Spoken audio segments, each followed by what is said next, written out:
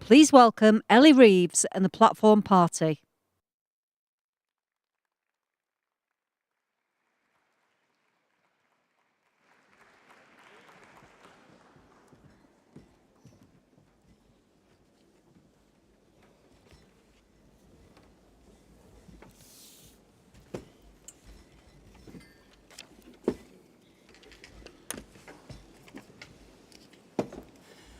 Good morning, Conference, and I'm delighted to be chairing this morning's session. I hope you all enjoyed yesterday evening and made the most of the Fringe. Conference, we're now at the halfway point. On Sunday, we had the party reports. Yesterday, we had a great day of policy debate, and I'm sure you will all agree Rachel's speech was absolutely brilliant. We had a great response here in the hall and out across the country. This morning, we thought that you're in your seats. Before we move to the CAC report, I'd like to invite the Chief Scrutineer, Sean Woodcock, to announce the results of yesterday's ballot, which was for the CAC CLP representatives and NEC Socialist Society representative. Don't forget that the ballot is open until 4 p.m. today for the NCC CLP section. Sorry, it's 2 p.m. today. Until 2 p.m. today, I'm told, for the NCC CLP section. But note the ballot area will be closed before the leader's speech, won't it? So make sure that you vote before coming in for Keir's speech. So, Sean, can I invite you to give the report? Thank you, Chair. Conference, good morning. Sean Woodcock, Chief Scrutineer. I will now report the results of the ballot held at the conference yesterday. The results for the election for the Conference Arrangements Committee CLP representatives to serve a term of 2 years. 2 members to be elected, at least 1 must be a woman by CLP delegations. Voting is recorded as actual votes cast. The total votes cast for each candidate are as follows. Jean Crocker, 75,267. Alice Perry, 239,998. Chris Saltmarsh, 60,581. Phil Wilson, 210,608. I therefore declare the following candidates elected: Alice Perry and Phil Wilson.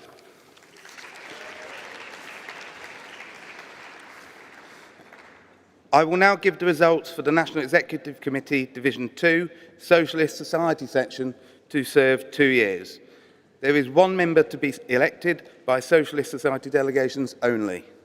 The results are given as actual votes cast. Votes cast are as follows. James Asser, 22,768. Rati Guhadasan, 1,829. I therefore declare the following candidate elected: James Asser.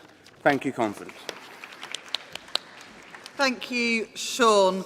Before we get to the debate, we need to approve the CAC report. Therefore, I call the Chair of the CAC, Harry Donaldson, to introduce the report. Harry.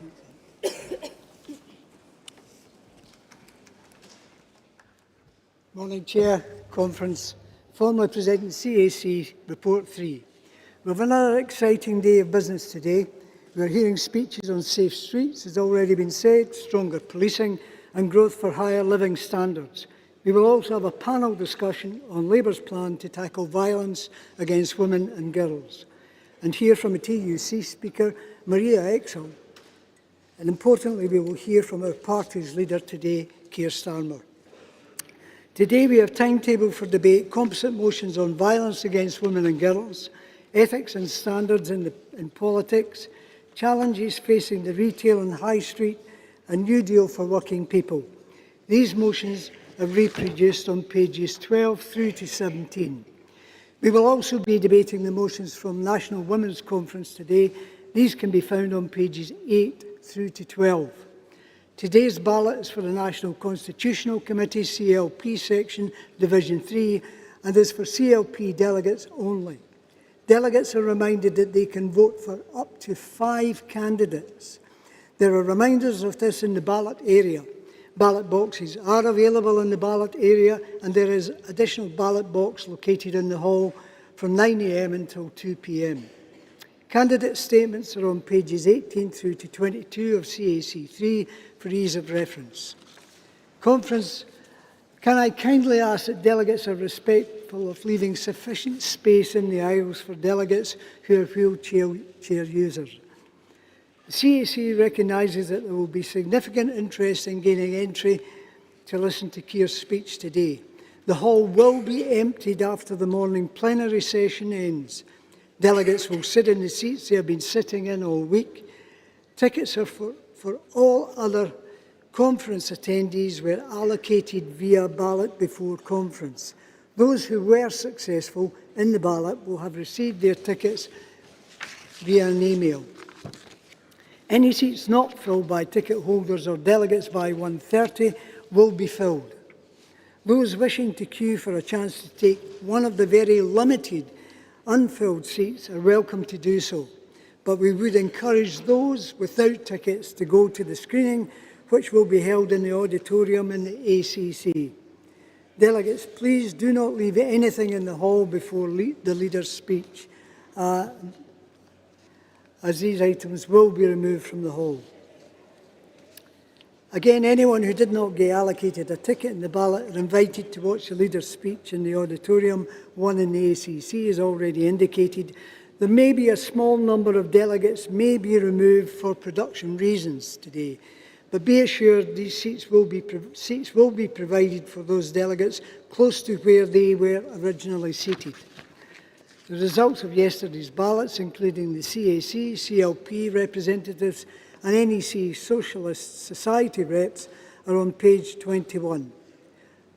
I also want to say thank you to Seema Chandwani and Billy Hayes, who are leaving the CAC, and congratulations to Alice Perry and Phil Wilson, who will join the committee following the conclusion of conference. And as personal remarks on behalf of the committee, obviously for the work that both Seema and Billy have contributed during their period in office. I remind those wishing to speak they should indicate to the chair by raising their hand whilst remaining seated. The waving of items to attract attention is not permitted, and stewards will enforce this rule. Conference, I move CAC 3.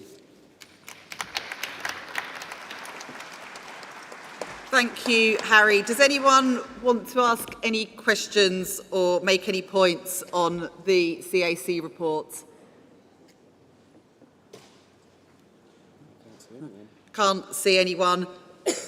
So thanks for that, Conference. I know we had some complaints yesterday about delegates being called who were standing up, and Harry mentioned that in his report. This was inadvertent and a result of the difficulty sometimes seeing hands at the back of the room, but please be assured we've taken that feedback on board. We'll now take a vote on the CAC report. Can I see all those in favour of accepting the report?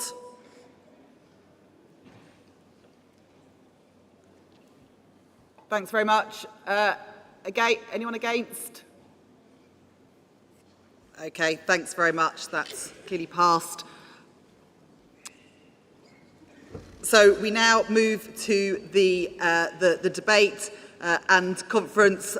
To open the debate on safe and secure communities, I'm delighted that we have our Shadow Attorney General, Emily Thornberry.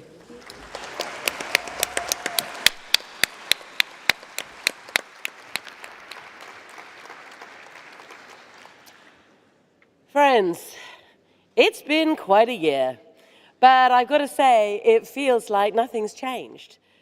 Matt Hancock's still making a prat of himself. Liz Truss is still having breaks from reality in public.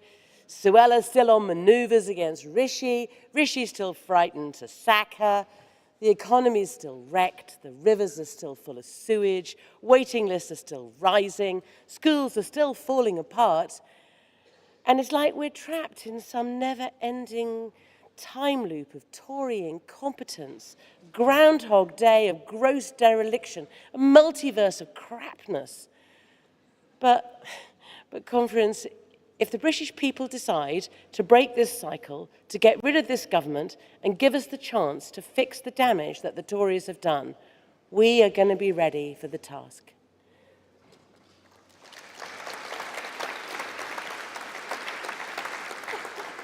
And for Yvette and Shabana and me, the first time ever either party has had 3 women in our roles, we know that one of our biggest jobs will be rebuilding the criminal justice system, restoring the rule of law, tackling injustices that plague our country.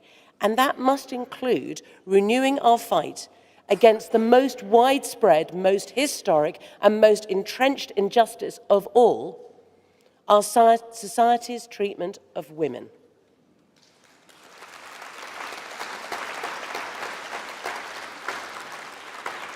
We walk in the footsteps of the legends, the giantesses, the Vivians of the past, who fought for equal representation, the right to vote, the Equal Pay Act, and the Abortion Rights Act.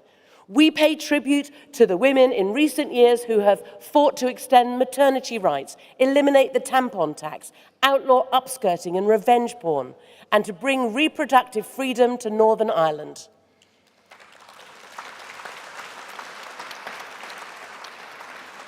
We applaud Annalise and Bridget and Angela, who right now are leading the fight to get misogyny treated as a hate crime, to tackle the poison of rape culture in our schools, and to close the gender pay gap.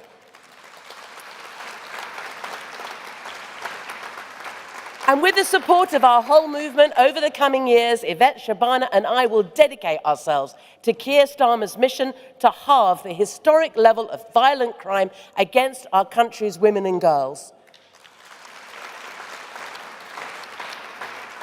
But there are further injustices that we have got to address if we are going to create the truly equal society that our mothers and our grandmothers fought so hard to achieve, and which our daughters and our granddaughters have a right to demand. And I want to announce action on 3 of those injustices today. For too long, women in cohabiting couples have been left with no rights when those relationships come to an end.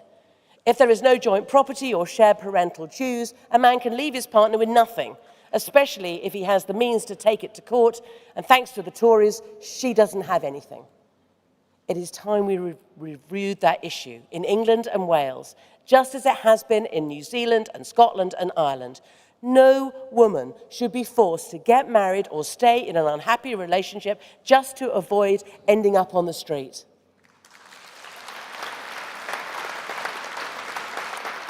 For too long as well, a woman suffering sexual harassment at work has faced a terrible choice. If she speaks out, the man responsible may be investigated, but even then, she still risks losing her job and her other employment rights, while he just gets a slap on the wrist. Conference. 2/3 of female surgeons recently admitted that they had suffered sexual harassment at the hands of senior male colleagues. A third said that they had actually been groped or assaulted whilst working in the operating theatre.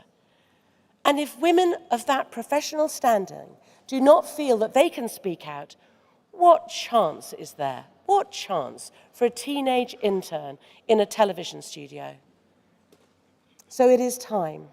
It is time we offered the same protections to people reporting sexual harassment, bullying and discrimination in the workplace as we do to other whistleblowers. No woman should be forced to stay quiet for fear of being sacked. And finally, conference, for too long, millions of women have had to live life in the shadow of a stalker. Every single day, afraid to walk out of their door or switch on their computer and be told by the police, oh, no action can be taken till something more serious happens, love. That is why in our country, it is 200 times more likely for a woman to be the victim of stalking than it is for that stalker to end up in prison. So it is time. It is time that we treated stalking with the seriousness it deserves, strengthening the use of stalking protection orders, developing the right for women to know the identity of their online stalkers, and working to end the sick practice of stalkers abusing our court system to bring vexatious claims against their victims.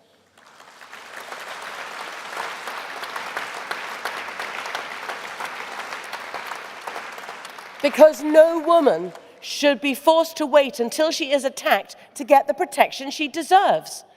Now, these are the practical changes that only a Labour government will deliver on stalking, whistleblowing and cohabitation, making women's lives better and more protected in the streets, online, at work and in their homes. And over the coming months, I will review the current laws in these areas through the eyes of the women who have been having to navigate them. Supported by the advice of experts like Marina Wheeler-Casey, who has spent years working on harassment and discrimination cases, and Nicola Thorpe, who has spoken so courageously about her own experiences as a victim of stalking. All of us sharing the belief that no woman should have to live in fear, no woman should have to suffer in silence, and no woman should have to hope for the best when it comes to keeping a roof over her head. Those are the next set of injustices we must fight. And conference, that is the difference between a Tory government that pretends to care about women's rights and a Labour Party that actually delivers them. Thank you.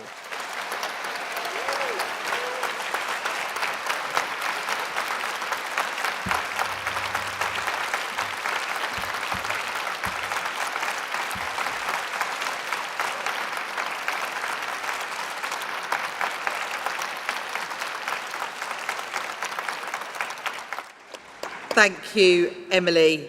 Next, I'm delighted to introduce our Shadow Secretary of State for Justice, Shabana Mahmood.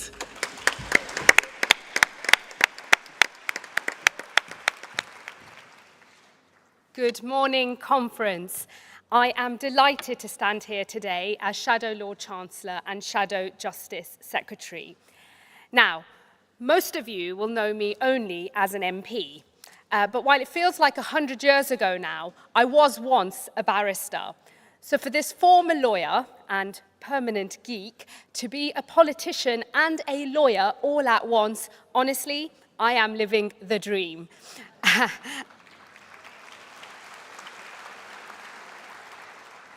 And I am very proud to be here alongside my shadow ministerial team, Kevin Brennan, Ruth Cadbury, Alex Cunningham, Janet Davey, and Fred Ponsonby.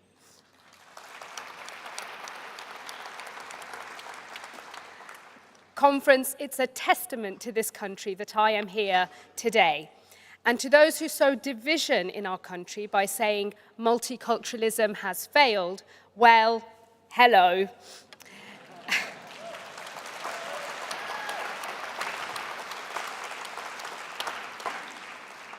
It is a special kind of privilege and responsibility to be the first woman of an ethnic minority background to hold this position.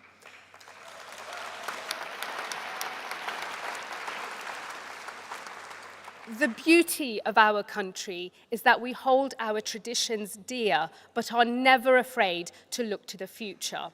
As Orwell once put it, we have the power to change out of recognition and yet remain the same. If there is one great British tradition that we must hold on to, it is the rule of law. Its promise is timeless. All are equal in the eyes of the law, none above it and none beneath it.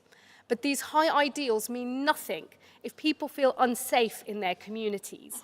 If a rape victim has to wait up to 6 years to see justice delivered, or when a prisoner on remand for terrorism offences roams the streets for 4 days. And when the lawmakers become law breakers. The so-called party of sound money crashed the economy, and the so-called party of law and order has failed to keep the public safe.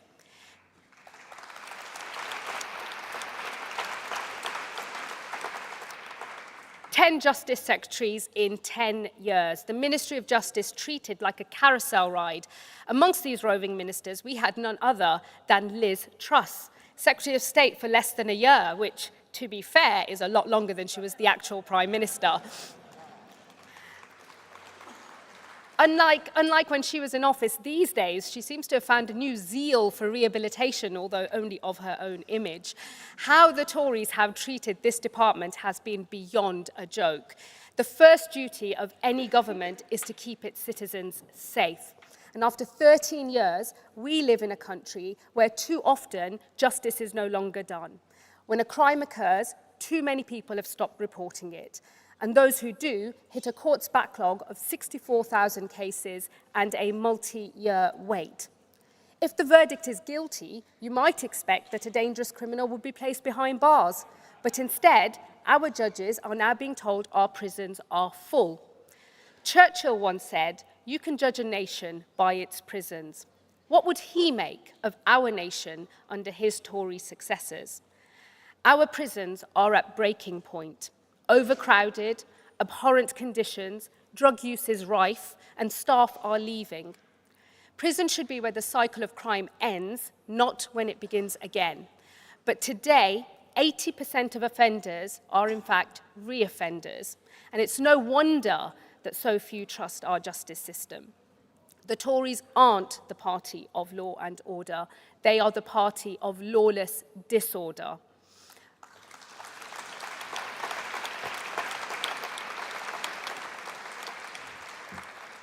Only Labour will rebalance the scales of justice. Only Labour will stand shoulder to shoulder with victims of crime. We will halve violence against women and girls, and we will increase confidence in our police and criminal justice system, all as part of our mission to make Britain's streets safe. Because who suffers when crime is entrenched? Who has the hardest time navigating our broken justice system? When a drug dealer sets up shop on their street, it's not the Rishi Sunaks of this world who suffer. It's working people who suffer. As the party of working people, we are the party of law and order. So, conference, let me be straight. I believe unapologetically in punishing criminals. People go to prison because they make bad choices, because they have hurt people, destroyed homes, wrecked families, and because we as a society say enough is enough. But I also believe unapologetically in rehabilitation and redemption. Once an offender is caught, convicted and sentenced, they must have the chance to change.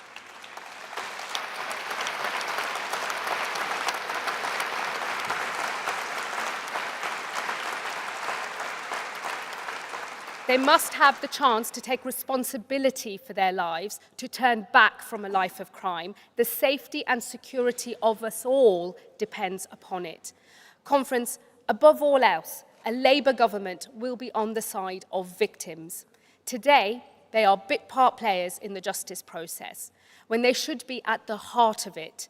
So I am proud to announce that a Labour government will introduce legal advocates for the victims of rape in every police force area.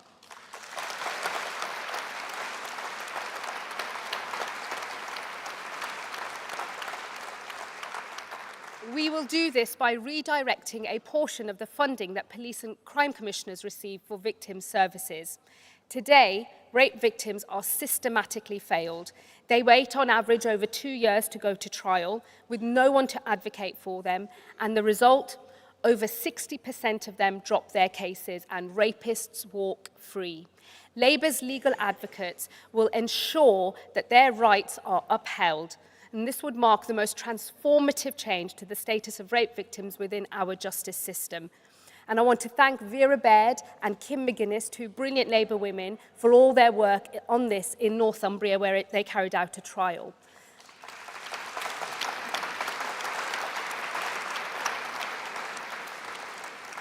The introduction of legal advocates will drive down dropout rates and help bring perpetrators to justice, increase prosecutions, and make our streets safe. As Director of Public Prosecutions, Keir Starmer changed how victims are treated by the system. His Labour government will do it again.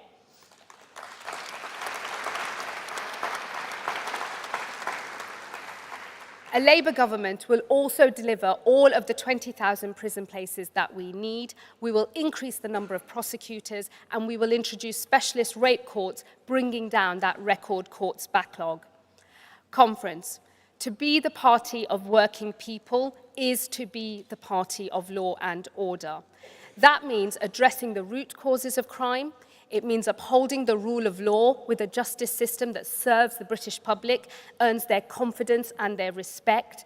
After 13 years, we are a long way from that today. It would be the honour of my life to serve as part of a Labour government that will make our communities secure, our citizens safe, and our nation transformed. Thank you, Conference.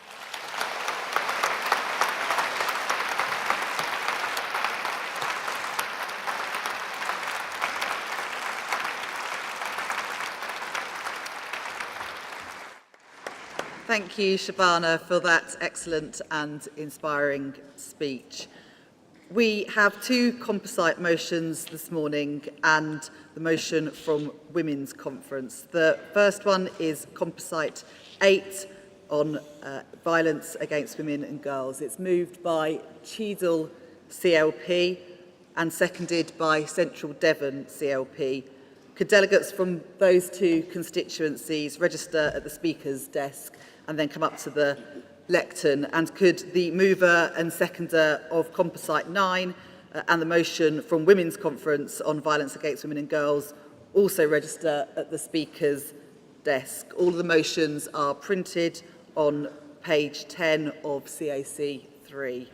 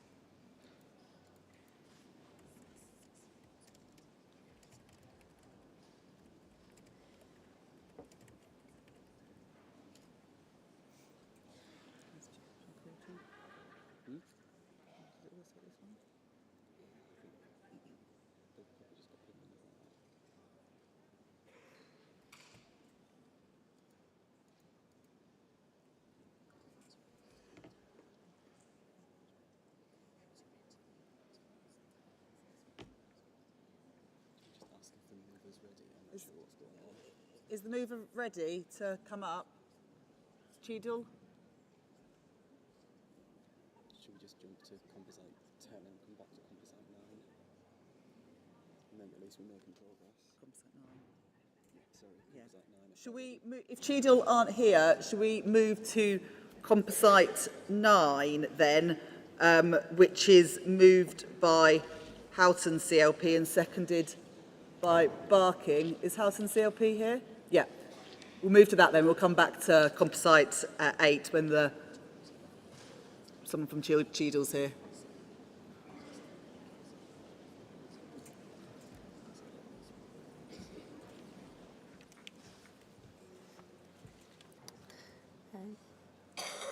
Conference. My name is Andrea Wall and I'm from Holton CLP, moving the motion on ethics and integrity in politics. Right. I am born and bred in the Widnes part of the Holton constituency, a councillor on Holton Borough Council and the campaign lead for Holton CLP. As born and bred Widnesian and the campaign lead for Holton CLP, I am proud that Labour hold 27 out of the 27 council seats in Widnes. And that we have returned a Labour MP at every general election since 1945. Since we last met at conference, Rishi Sunak pledged a government of integrity, professionalism and accountability. But we have seen nothing of the sort, with a slew of scandals from the Tories and the SNP, and not a single step towards the cleaner politics the country needs. Tory MPs have once again shown why the Conservatives are the party of sleaze, with Dominic Raab being forced to resign over bullying, allegations of heinous sexual assault by Chris Pincher resulting in a by-election, HMRC investigating Nadeem Zawawi's tax affairs, Gavin Williamson resigning over abusive messages, Suella Braverman being sacked and then reappointed after breaking the ministerial code. Then Nadine Dorries finally standing down after being missing in action for the people of Mid-Bedfordshire. We might soon see a by-election in Blackpool South due to Tory MP Scott Benton breaking lobbying rules. 3 current and former Tory MPs were caught charging up to £10,000 every day for so-called consultancy services for a fake South Korean tech firm in a sting operation earlier this year.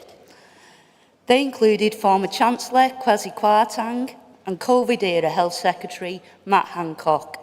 Now Tory MP Scott Benton has been filmed explaining to undercover journalists how he would leak them a government white paper in exchange for thousands of pounds, potentially triggering a by-election. Rishi Sunak is no stranger to financial scandal himself.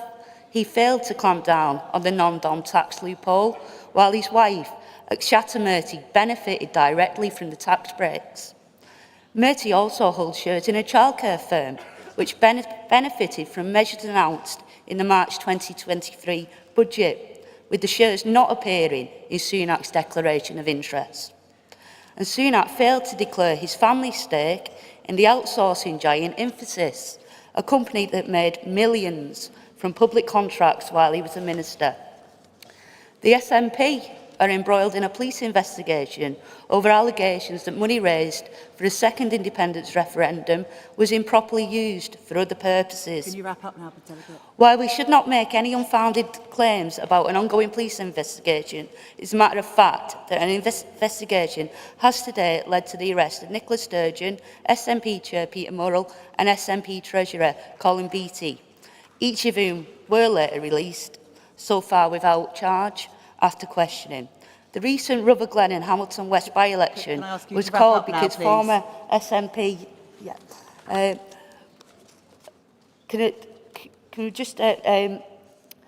MPs are still allowed to have second jobs whenever they want. The revolving door it keeps on turning, with Boris Johnson ignoring the advisory committee on business appointments before agreeing his £1 million deal with the Daily Mail. We need a Labour government to finally clean up our politics for good by establishing a new independent integrity and ethics commission with the power to investigate misconduct and breach of the ministerial code, including access to any evidence. Thanks very much. Labour will root out Time now, please, Delegate. Thank you. Can I ask the seconder from Barking to come up? Thank you.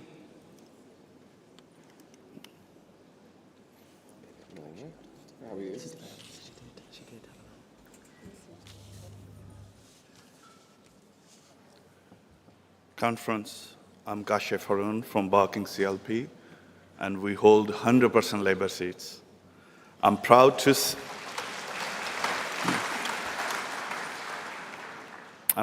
second the motion on ethics and integrity in politics. Conference, in the 11 months since Rishi Sunak declared a government of integrity, professionalism and accountability, 2 of his cabinet members have been forced to resign for bullying. One was sacked for not declaring an investigation into their tax affairs. Another, his Home Secretary, was reappointed after breaking the ministerial code.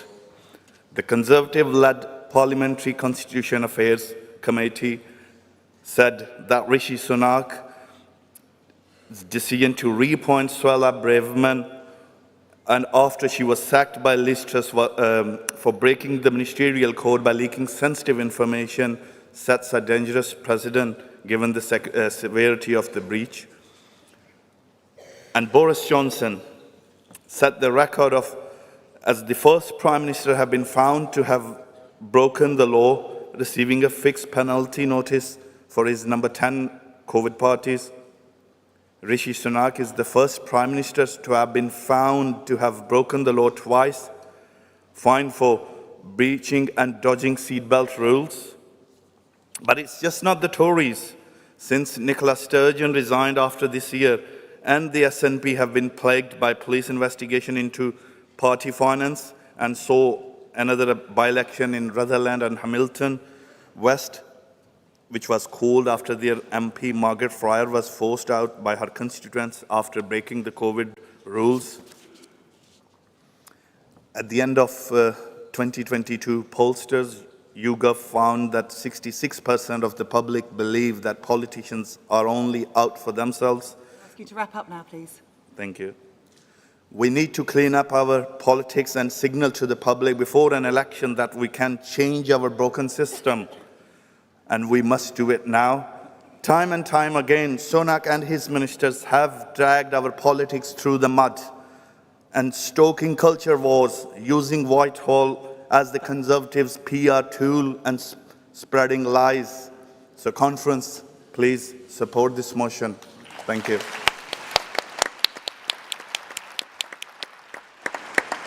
Okay, I think we've got the delegate from Cheadle now to speak to Composite 8 on violence against women and girls. Thank you.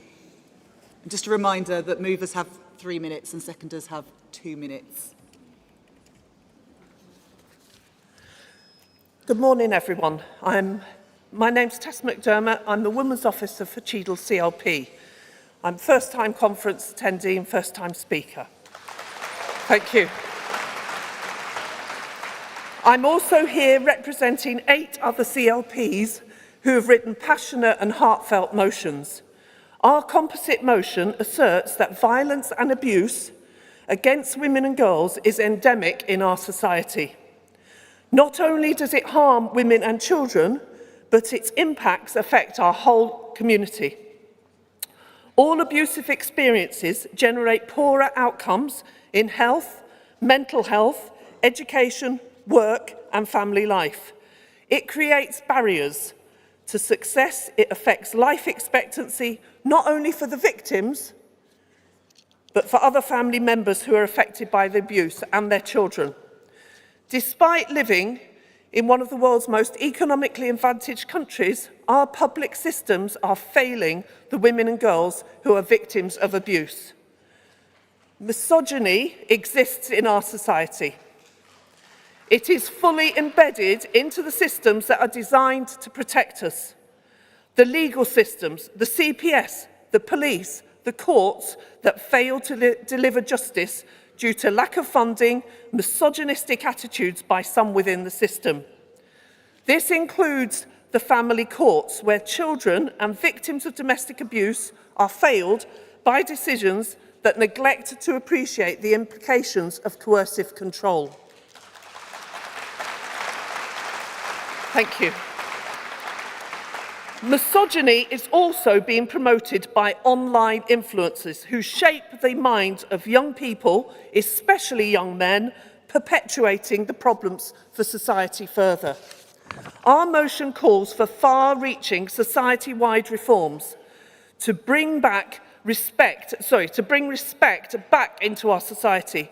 We need to work together by radically changing society's views and by refusing to accept any form of violence and abuse.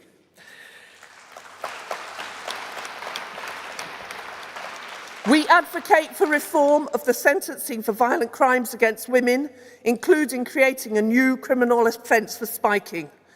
We advocate for full accountability of the police and CPS. We argue for wide-ranging transformation of the family courts, which often ignore the dangers and long-term effects of continued abuse by perpetrators. We must fund a fast-track system to bring perpetrators to justice, thereby clearing the backlog of cases. We call for increased awareness of education about online misogyny, ensuring all our children are protected from further indoctrination. We need to provide adequate, comprehensive support for victims to mitigate against the harm caused by this abuse.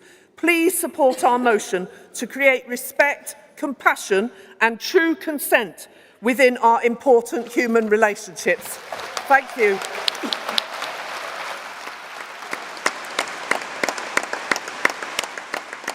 Thank you. Can I have the seconder from Central Devon, please?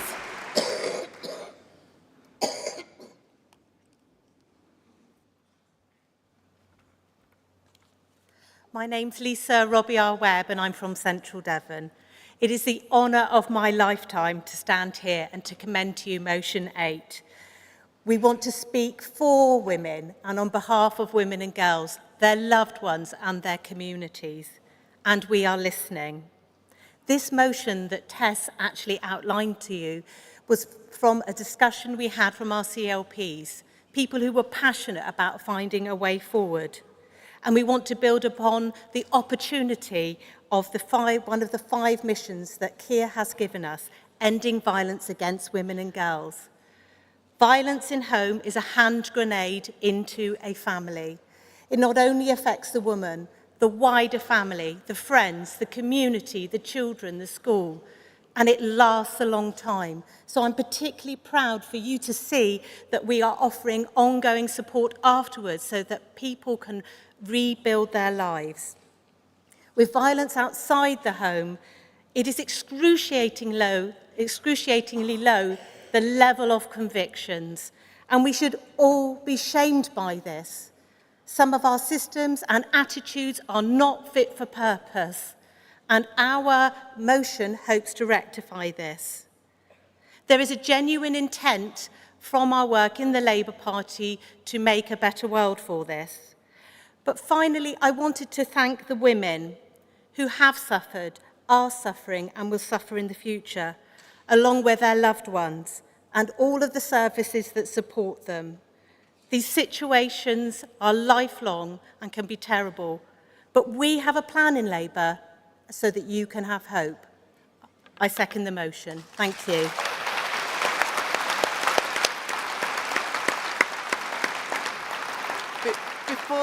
Before I take the mover and seconder of the motion from Women's Conference, I'm going to call the first round of speakers so that they can be registering at the desk. So if you want to speak, could you please indicate? There's a woman in a green dress at the end of the row just there. There's a woman in the black top, second row back there. And there's a woman at the end of the row in a white jacket there. And I'll take one more. There's a woman at the back in looks like a red cardigan or jacket. Yeah, you just put your hand out. Yeah, you. Thank you. Okay. Whilst you're registering at the desk, can we please now have Cambridge CLP to move the motion from Women's Conference on violence against women and girls? Thank you.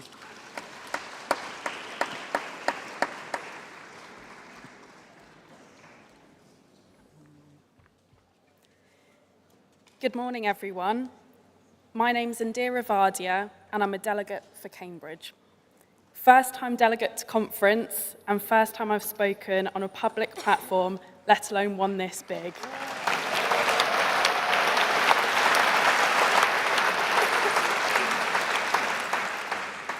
I'm proud to be moving the motion from National Women's Conference on violence against women and girls. It is an epidemic of violence, and the Tories have completely failed to do anything about it. National figures show that 1 in 4 women aged between 18 and 74 reported they were abused before the age of 16. And nearly 200,000 sexual offences were recorded by the police in the last year for which figures are available. And that was a 20% increase on previous figures.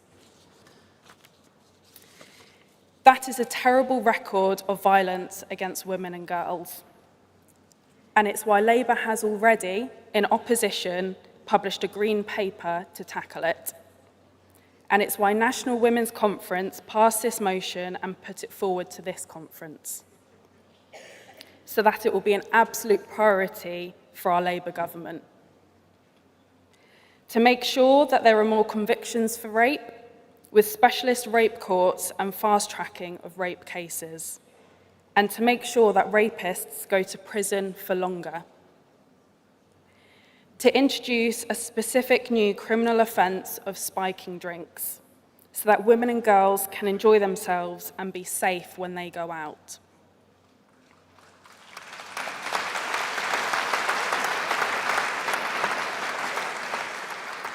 And to deal with the abuse and belittling of women on social media, because the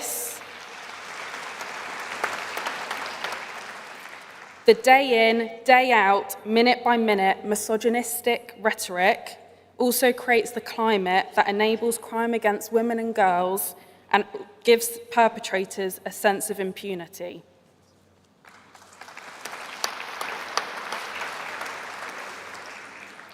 Conference, we've all had a great week here, and I personally have felt safe. And I want to thank the party staff and all the stewards and security staff who have been part of creating that environment.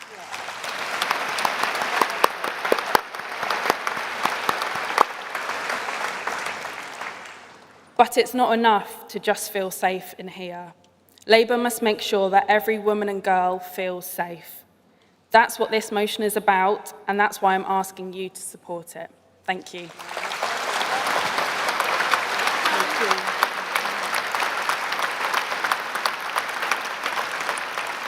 Can I have Northampton North to second, please?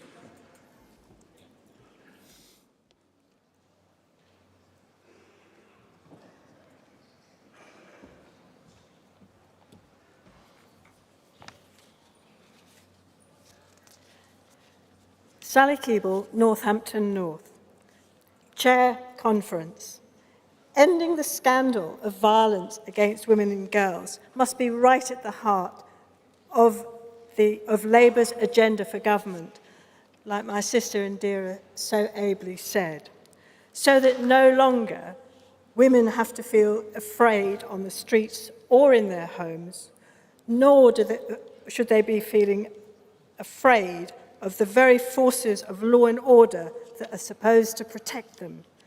The Tories have so dramatically failed to tackle the epidemic of violence against women and girls, and that must end. But a Labour government must also go further, because what's important for women here in the UK is also important for our sisters around the world, especially those in conflict-affected countries. Conference.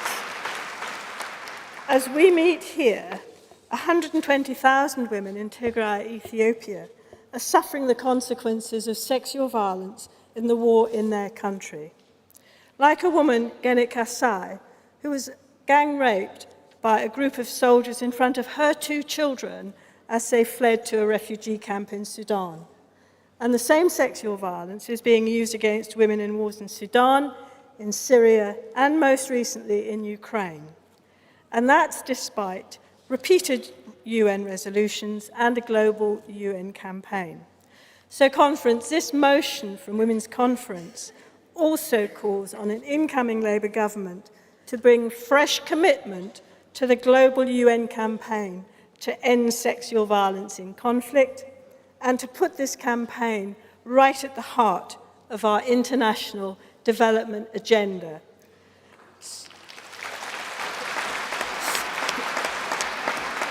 So that a Labour government can transform the lives of women here in the UK and around the world. And Conference, I'm asking you to support this motion, and I'm proud to second it.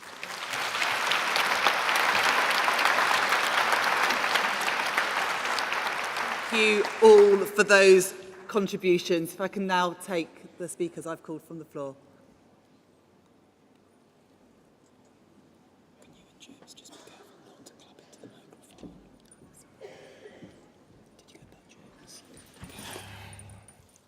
Morning Conference, Sonia Davis, G&B and member of the National Women's Committee, speaking in support of the composite motion.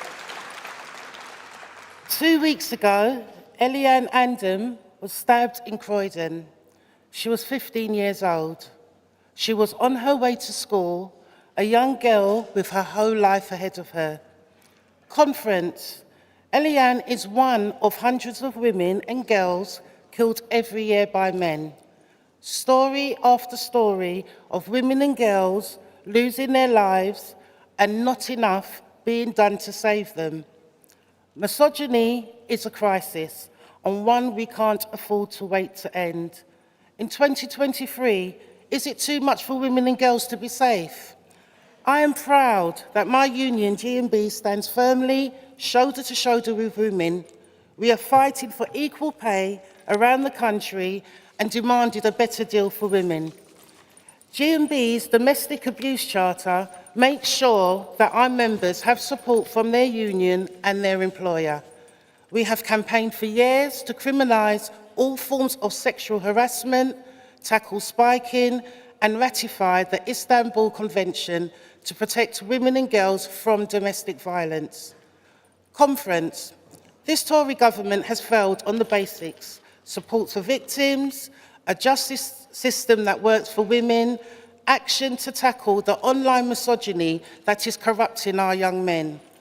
For the last 13 years, progress in ending violence against women and girls has been painfully slow, with women paying the price at every stage.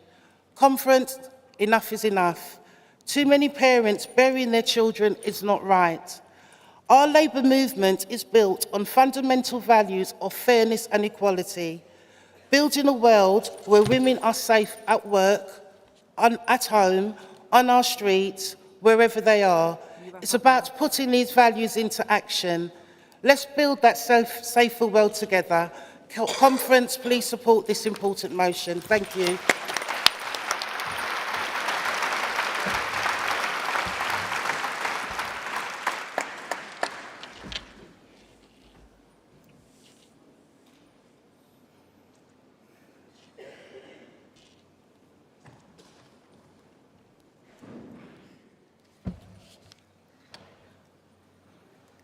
Conference, Sarah Sackman, parliamentary candidate for Finchley and Golders Green.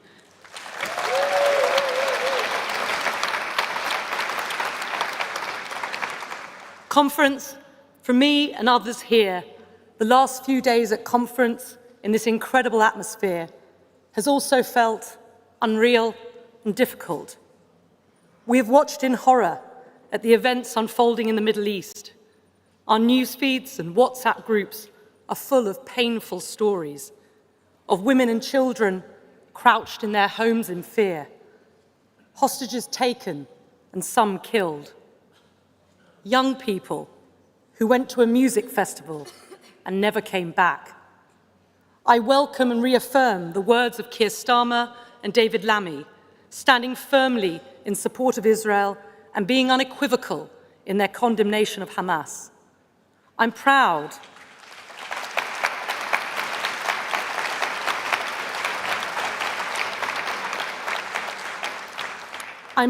that today the Labour Party stands with the Jewish community. We should all recognise the legitimate aspirations of the Palestinian people, but make no mistake, no one watching those images should do anything other than condemn these vile acts of terrorism.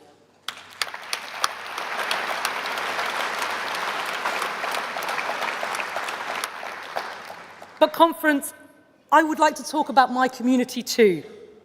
In Finchley and Golders Green, we have neighbours from every continent, from pretty much every religion, and I'm proud of that. In Finchley, where I grew up, I am one of a large population of British Jews. There is hardly a Jewish family in the UK without some personal connection to the people of Israel.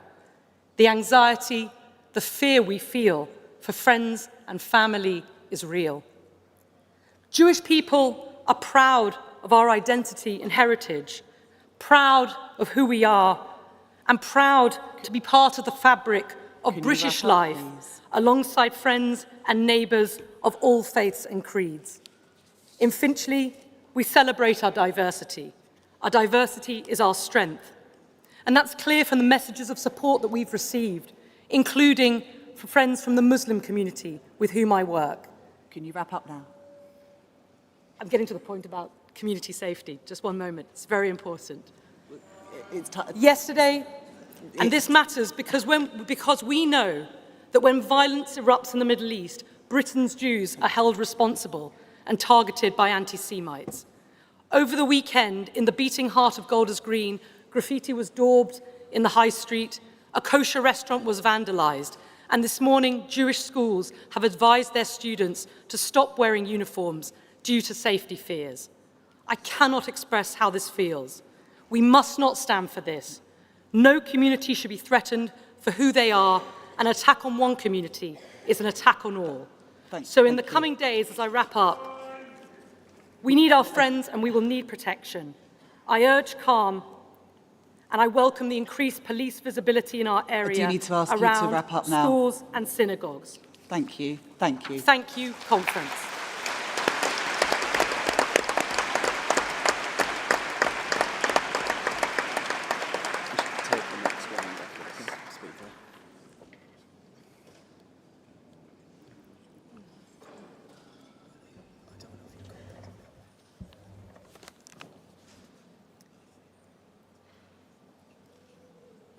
Thank you. There was a little bit of noise in the back when the last speaker was speaking. Can I just remind delegates to be quiet when people are speaking and listen respectfully?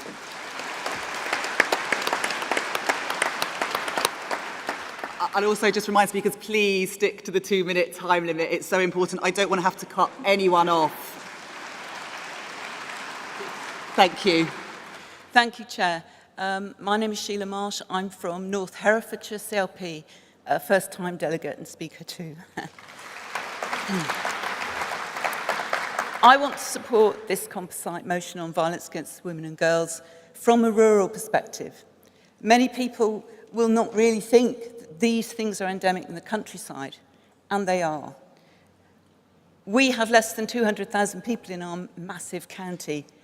We have 55,000 people in our only city, Hereford. And last summer, we saw a spate of really violent sexual assaults in that city that brought women and their allies, including Labour women, onto the streets. 3 rapes were committed in 10 days. And in the previous month, 2 women were hospitalised through violent domestic assault, and 1 poor young woman fell to her death from a 3rd-floor window in our city, from the flat of her boyfriend who was there at the time.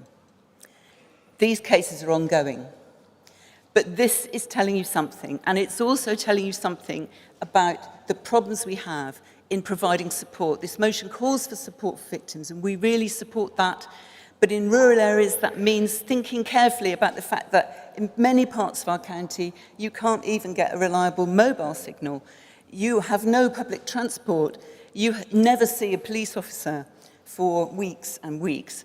We need to think about how we can support rural women as well as women in more urban areas. And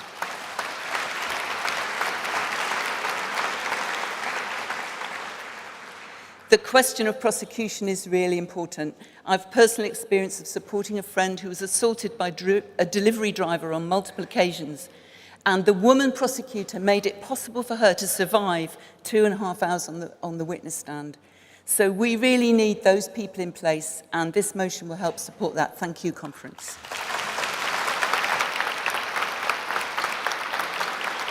Before I call the next speaker, I'm just going to take another round so people can be registering. Okay, there's a woman in a red sleeveless top and trousers. Yep, just waving at me now. Thank you. Yeah. There's a woman in a blue waistcoat there. Yeah. There's a man waving at me in a jumper. Yeah, you're waving a lot now. Yep, you. Yes, you're stood up. Thank you. And there is a woman in a black jacket with blonde hair in the middle section. Yeah. Great. Thank you. Yes, and if you want to now come up, thank you.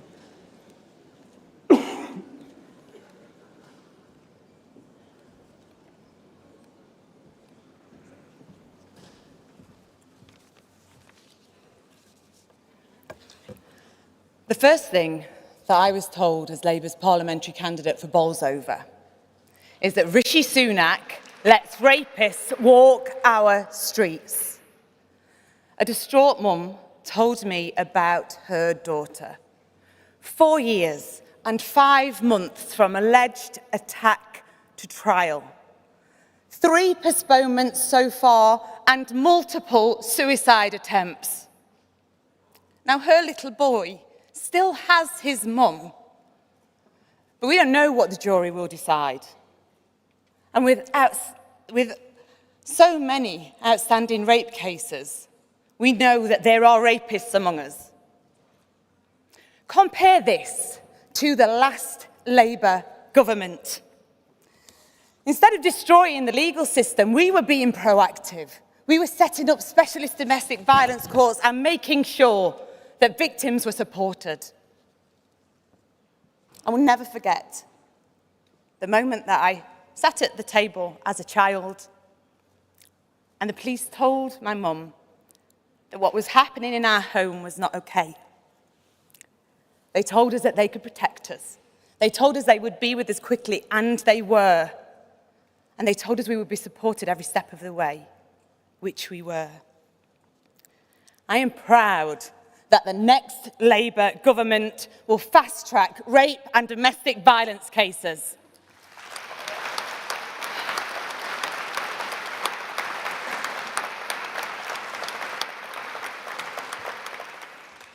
In Bolsover and beyond, we need a Labour government that will not only halve serious violence crime, but once again restore our faith in police and our criminal justice system.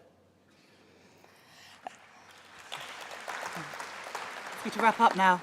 As Bolsover's MP, I will make sure that this brave woman is supported. The next Labour government will make sure that no woman is let down like this again. Thank you.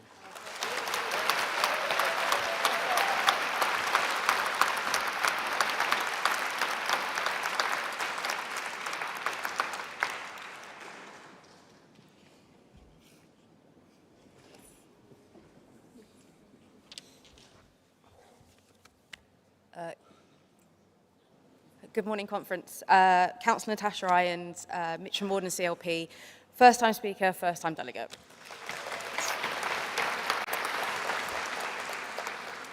Conference, this year our movement lost a legend and our CLP lost a member of our family. Margaret McDonagh was everything as brilliant as they say and every bit as organised. And to me, as a local councillor in her constituency, every bit as terrifying. But she was also kind and thoughtful and believed in the power of politics to change lives. She understood that for communities like ours, trust is never given, it is always earned.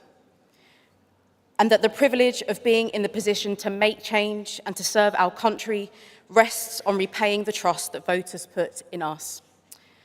Conference, after 13 years of decline that has robbed our country of hope, dignity and ambition, after Partygate, PPE scandals and Tory sleaze, the next Labour government is not just going to have to rebuild this country, but is going to have to rebuild our politics too. Because this government has broken its promise to our country, undermined the trust of our people, and broken the link between public office and public decency. So, Conference, let's vote for Composite 9. Let's restore faith in the power of politics to change lives, and let's get Britain's future back. Thank you.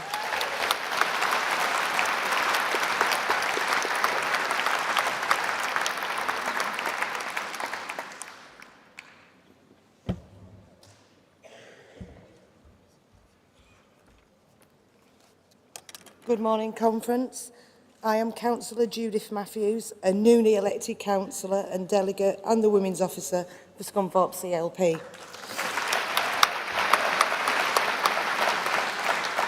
I am speaking in support of the composite motion against violence against women and girls. I myself have been a victim of domestic violence and sexual assault by my ex-husband. I reported these crimes against me. I gave the police several statements and all the harassment and stalking I was also receiving. I received nothing, no support. I was told no further action will be taken. It was simply his word against mine. I was told, go to see your solicitor, get them to send him a letter. This isn't good enough. I was left to pick up the pieces of my life and look after my 4 children, 3 of them that are girls. One's here, she's also a Labour councillor, so I'm immensely proud. All I simply say is, I am a survivor, but we shouldn't have to go through this. Women and girls should not have to go through this. We need Labour government to take action, and we all need to stand together. Thank you.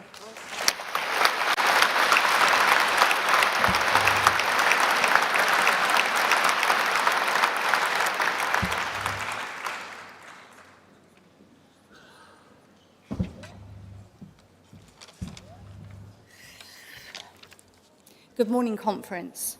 Lisa Bevan, Enfield Southgate CLP. Second-time delegate, first-time speaker.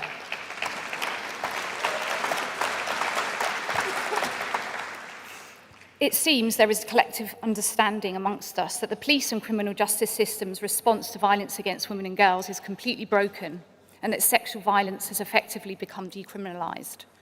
I experienced this for myself in 2013. The perpetrator in my case was an acquaintance of 17 years. He used his wealth to pay for a medical diagnosis that he was sleeping at the time of the attack. I was shocked to discover, after several council trials, when my case was eventually heard, that the prosecution's expert came from the same chain of private sleep clinics and agreed with the diagnosis based solely upon his colleague's written report. My attacker also paid for an expensive barrister who coached him, then did his best to trip me up with his very aggressive use of compound questioning that I only learnt how to handle from a specialist book I'd managed to source.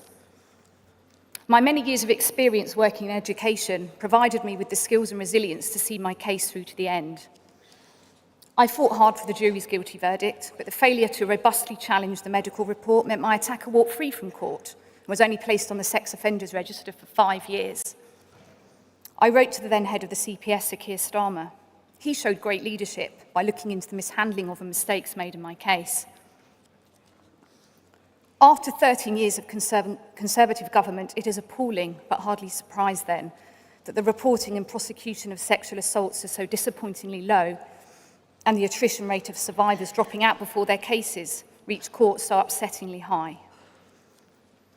This silencing and betrayal is occurring in civil courts through the use of costly defamation cases. As the head of a large sixth form, I'm here today speaking up for my students, as without a fundamental reform of the criminal justice system and the response and approach of the police, they are not being protected and kept safe from harm, as any potential perpetrators are currently unlikely to face conviction. I'm confident that under the leadership of Sir Keir Starmer, and Yvette Cooper's stewardship, and Shabana and Emily, the vital reforms needed to make a positive change for the future will be implemented. And I please urge you to fully get behind this motion. Thank you.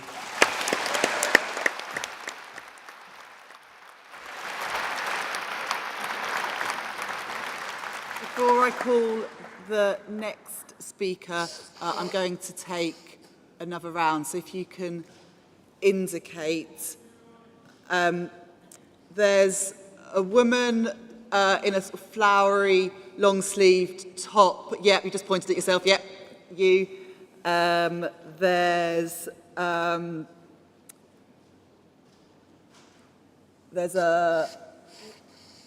a man there at the front with a red tie.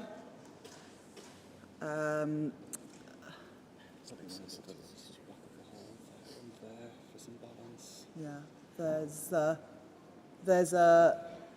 woman there. Yep. And I can't see. Oh, there's a accessibility steward in the far corner over there, I think. Is there? No, maybe not. Sorry, I thought I saw an accessibility steward, but oh, she's there. Thank you. Thank you very much, Conference. Ruth Hayes, Unite the Union, Chair of the Labour Party National Women's Committee and Councillor in Emily's constituency of Islington South. Conference, Tory inaction on gender-based violence is staggering. Since last year, the gravity of this has become even starker, with the Casey report finding the Metropolitan Police Force guilty of institutional racism, misogyny and homophobia. For years, we've marched to reclaim the night, and now, due to the growing impact of online abuse and misogynist influencers, we urgently need to reclaim our online spaces too. Women and girls must be allowed to take our rightful place, which is anywhere we want to be.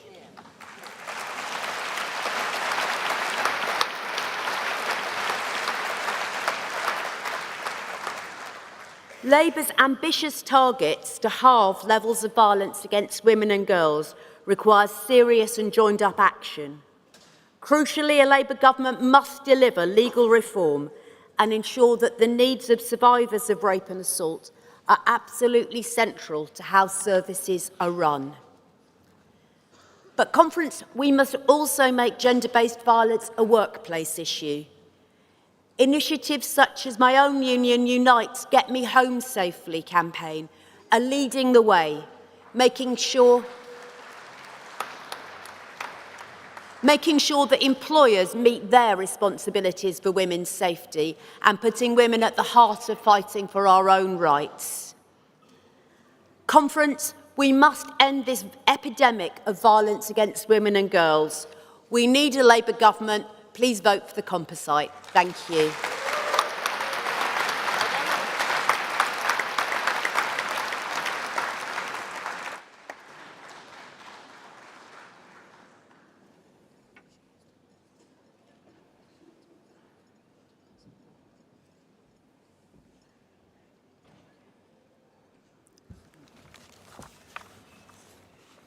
Good morning, Chair, Conference. I'm here to support this proposal, this motion.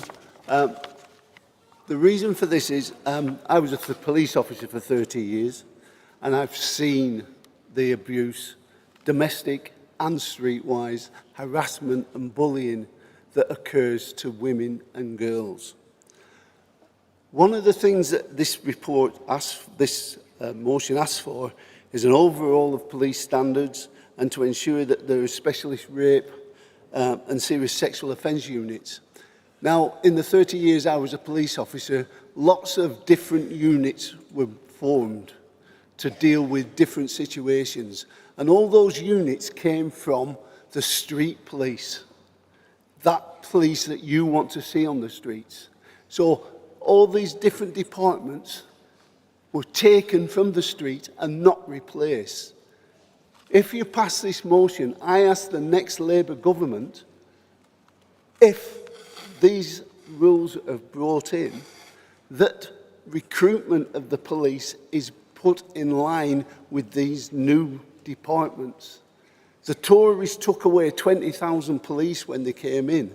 Then they offered us 20,000 back. But they never replaced what would have happened if it had been normal recruitment. So we're still terribly under-policed. And if you want to see police on the streets, then for every department that's made, we need to recruit more to replace those that are being filled. Thank you, Conference.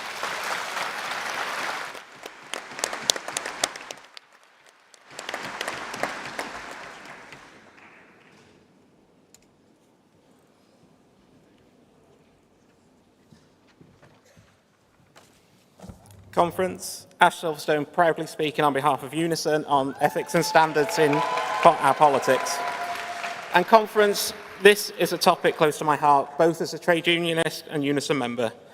As the UK's largest union, we represent over 1 million workers in public services. Our members were on the front line throughout the pandemic, putting their lives on the line to help those in need. All whilst that rotten lot partied and lied and handed billions of pounds of our money to all their mates. This is an important motion. It's important because integrity matters. We should be able to trust that those people that we send to represent us have gone into politics for the right reason.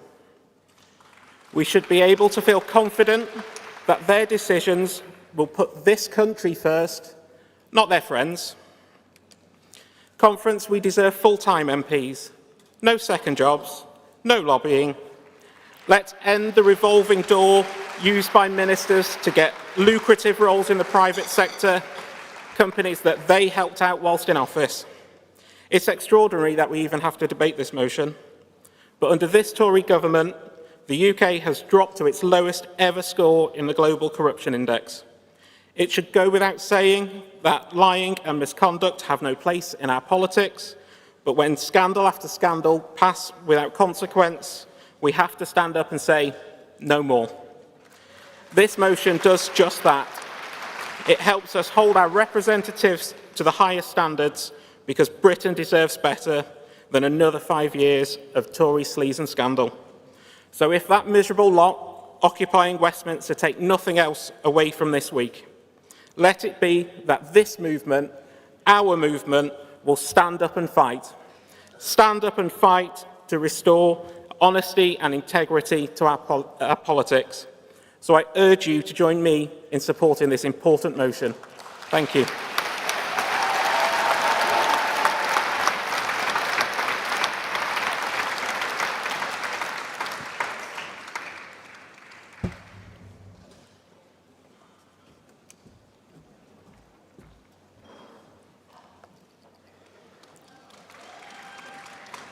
I'm Elizabeth McWilliams, delegate from South East Cambridgeshire, and it's my first conference. Conference, every woman and girl should feel safe in their home, on our streets, in their school or workplace, or the wider community. I can't believe that it's 2023 and we even need to debate this. Yet we do. Every day, women are told how to behave, what to say, how to look. Comments shouted in the street, cheer up, love, being wolf whistled at and expected to take it as a compliment. The pressure on young girls so that half now use apps or filters to make themselves look better online. The message that somehow it's the woman's fault. She wore the wrong clothes, said the wrong thing, behaved the wrong way. It's always for women to modify their behaviour, and modify it we do. The women who pay for a taxi after a late shift home because there's no other safe way to get back. The women who keep quiet at work for fear of being labelled strident. The women who won't put themselves forward to be counsellors because of the risk of serious online abuse. These behaviours may be deep-rooted, but that doesn't mean we have to put up with them. We no longer should accept that boys will be boys. We need to change the story, and we are. Sadiq Khan's campaign for men to call it out if their mates use sexist language. Unite's campaign to get me home safely. And most of all, the action promised by Labour to make misogyny a hate crime, to tackle harmful online content, to make sure police forces record all violence and harassment suffered by women. I want my daughter and all women to have the fundamental right of feeling safe in their daily lives. I want the difference that a Labour government will make.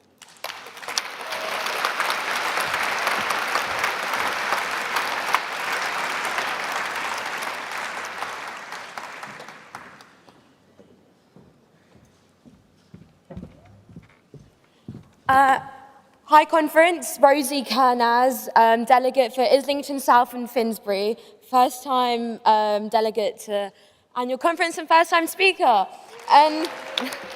May I just say, it's a massive privilege to be speaking right next to my wonderful MP here, but the best MP. So Conference, the words are about to come out my mouth are the experiences of a 19-year-old teenager from an ethnic minority background. I'm the proud daughter of Turkish-Kurdish immigrants. My parents came to Islington in the late 80s from Istanbul, Turkey, to provide a better life for me. Therefore, it would be a massive disservice to my parents, especially my beautiful mother, if I didn't speak about the consequences that violence has on women like me. As much as I love being a teenager and my youthfulness, as much as I love my exotic olive-coloured skin, people like me are unfortunately more likely to be victims of all kinds of violence. I'm from London, the most multicultural city in the world, however, also a city that has the highest proportion of people like my parents, immigrants of ethnic minority background. Statistically, women like my mum are more likely to be victims of every kind of violence, however, also least likely to report any kind of violence. Why, you may be wondering, Conference? Because of this Tory government.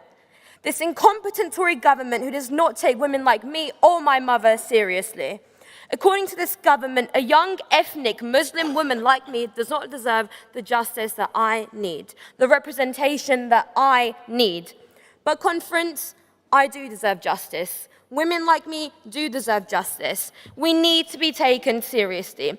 We need to be aware that the legal system, as Emily is our Shadow Attorney General, has our back. We need to know that we're worthy of being treated as basic human beings. Conference, I had the privilege to have a wonderful mother, to grow up in a wonderful household of a wonderful mother who taught me courage, resilience, perseverance, and to never give up and take every single opportunity that is presented to me, all the time. Can you wrap up now, please? So, Conference, although right now my immigrant mother knows that she raised a confident, kind daughter who can easily stand up for herself and others, she's also proud and aware that women of colour need and deserve the justice that only a Labour government can provide. Thank you. Let me repeat, Conference, only a Labour government can provide. Thank you.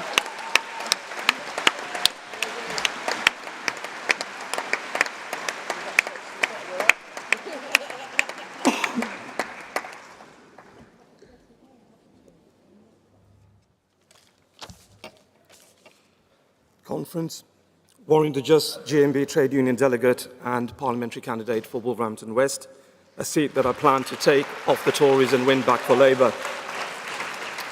Our society deserves elected representatives and leaders who exemplify integrity, accountability, and a genuine desire and commitment to do well for others.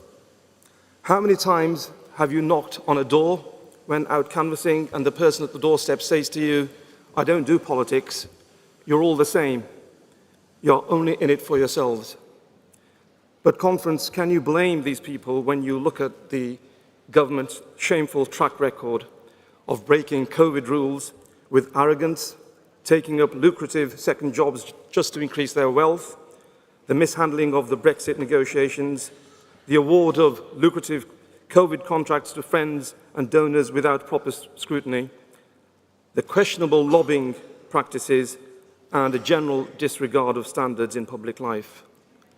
We are in politics because we know that politics affects everything and it matters. Even the weather that we experience is affected by political decisions that we make about climate change. But Conference, the lack of transparency and honesty erodes the very trust that is essential for a functioning democracy. If we are to win the next general election, and I'm pretty sure that we will, although we need to work extremely hard as we have been learning throughout this week, we need to address not only the everyday issues that affect people, issues like cost of living, access to GP and dental appointments, hospital appointments, crime and antisocial behaviour, but we need to convince people that politics matters, that they can have faith in the political process, that they can have faith in politicians. Conference, we need to be clear to people that the integrity and ethics of politics and politicians matters as much to us as it does to them. Please support Composite 9. Thank you.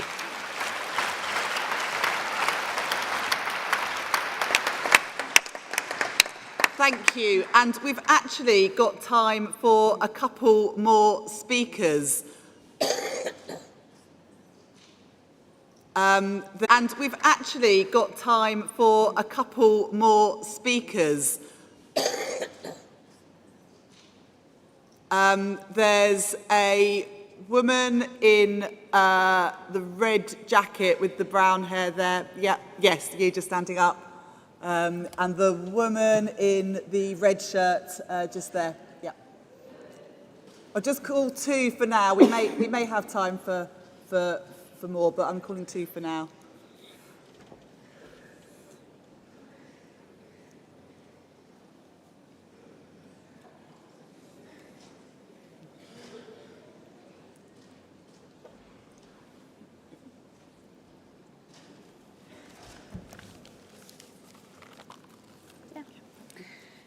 Conference.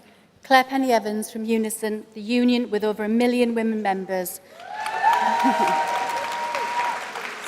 Supporting this motion on preventing violence against women and girls. Conference, you thought the pandemic was over. But I am telling you today, Conference, that there is a pandemic of misogyny and violence against women and girls. Globally, an estimated 736 million women have been subjected to violence or sexual violence. That's 1 in 3 women. Domestic abuse makes up almost 1 in 5 of all recorded crimes in England and Wales. 97%, yes, 97% of young women in the UK have been sexually harassed. It isn't just that sexual harassment can happen to any woman, it's that it happens to almost every woman. And sadly, Conference, it is a problem in our workplaces. Half of all women workers have been sexually harassed at work, higher still for young women, black women and disabled women. In July 2021, the government promised to introduce a new law to make employers responsible for preventing sexual harassment in the workplace. Trade unions welcomed this as a victory for those survivors who had shared their experience of harassment to bring about change. But Conference, 2 years have gone by and no sign of this promised legislation. We need to change the sexualised, misogynistic culture in so many workplaces. Now, we need to challenge aggressive and sexist behaviours at work. The past years, we've gathered to mourn the deaths of women at the hands of men. We say their names, we light candles, but we don't want any more vigils. We need change. We need a government that takes violence against women seriously. We need workplaces where women are safe and valued. We need a world where there is a zero tolerance for misogyny or sexism. And we need a Labour government. Conference, support this motion.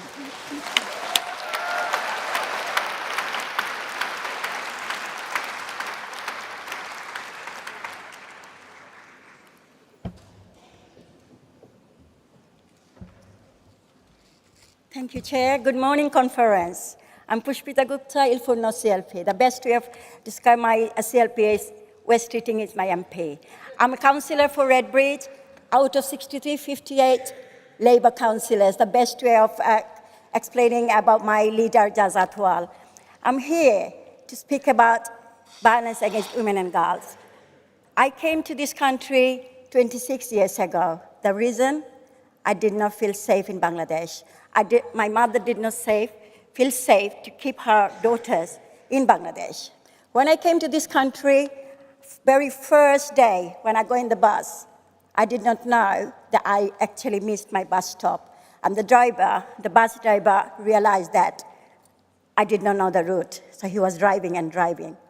Brave enough, me being a 19-year-old girl, screamed and screamed and screamed, and he stopped. He had to stop.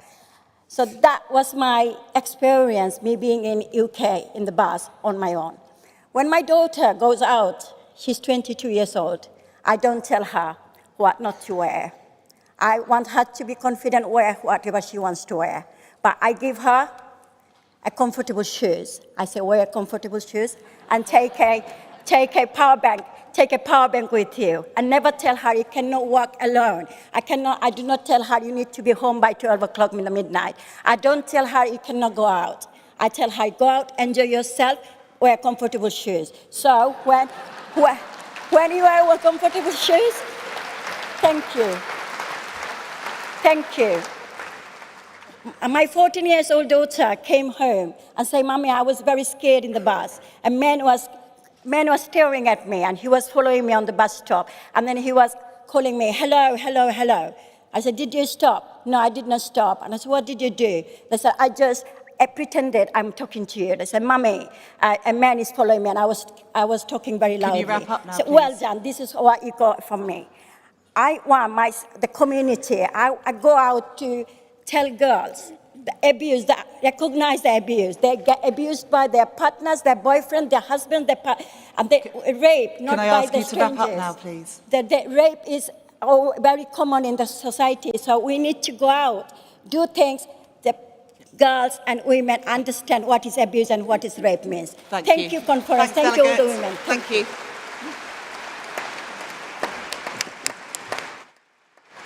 Okay, we have got time for a couple of more speakers. There is a woman at the back. She looks like she's got some sort of hairband around her wrist. Yep, that's great. And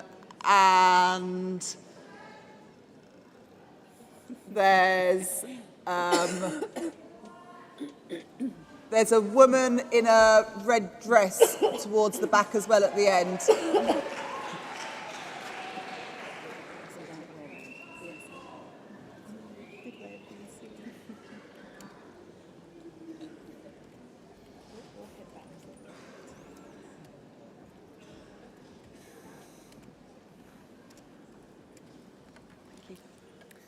Chair, Conference. I'm Holly Jarrett, Delegate, and as of about 2 weeks ago, Chair of Totnes CLP in Devon. Thanks. I'm a first-time delegate and a first-time speaker. I'm here to speak for the motions on violence against women and girls. We have the right to feel safe. All too often, as women and girls, we do not feel safe, and we are not safe. When I hear the outcomes of the work in West Yorkshire, where Tracy Brabin and Alison Lowe have been tackling violence against women and girls, a reduction in assault, and an increase in successful prosecutions, it shows us that this is not an issue to be swept under the carpet. This is not a problem that we are helpless to tackle. When we have women in these top jobs, when there is a will to make our communities safer for women and girls, we can and we will make a difference. For too long, the men in these positions of power have not used their powers to make us safer.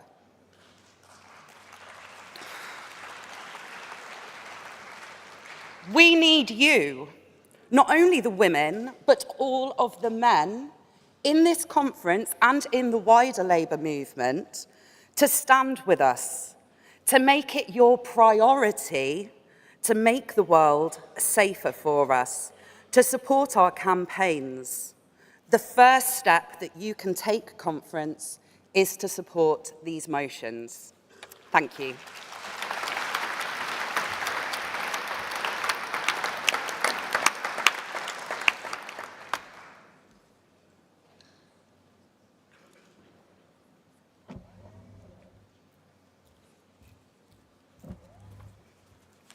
Good morning, conference. My name is Sarah Allen and I'm honoured to be here as the delegate for Meriden CLP. I am a first-time attendee at conference and this is my first time speaking. Thank you for allowing me to speak in support of Composite Motion 8. Conference, if I asked every woman in this room today, each of us would have our own story to tell. It could be a misogynistic comment that made you wince and recoil. It could be a horrific sexual assault. It could be an appalling incident of domestic violence. And it could tragically be one of rape. Violence and abuse towards women and girls is now so heartbreakingly prevalent in our society that we as women are all connected by the wounds and scars of these awful incidents, linked in a way that we should never be, through hurt, violence and anguish. Friends, I have 2 daughters, and I owe it to them and all the women and girls to fight to ensure that they are protected and to do all that we can to end this emergency. They, along with every other woman and girl, should not have to suffer the constant threat of violence and abuse, and a system that makes them feel that they have no power or voice when these despicable incidents are inflicted upon them. Conference, let's also eliminate the scourge of online misogyny and stop this disease of abhorrent voices and secure that misogyny becomes a hate crime.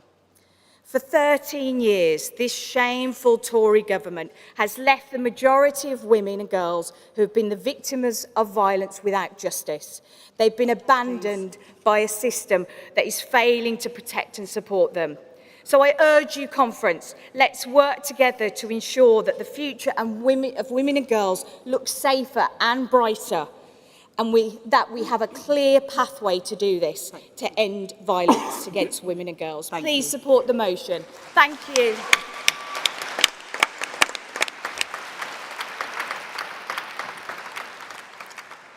I'm afraid we don't have time for any more contributions to the debate, but I want to thank everyone that took part. We heard some really powerful speeches and contributions, so thank you very much. It now gives me great pleasure to introduce our Shadow Home Secretary, Yvette Cooper.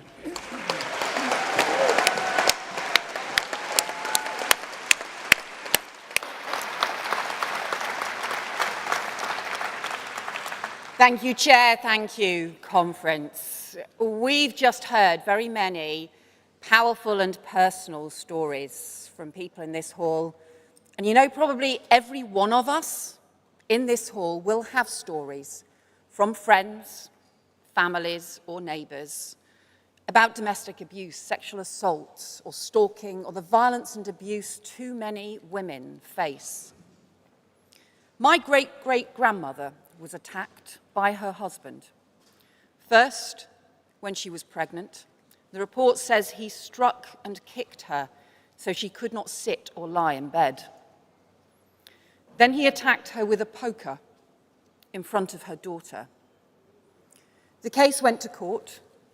The magistrates bound him over to keep the peace.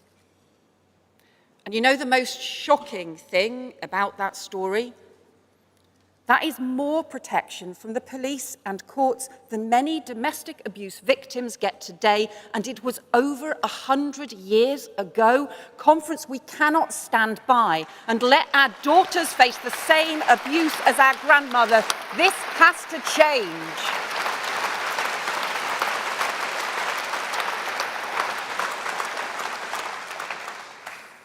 And we have with us this morning Noor Norris. Her niece, Raneem Uda, faced abuse, stalking, threats to kill from her ex-partner. Repeatedly, she asked for help, but nothing was done. On the night that Raneem and her mother, Kaula, were murdered, they called 999 4 times, but no one came. And I am determined that no woman should ever be ignored and abandoned in this devastating way.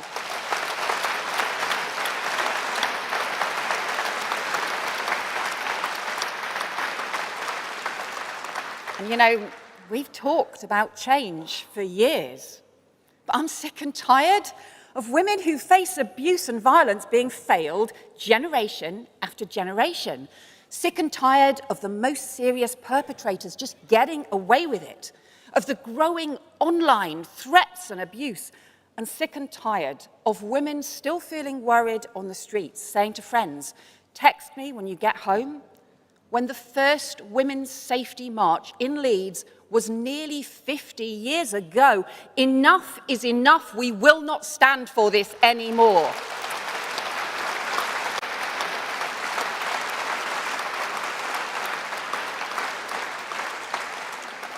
So, Conference, the next Labour government will put specialist rape investigation units in every force, domestic abuse experts in every 999 call centre. We will require police forces to use tactics normally reserved for organised crime or terrorist investigations to identify and go after the most dangerous repeat abusers and rapists and get them off our streets.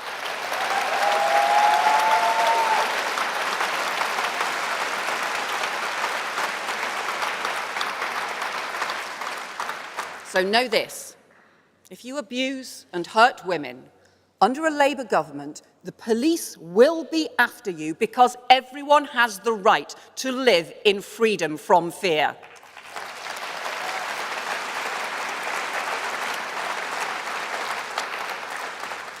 And who better to lead that fight against crime than someone who has spent years pursuing criminals and terrorists and standing up for victims, the person that we pledge to make the next Labour Prime Minister, Keir Starmer.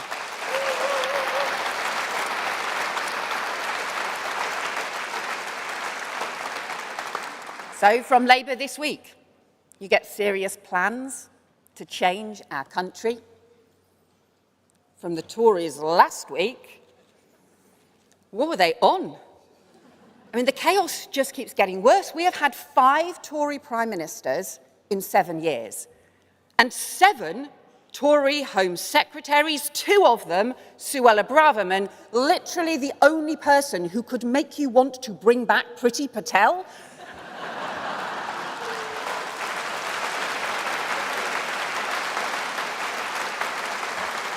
And Conference, a Home Secretary more interested in going after Elton John than going after criminals? Well, I guess that's why they call them the Blues.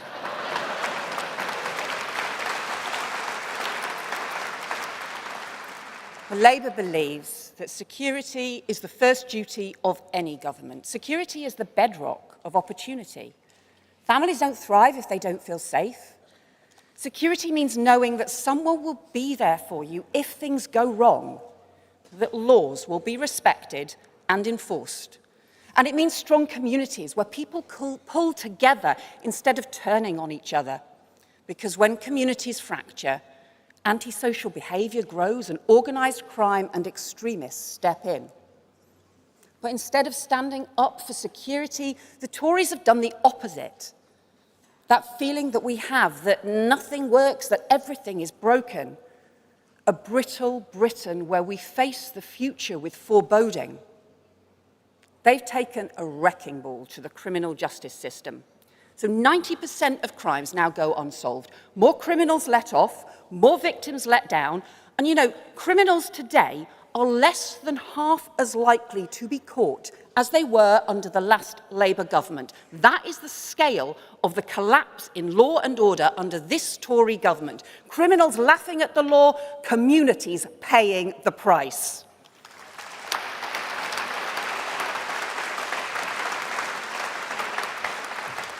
And this isn't an accident.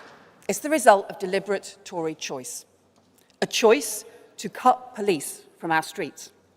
A choice to undermine respect for the rule of law and standards in public life. A choice to chase headlines, not solutions, and a shameful choice to ramp up the rhetoric, to pit people against each other rather than bringing communities together. They are weak on crime, weak on the causes of crime, weakening our security, a reckless Tory Home Secretary, a hopeless Tory government. They need to go.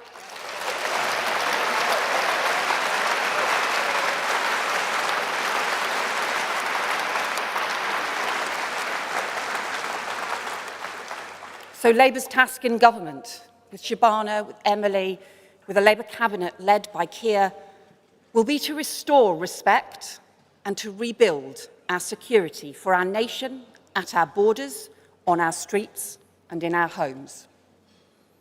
That starts with defending our national security, and Labour will work tirelessly with our intelligence and security agencies to defend our country from fast-changing threats, be they from terrorists or other states who seek to do us harm. And conference, we've seen the devastating and barbaric terrorist attacks in Israel this week. And as David Lammy has said, terrorism can never, never be justified. And let us be clear, here in the UK, we will work with the police, with the Community Security Trust, with the government, because there is no place in Britain for the promotion of prescribed terror groups like Hamas, and there is no place in Britain for anti-Semitic hate.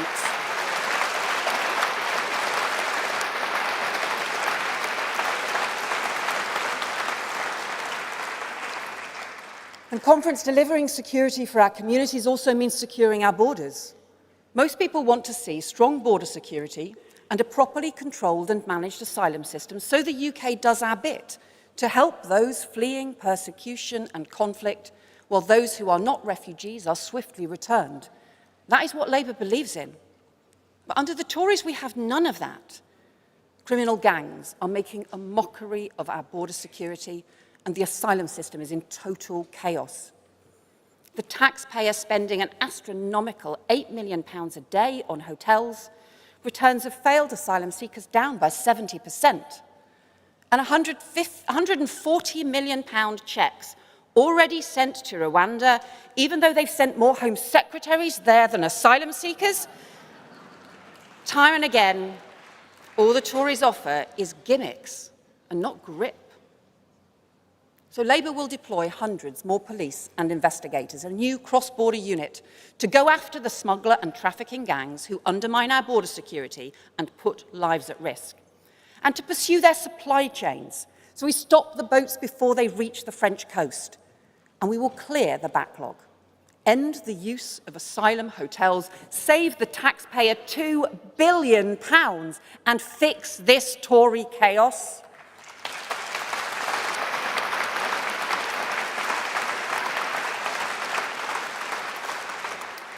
But we've seen a Tory Home Secretary target and blame LGBT+ refugees to distract from her mess. This is less than 2% of UK asylum applications, and it's at a time when Uganda and other countries threaten gay people with the death penalty. This is shameful. It demeans her office. Labour will never scapegoat people because of who they are and who they love.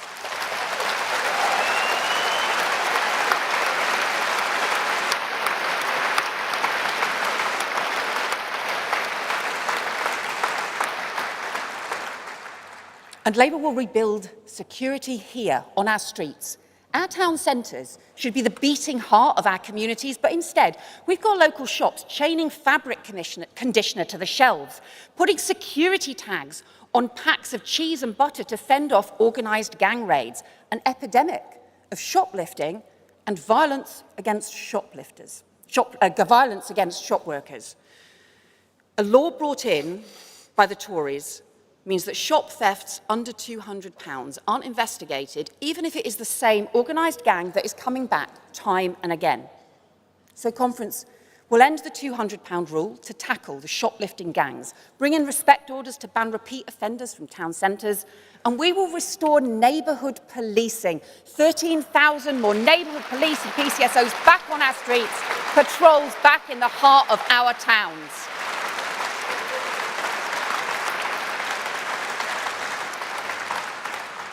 And conference, we will stand with Usdaw, with the Co-op, with Tesco's, with our convenience stores, with retailers and shop workers across the country, with a new law and tougher sentences for attacks on our shop workers, because everyone has the right to feel safe at work.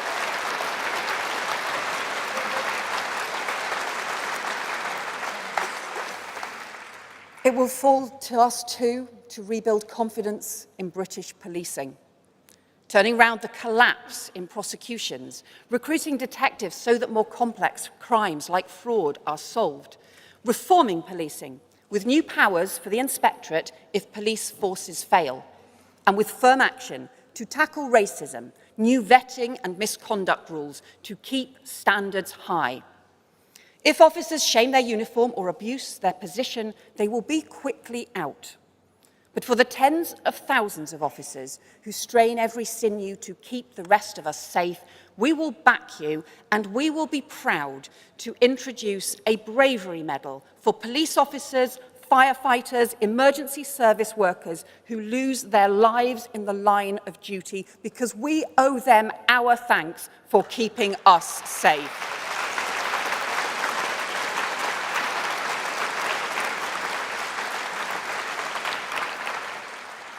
And more than anything else, we need to keep our children safe.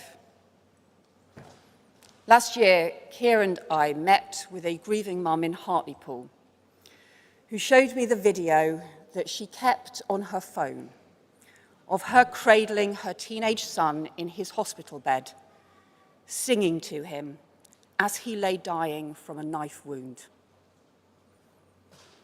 It's one of the hardest things I've done in this job. It's families who feel like they have lost their future, but who are calling for us to help them save other children's lives. Knife crime has gone up by 70% in 8 years, and some of the steepest increases in towns and suburbs. Yet far too little is done, and a generation is being failed. We must not fail them anymore.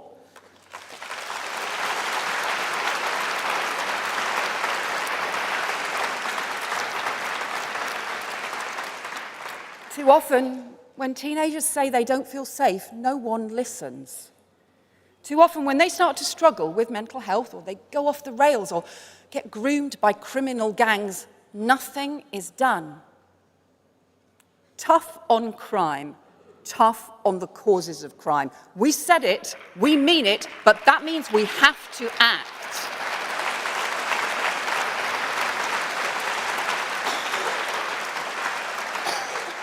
So Labour will bring in new laws to crack down on dangerous knife sales, including online, and to stop gangs exploiting our children. But we also need to step in early. 25 years ago, I was one of the Labour ministers responsible for Sure Start.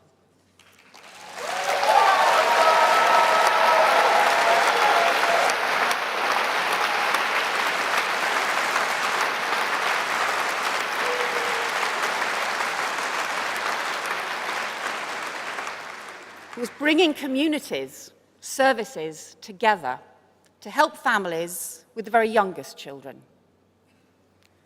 So, conference, I am determined now that the next Labour government will do the same for our teenagers, to give them the best start in life and keep them safe.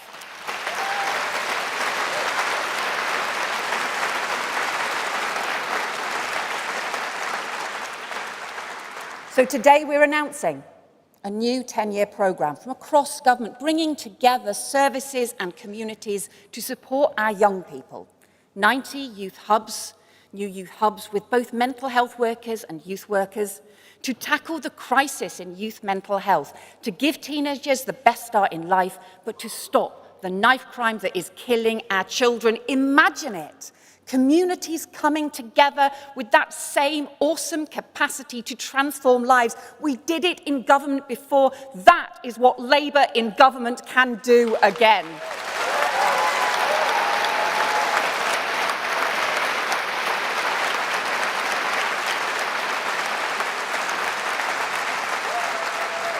And Conference, this is Labour's mission, to halve serious violence, to put police back on the beat, to restore respect for the rule of law, to keep our children safe.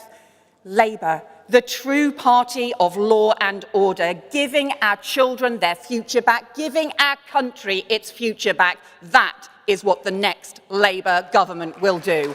Thank you.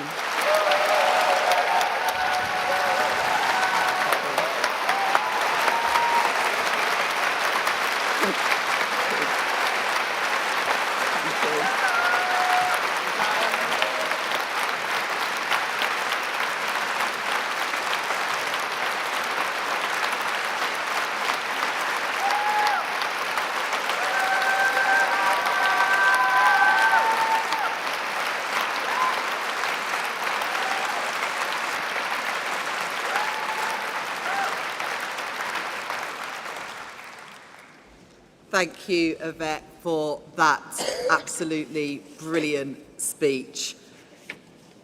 Conference, that now concludes the debate, and votes will be taken at the end of the morning session. Don't forget that the ballot for the NCC is open now until 2 o'clock. I'm now very pleased to hand over to someone who has worked tirelessly to end violence against women and girls, and someone who had the great privilege of working with closely on this issue when I was in the Shadow Justice team. Jess Phillips, welcomed you to the stage.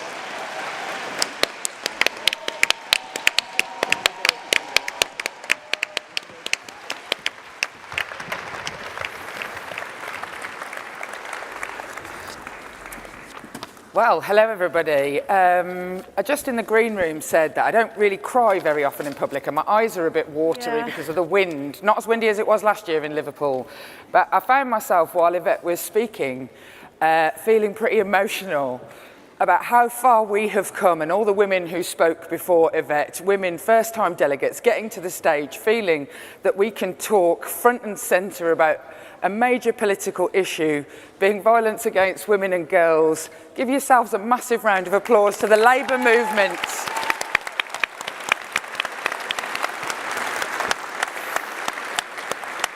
The Home Secretary didn't mention it last week, and Yvette Cooper led saying, we will never rest until this is an issue. I have dreamed of the day when this issue was a major political issue, and sometimes you don't know how to behave when you get what you want, so I don't really know how to behave.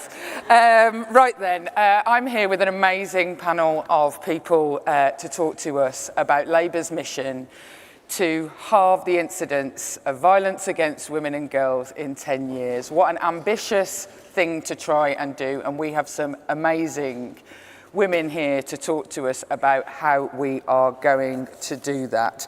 So first I'll introduce them and then we will hear from them. So we have Kim McGuinness here, who Kim is the Police and Crime Commissioner for Northumbria, a role she's held since 2019. Prior to this, she was a Labour councillor and cabinet member. Woo, indeed. She is the Labour candidate for the mayor in the North East, so get out there and help her. Thank you.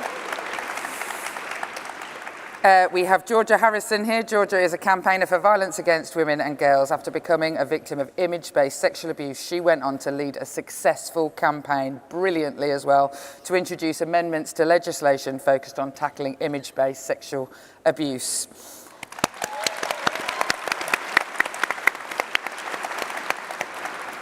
And next to me is my dear friend, Noor Norris. You have already heard some of her story in Yvette's speech. Noor Norris is a violence against women and girls campaigner. Her sister, she is the sister and aunt of Raneem Uda and Khawla Salim, and the founder of A Campaign for a Secure Life. Oh, we have already heard a bit about Noor's story. I'm going to hand over to her to say why it matters to her that Labour has made this particular pledge. Thank you, Jess.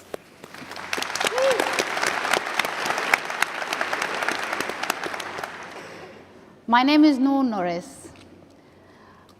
Just a little reflection. How many of you here have a female in their life they love and adore, A sister, a daughter, a friend? Let me guess. Pretty much everyone. What if I told you if this woman gets in the hand of a controller domestic abuse situation, instead of the government at the moment doing their job by protecting her, you will have to do it. And that might cost you your life. And that's exactly how I lost my sister and niece. August 2018, my niece called the police 5 times, begging for help, scared for her life and her son's life. Police didn't come, and they sent her home. They literally refused to attend. My sister had to do exactly what we all will do in that kind of situation. She ran to rescue her. Unfortunately, we lost both of them. I am very honored to be their voice and all the victims in this country's voice, and to ask the government for those people who are in domestic abuse situation to have a future free from fear by securing their lives, and by as well, most important thing is take the power back from the controller.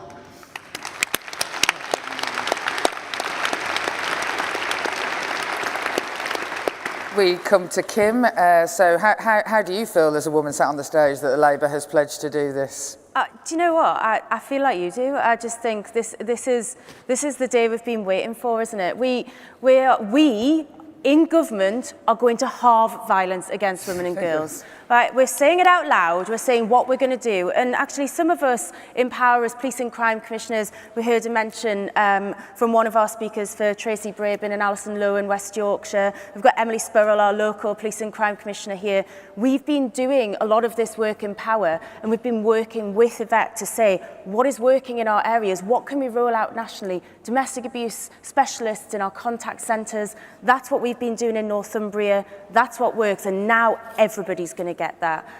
Making sure that we're talking about this issue in the open. You know, that the pandemic, actually, there's not much good that came out of the pandemic. And people like you and me, Jess, we campaigned to hear the Prime Minister say one of the reasons you can leave the house is if you are unsafe at home, and he never did that. Yeah. He never did that. But it did spur a conversation about domestic abuse and about the fact that a lot of people are just not safe at home, about violence in public spaces. And we're now having that conversation in the open, and we're pledging that we will be the party to lead the way and end it. And I was, the same as you, really moved to hear first-time speakers at conference, mainly women, coming to talk about this issue. Because this is the issue that we are going to lead on tackling, where the Tories have actually, you know, they've dragged us back from where we were under the last Labour government.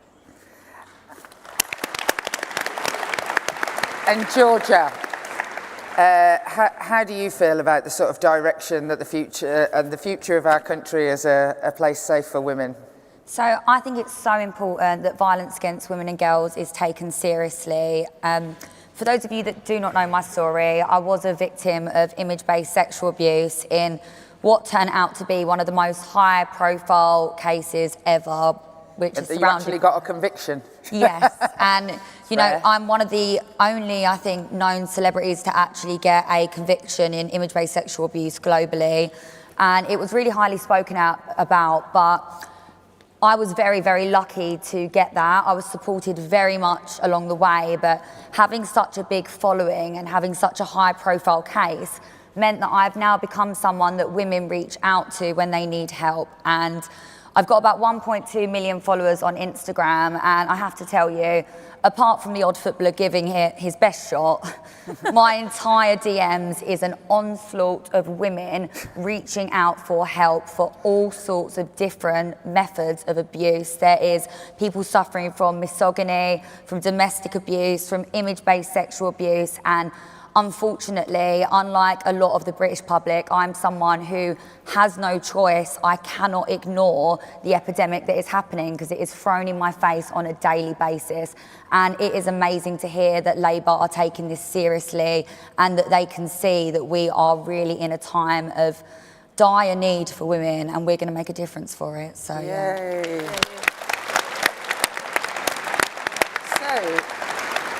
I have a couple of questions for yourselves as experts in the field and also experts by experience. So what is the most important issue to address to ensure that women can live free from violence? So what would you say, Noor?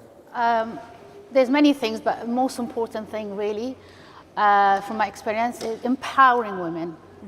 And the only way to do it is to actually give them enough trust, allowing them to trust you, the government, the system. My niece never trusted the system. After a few calls, and before the 5 calls she made, she realized. I just want to stress that your niece had, how many times has she tried to call the police previous to the night she was killed? 13. 13 times. And social services interactions? Yes. And still that she didn't... She had no trust in the end. But it wasn't her fault she didn't have any trust in them, was it? She had learnt not to trust them. She learned that actually by them not doing anything about it is empowering the perpetrator. At this stage now we need to empower the women to come for help and actually give a strong message to the perpetrators, the abuser, that domestic abuse is not going to be tolerated. There is a system, and we need to evolve the system, and that means training policing and different sectors and organization. That means more fund. Obviously, the list goes on, but this is we could stay here all day, but Keir does have to speak later. If we started listing all the things that needed doing, we might overrun and get to him. But so massive police training and police standards. Yes, not just police, different sectors, social services, child protection. We need to actually have a system that can safeguard women and children and girls. Yeah, okay. Definitely clap to that. Kim, you're in power up there. You have some power, like Tracy Rabin, like others. What do you think is going to make a difference? Do you know, I think actually I agree with everything. I agree with everything that you've said. But what we've got to tackle is the misogyny that causes the thing in the first place. And that, you know, ultimately that's where we've got to go with this. These are crimes that are embedded in misogyny. And so we've got to get in there. We've got to educate young people. We've got to educate young boys. We've got to be having those honest conversations in schools. We've got to take the power away from those abusers, like the man who committed a crime against you, like the man who committed crimes against your sister and your niece.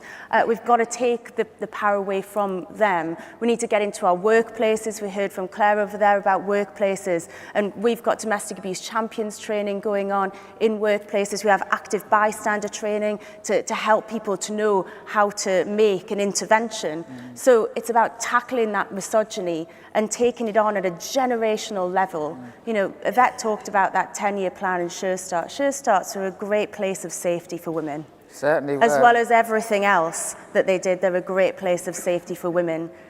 These are the things that will work and will make a generational change, so that we're saying to the men of the future, misogyny is not going to be okay. Violence against women and girls will not be tolerated. It will be prosecuted, and we've got to end it. Yeah, agreed. And Georgia?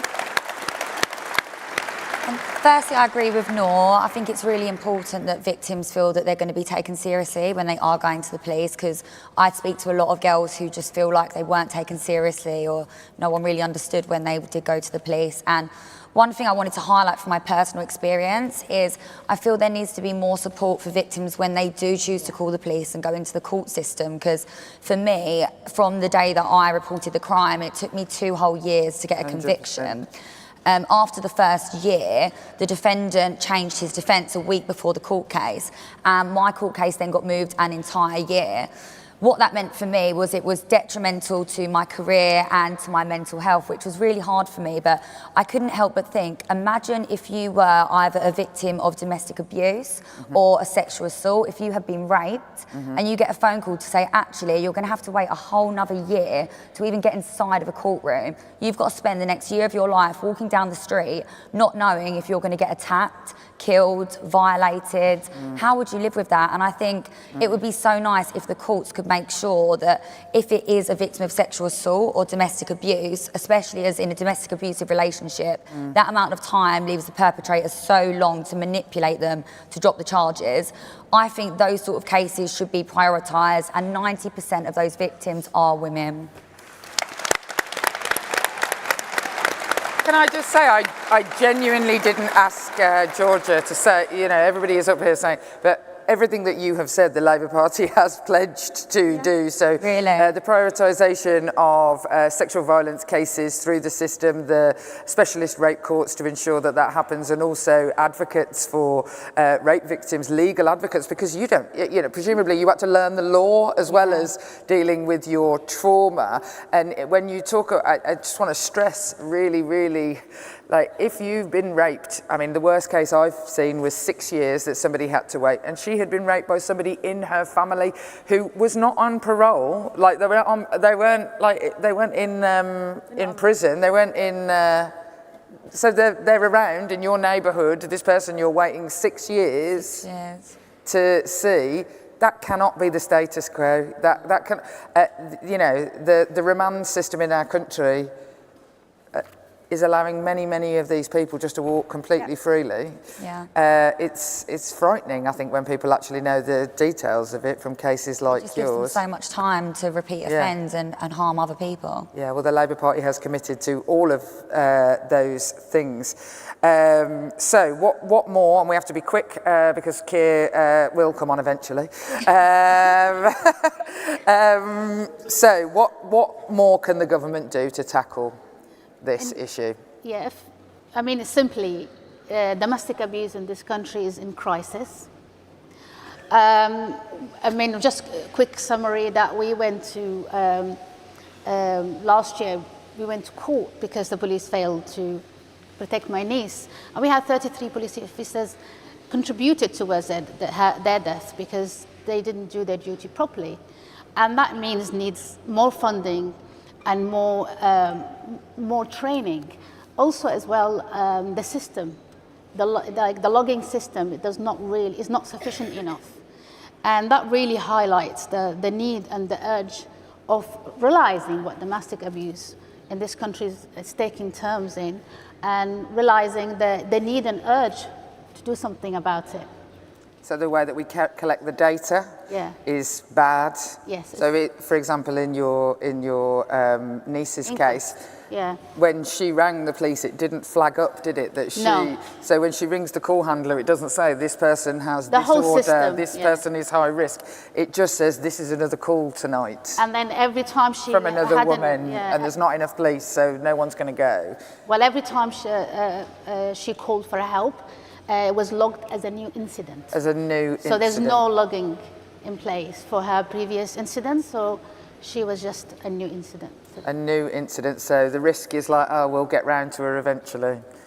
That's, you know, the reality. Thank you so much for sharing your story, Noor.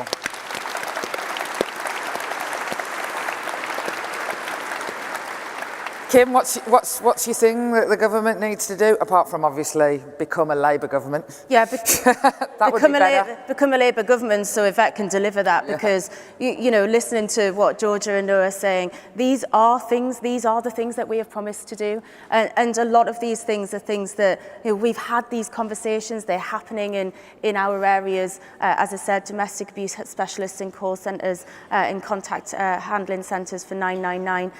Well, imagine the difference that would have made if in the West Midlands police area there'd been a specialist in the call centre when you're... Yeah, all we need is one police officer to do their job properly, or even the social services, and they will be here today. Imagine they would be here if that had existed. A huge percentage increase in the number of victims that then actually get specialist help and support. We need better specialist help and support for them. We need prioritisation through the courts. You know, my predecessor, Vera Baird, she set up this legal advocates for victims of sexual violence. We continued that, and now we're going to see that rolled out nationally. And that is what victims need, someone to advocate for them through this complex system. And then we've got to decomplicate it and speed it up and not accept this lag that we've got. Women deserve justice. We've got to be working to prevent it, to make it stop. All of those measures we've already talked about. And we've got to get more justice for more women, more victims. Brilliant. Georgia, what do you want to see us do? So I'm going to stick to my niche for this one, if that's what you can call it, and just discuss one more topic on image-based sexual abuse. And when I speak to some of the biggest charities that are supporting victims, if you are to go through the court process and you then get a successful conviction, which is such a hard thing to do, and it does take such bravery to take those steps, your content doesn't then become illegal. So even if it's content of a sexually explicit nature, videos or pictures, and it's been proven that it was shared without your consent, it does not become illegal content. So when the charities are reaching out to these massive online platforms, they don't have a leg to stand on and they cannot impose them to take it down. And I just think it would encourage so many more victims to come forward and reach out to the police if they knew at the end of what is such a hard battle that immediately online platforms would have to remove their content, which should never ever have been allowed to get there in the first place. Hear, hear. That should just be the basics. Yeah. It should be. That should be, yeah. I'm Should be the always basics. trying to remind in the women's safety space that we have to be careful we're not too grateful for the basics that we should have been expecting. That if images of you being violently abused are online, they should be taken down. Seems like quite an obvious thing to do. So that's it from our panel. I just want to say, as I sat here and I looked at Shabana, Emily, and Yvette, and I listened to how so many of the Labour policies that we are launching in this space have come from women like Tracy Brabin and from yourself, Kim. It seems like Northumbria is a trailblazing place in violence against women and girls, or the fight against it. I can't tell you what having a strong Labour women can do when in power. With that team of women, I have no doubt that they're very, very ambitious, and it is ambitious. And when me and Yvette sat down to talk about it, it was like, let's go big, let's go ambitious. The ambitious mission that we have set, that Keir will fight for and be the first Prime Minister, if he takes that job, when he says that the safety and security of the nation is the first responsibility of any government, he will be the first one who actually has a plan in that moment and is actually thinking about the women in our country. Thank you very much.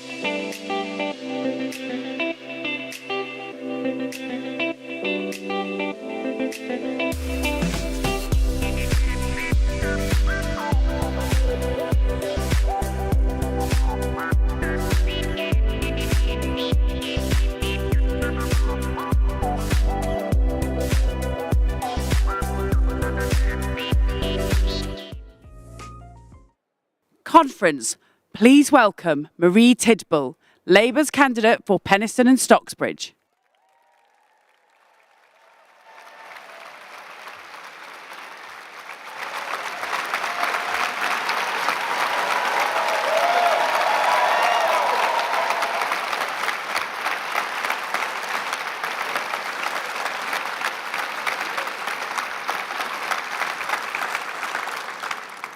Josephine Baker was a nurse in our NHS. She worked hard, believed in public service, and was dedicated to caring for others.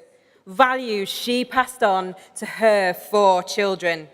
When she was just 11 years old, Josephine was told she had Still's disease, a rare type of severe arthritis. She struggled to walk, and later in life, she had to have her leg amputated and eventually was unable to eat, move, and lost the power of communication. I heard this story 3 years ago. I also heard that, along with his brother and sisters, Josephine's second son cared for her in his late teens. This was life-changing for him too. Life was emotionally and financially tough. At one point, the family's phone was cut off because they couldn't pay the bill. But at the same time, he worked hard at school. He was the first in his family to go to university, became a barrister, and fought for those values his mother gave him, going on to become the Director of Public Prosecutions. That man is Keir Starmer.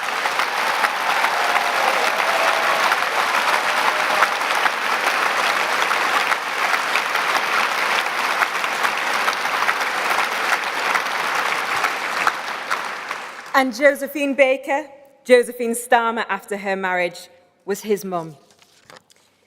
Over the past 13 years, where working people have been let down so badly, I've advocated for disabled people's rights and tackling inequality in health and education. When I voted for Keir as leader, I knew that he was the best possible person to fight against injustice and stand up for working people.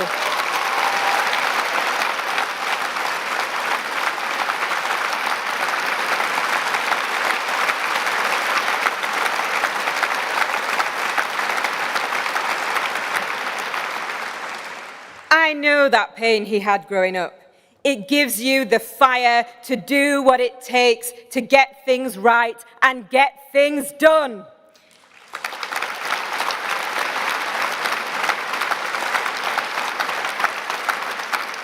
A leader with the values, the lived experience, the grit and determination to work with us all, to put our country first and to give us our future back.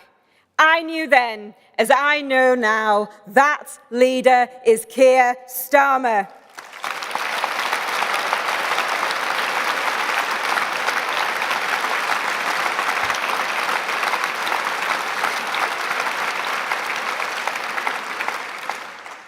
He believes, as do I, that Britain is a nation of extraordinary people who can achieve extraordinary things. And right now, millions of people across our country need the Labour Party to be that force.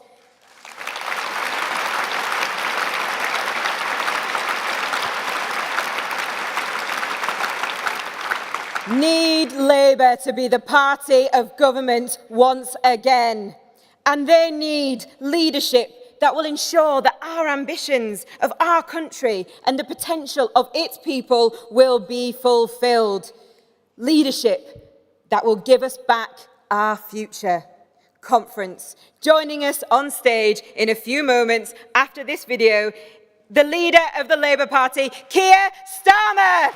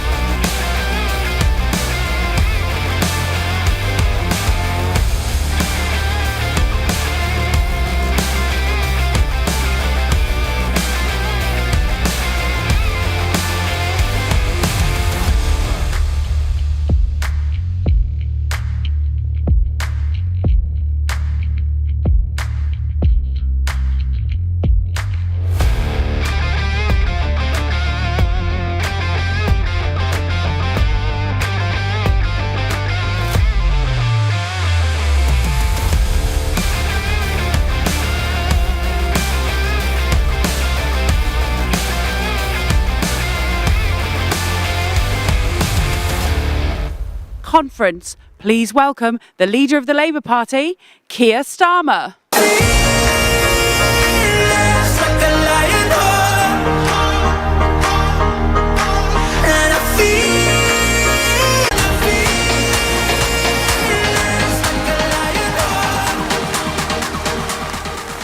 Thank you. Thank you. Thank you.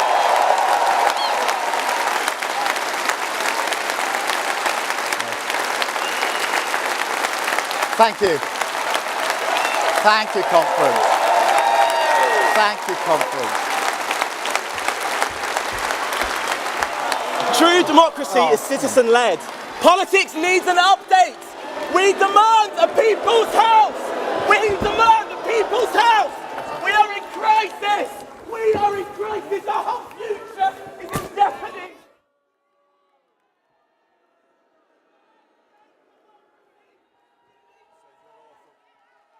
No.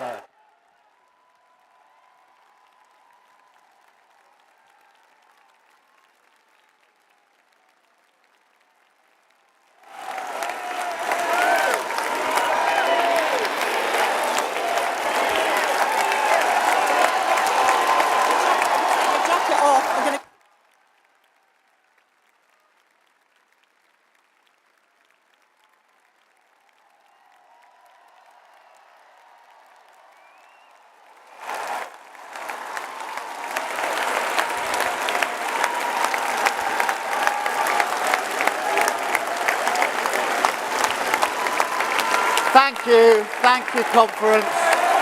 Thank you.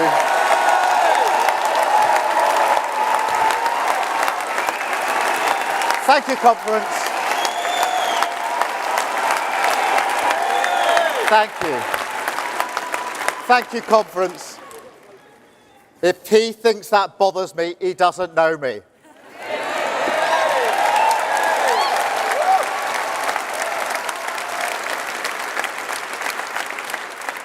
Protest or power. That's why we changed our party, Conference. That's why we changed our party. Thank you.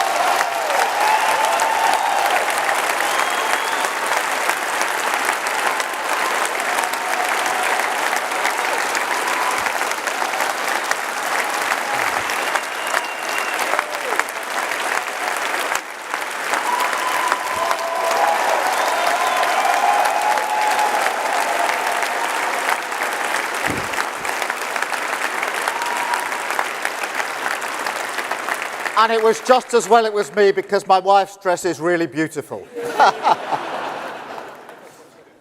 Thank you, Marie, for those words. My mum would have loved to have been here and to have heard you saying those words. Thank you so much for doing me that honour. And thank you, Conference.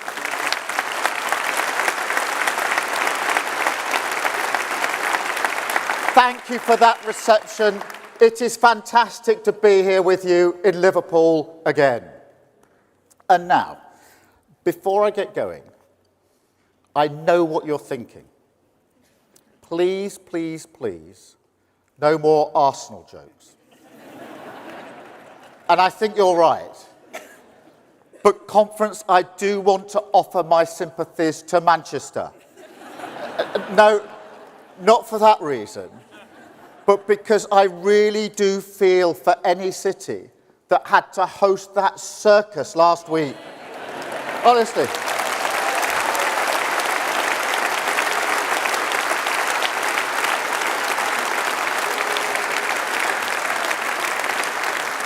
What can you say about a Prime Minister who goes to Manchester to cancel Manchester's train line? The self-declared champion of motorists who had to borrow a car for a photo op. A man who keeps a very close watch on the cost of living crisis from the vantage point of a short-haul helicopter. Conference, I never thought I'd say this, but I'm beginning to see why Liz Truss won.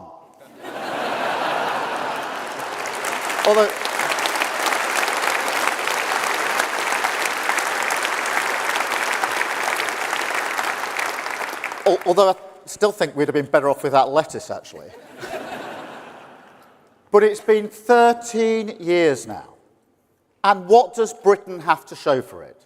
Where is their minimum wage? Where is their Shore Strat? Crime down by a third. More students than ever. Devolution. The shortest NHS waiting list in history. 500,000 out of child poverty. Peace in Northern Ireland. I'm not going to do the whole list.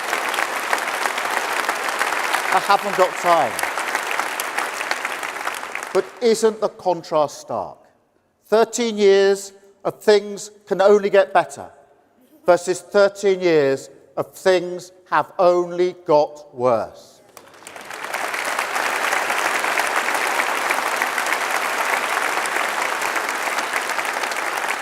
Conference, this is what we have to fight. The Tory project to kick the hope out of this country, drain the reservoirs of our belief.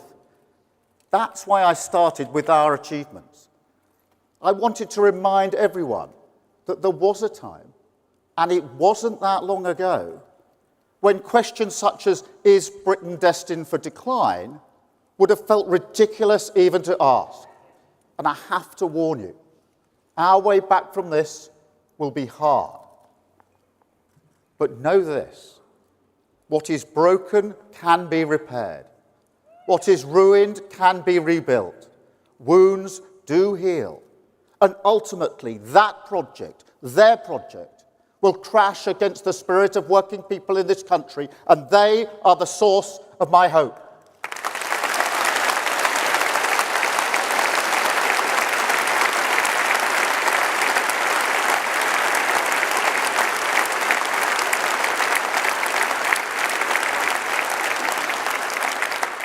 Because there are two stories of the past 13 years. A Westminster of chaos and crisis, 5 prime ministers in 7 years. And then the other side, a Britain where working people never let each other down. In fact, whenever they were asked, they dug deep for this country, came together for this country. And that's the cruelest cost of these 13 years of decline. That a government this week can winnow the confidence of a proud nation, undermine our foundations with the gnawing rot of despair. A sense that government cannot achieve great things, that Britain cannot achieve great things. But I believe in this country. I believe in its spirit, in its people, in its businesses, in its communities. I don't just see the sewage in our streams and seas. I see the volunteers, people who love their community, standing up to fight for clean water. I don't just see the crumbling concrete in our schools. I see the teachers in the temporary classrooms still giving our children the education they need. I don't just see the boards going up in our high streets. I see the businesses, the pubs, the cafes, still trading, still finding a way through the chaos, still serving their community.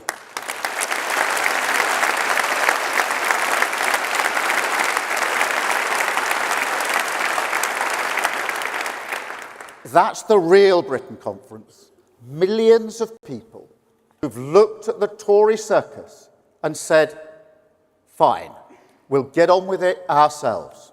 And I say, let's stand with them. Give them the government they deserve. Turn our backs on never-ending Tory decline with a decade of national renewal.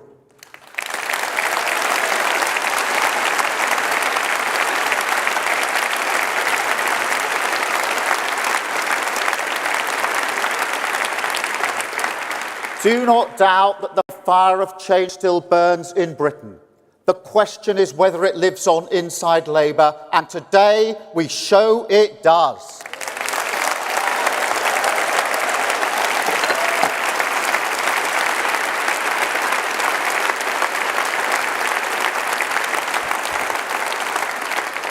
Today we turn the page, answer the question, why Labour? With a plan for a Britain built to last, with higher growth, safer streets, cheap British power in your home, more opportunity in your community, the NHS off its knees, a Britain with its future back.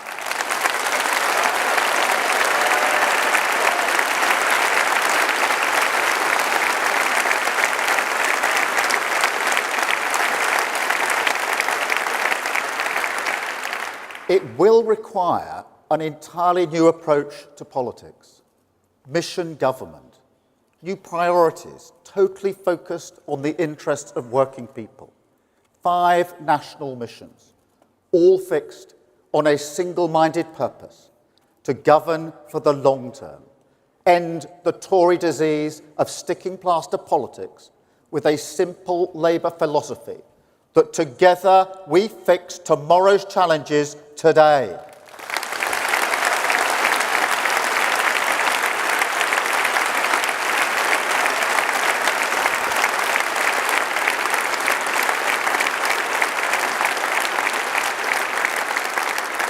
And conference, this new path can only be walked by a new party, a changed Labour Party, no longer enthralled to gesture politics, no longer a party of protest, a party of service.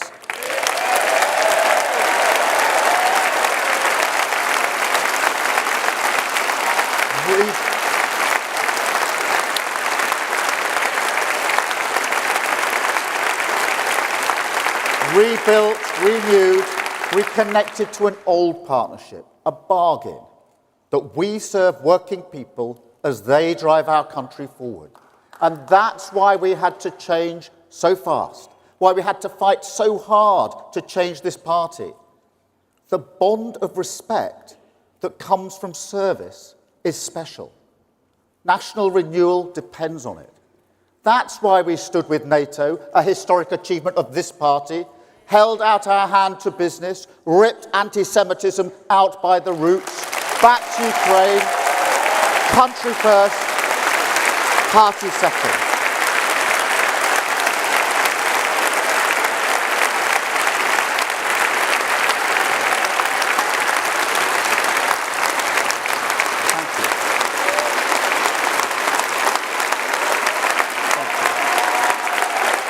Thank you, conference. Thank you.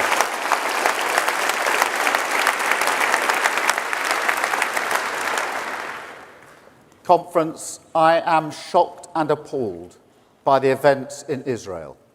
I utterly condemn the senseless murder of men, women and children, including British citizens, in cold blood by the terrorists of Hamas. This party...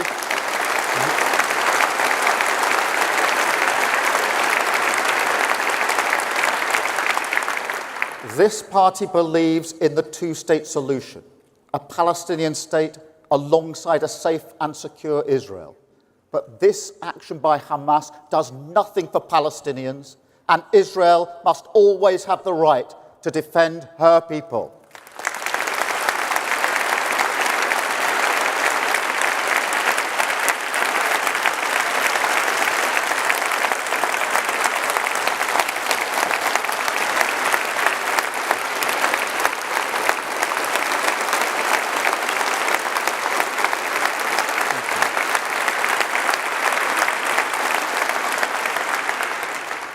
Conference, these events, the war in Ukraine, they show precisely the test of our era.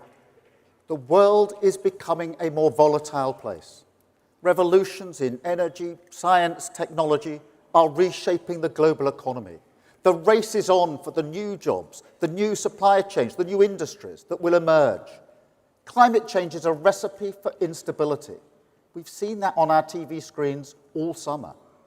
Terrorism, the movement of people, criminal gangs who exploit their vulnerability, they're all challenges we must confront. And through all this, because of all this, democratic rules, democratic values, democratic certainties are under attack. A new age of insecurity, with fault lines that run right through the living standards of working people. But look, as we've seen throughout our history, where there is change, there is also possibility. Possibility in industry, in winning the race for the jobs of the future. Possibility in technology, innovations like gene editing that will save countless lives. Possibility in 4 nations, standing together, no longer distracted or divided. And possibility in working people, in parts of our country ignored, passed over, disregarded as sources of growth and dynamism, but with the potential ready to be unlocked. It boils down to this. Can we look the challenges of this age squarely in the eye, and amidst all the change and insecurity, find the hunger to win new opportunities and the strength to conserve what is precious? Because, Conference, I tell you, that is what Britain needs, and that is what we must become.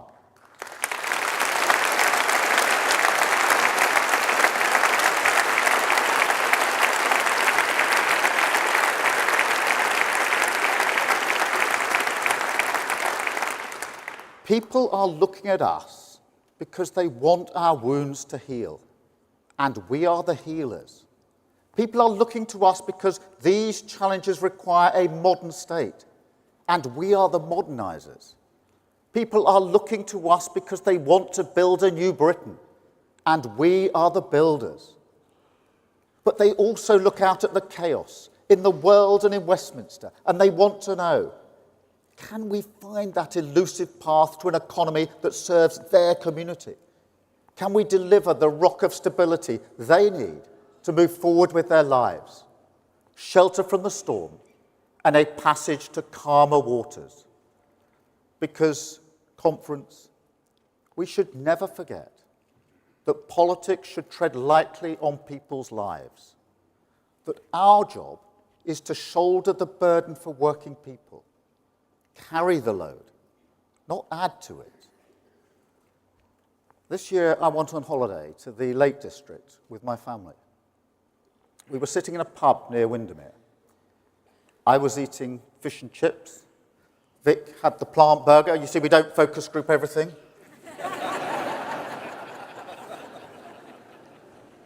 Anyway, we were sitting there. It was calm. It was beautiful. The Lake District never lets you down. I went there every year as a child with my family. And although she struggled so much to walk, my mum loved the lakes. So it was really special to share it with my kids. And if you can believe it, it was sunny. This summer. But the reason I remember it, the privilege of it, is because on my first day back from holiday, I was in a cafe in Worthing in Sussex, talking to people, and what one woman said really stuck in my mind. She was a single mum with 2 kids. And she said to me, it's survival mode. I can't think, oh, let's do something nice. There's no long-term planning, no thinking about the future. And I could see the hurt in her eyes as she told me. That's what this cost of living crisis does. It intrudes on the little things that we love, whittles away at our joy, days out, meals out, holidays, the first things that people cut back on. Picking up a treat in the supermarket, just to put it back on the shelf. Conference, we have to be a government that takes care of the big decisions, so working people have the freedom to enjoy what they love. More time.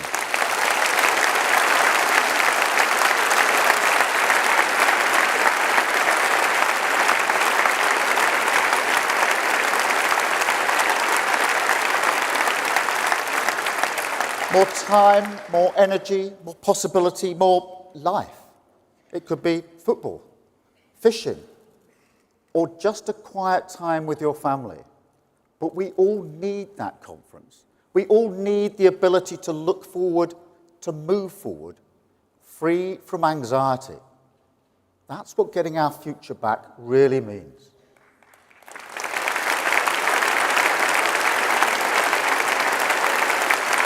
But look, conference, here's what we can't do. We can't take advantage, because it's exactly in moments like this, when people want change, need change, cry out for change, that the hope of the easy answer can prosper. And conference, we cannot be about that. Changing a country is not like ticking a box. It's not the click of a mouse. Long-term solutions are not oven-ready. If you think our job in 1997 was to rebuild a crumbling public realm, that in 1964 it was to modernise an economy left behind by the pace of technology, that in 1945 to build a new Britain out of the trauma of collective sacrifice, then in 2024 it will have to be all three. All three.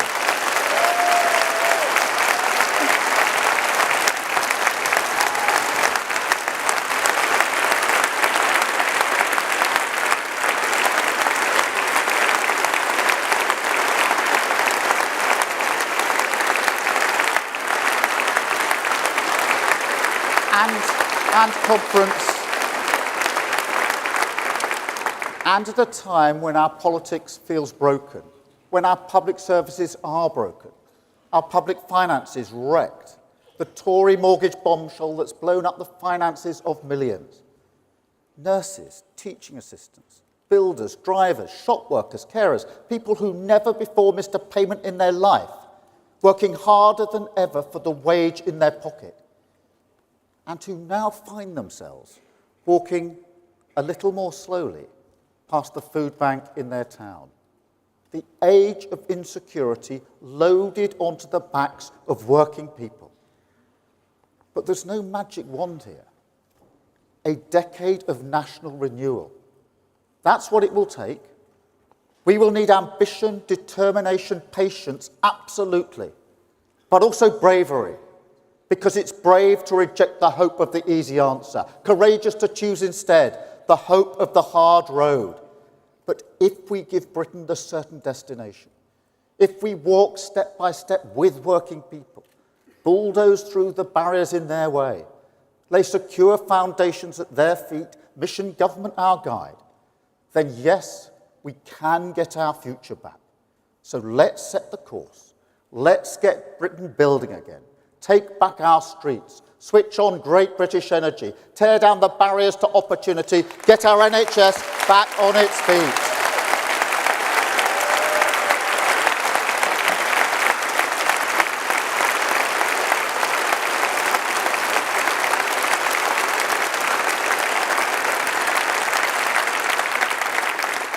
And today, another step along that road, an answer to the outrage that is 7.5 million people waiting for treatment on our NHS. People like Hamza Semakula. He's a semi-pro footballer who plays for Hendon in the Southern League. Last year, he tore his knee ligaments very badly, and that left him with a choice of paying £15,000 to go private or abandoning his career, his love, his joy. Now, Hamza actually crowdfunded his operation in the end. The British people dug deep and got him back on the pitch. And he's back in the goals as well. He scored in the FA Cup this season.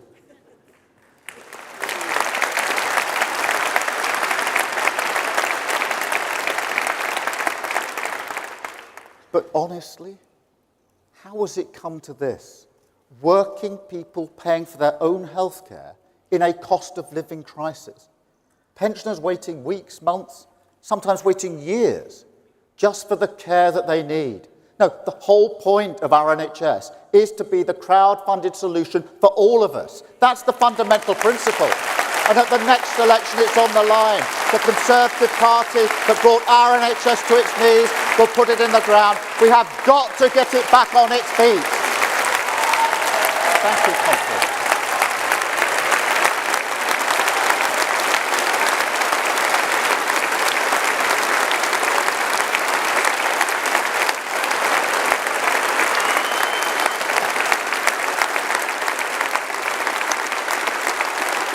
Thank you, Conference. Thank you. The non-dom tax status is a legal loophole that allows some of the richest people in the world to avoid paying tax in Britain. That's money we could invest in our NHS. That's always been our priority. And right now, the biggest challenge is cutting waiting lists. So we will invest that money in boosting capacity. We will get the NHS working round the clock, and we will pay staff properly to do it. More operations, more appointments, more diagnostic tests. You will be seen more clearly in an NHS clearing the backlog 7 days a week. But Conference, do not doubt the hard road either. Because if all we do is place the NHS on a pedestal, then I'm afraid it will remain on life support. I know some people don't like the word reform, but I tell you now, there's no other option. We must be the government that finally transforms our NHS. We can't go on like this. We can't go on with a sickness service. We need an NHS that prevents illness, keeps people healthy and out of hospital in the first place. We must use technology to overhaul every aspect of delivery, move care closer to communities, deploy the power of artificial intelligence to spot disease quickly.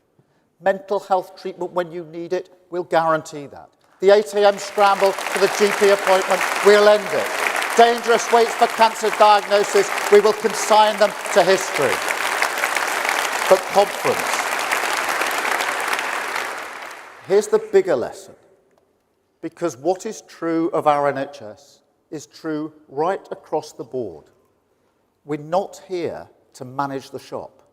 We're here to make government more dynamic, more joined up, more strategic, focused at all times and without exception on long-term national renewal. Mission government. It's not about size, it's about capacity. A more powerful engine, not a bigger car. A reforming state, not a checkbook state. Now, people will say, don't rock the boat. We've always done it like this. Is this really necessary? I've reformed a public service before. I know how it goes. But it's our responsibility to do it. And across our public services, the prize is huge. Because if we call time on wasteful police procurement, then we can have a community policing guarantee, more police in your town, fighting antisocial behaviour and taking our streets back. If we ignore the appeals for the status quo on private school tax breaks or outdated national curriculum, then we can have mental health staff in every school, more expert teachers in the classroom, more creativity, speaking skills, confidence, shatter the class ceiling at source. And if we want to challenge the hoarding of potential in our economy, then we must win the war against the hoarders in Westminster. Give power back and put communities in control. That's mission government.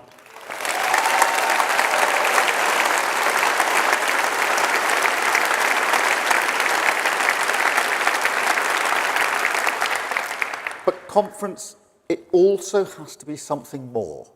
A deeper bond, a partnership between people and politics that in our age, after these 13 years of decline, will be hard to renew.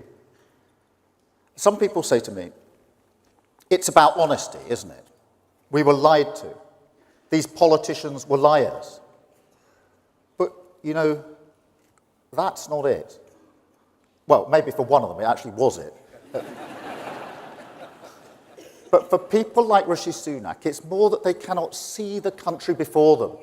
The walls of Westminster are so high. The view that your lives, your services, your future are just pieces on their board. That's so deeply ingrained in their mindset. They have no way to understand what you've been through. You know, they actually believe what comes out of their mouths. When your public services were cut to the bone and they said, we're all in it together. When they told you to your face that Brexit would only bring benefits for your business.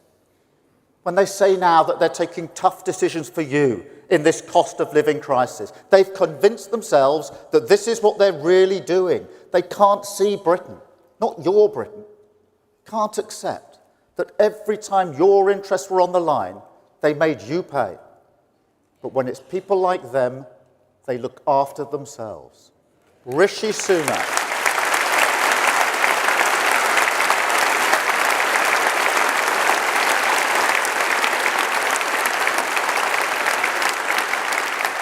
Rishi Sunak and the shallow men and women of Westminster, unable to see, unable to listen, unable to stand in your shoes and serve this country. And they won't change. They can't change. Couldn't even change during a pandemic, when our country came together to follow rules that they set and they broke. Conference, my sister is a care worker. She was a care worker during the pandemic. 14-hour shifts, often overnight, unimaginable pressure. And the reward, a struggle every week, and I mean every week, just to make ends meet. But it's not just about that. It's also about respect. Working people never let each other down. And in the pandemic, the British people didn't let them down. The bond of respect was there. That's why we clapped. Britain knew exactly who was serving it in its time of need. And for me, that's the biggest frustration. Not the pitiful reward the government gave for that service, but also the countless missed opportunities to deepen that bond. Use it to change our country. Because I believe this country respects itself. I believe the British people respect each other. And I believe that if people see that respect, see that service in their politics, then they will commit to the mission of national renewal.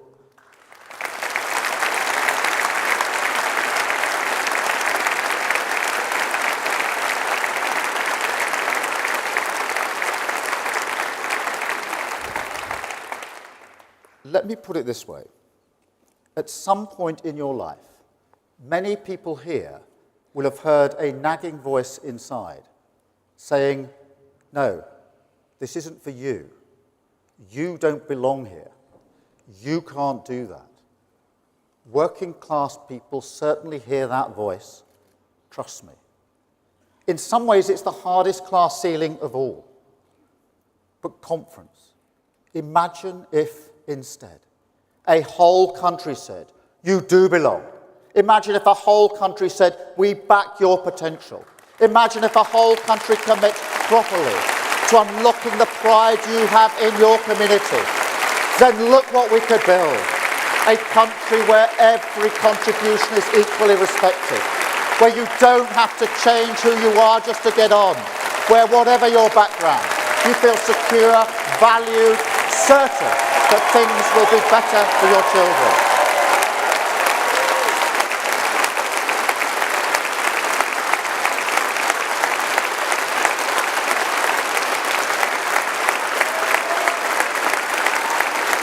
Thank you, Conference. Thank you.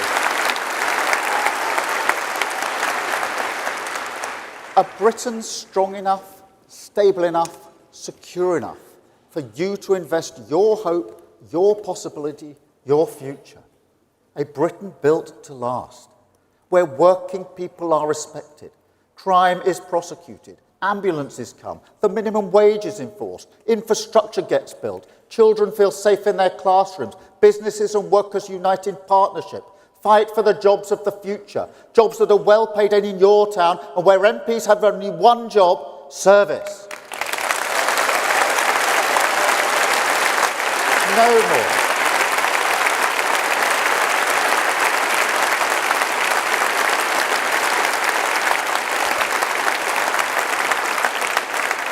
No more bonuses for people pumping sewage into our rivers. No more pensioners. No more pensioners freezing while energy firms make record profits. No more government contracts awarded by the back door. No more cleaners mocked as they scrub mess off the walls of illegal parties in Westminster.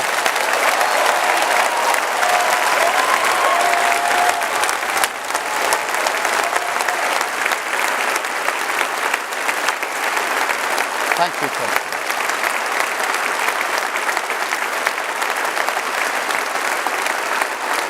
A future where we believe workers' rights are good for growth. Inequality corrosive. Communities should have a bigger stake. Climate change is an opportunity we can't pass up. Young people's aspirations must be met.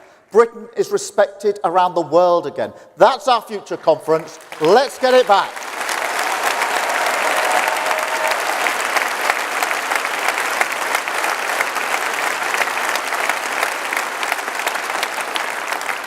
Because government can be a force for good. We can fight alongside working people in the name of justice and opportunity. That's why I came into politics. I've looked into the eyes of the people that we must serve at the Crown Prosecution Service in my work in Northern Ireland, and I've seen reflected back the knowledge that government can make or break a life. It's that responsibility that drives me on towards the reforms I know we must make, the Britain I know we must build. So let's get to work, because there is one barrier so big, so imposing, that it blocks out all light from the other side.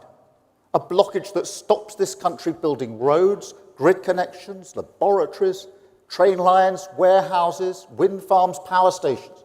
An obstacle to the aspirations of millions, now and in the future, who deserve the security of home ownership. A future hidden by our restrictive planning system. And conference, we must bulldoze through it.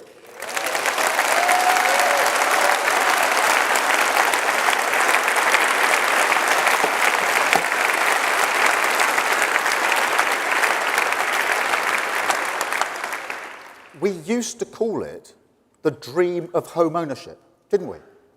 We used to say it glibly on stages like this.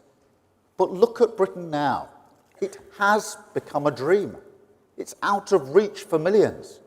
And if we don't take action, it will only become more distant. A luxury for the few, not the privilege of the many.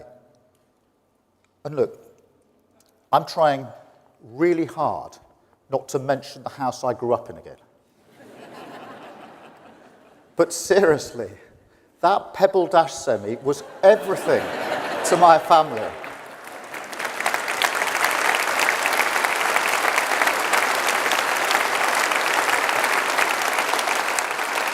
It gave us stability through the cost of living crisis in the 70s.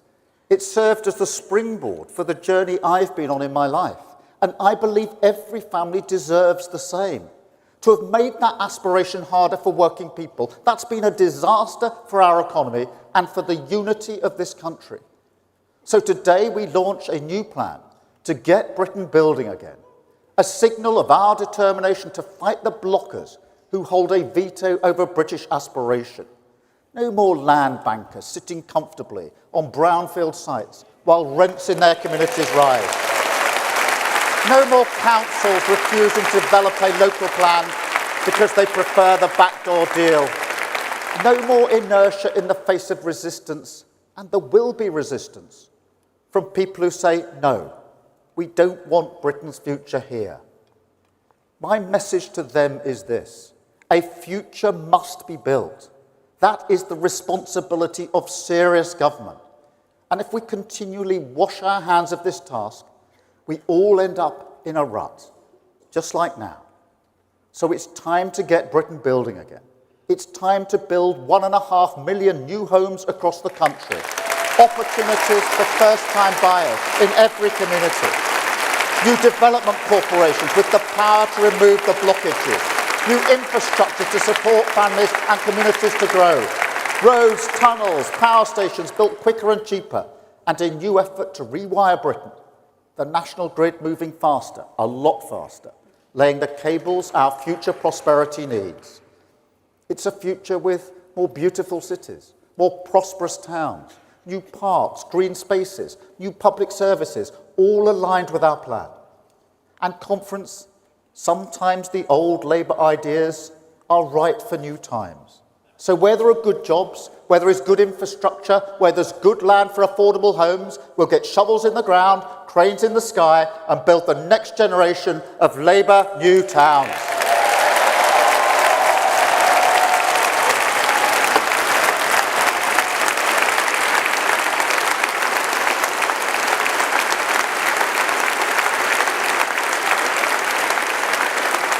Thank you. Thank you, Conference. And no, this doesn't mean we're tearing up the green belt. Labour is the party that protects our green spaces. No party fights harder for our environment.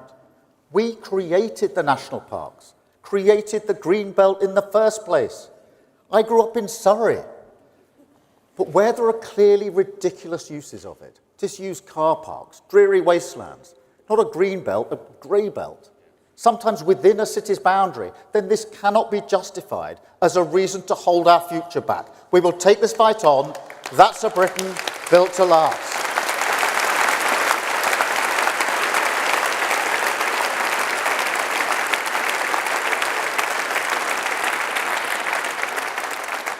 And here's why. Because getting Britain building again is critical for economic growth, our most important mission. And also a means, a way to soften that hard road, deliver on national renewal, and escape the cost of living crisis permanently. And that is why this Labour Party will fight the next election on economic growth. An economy that works for the whole country is what the British people want.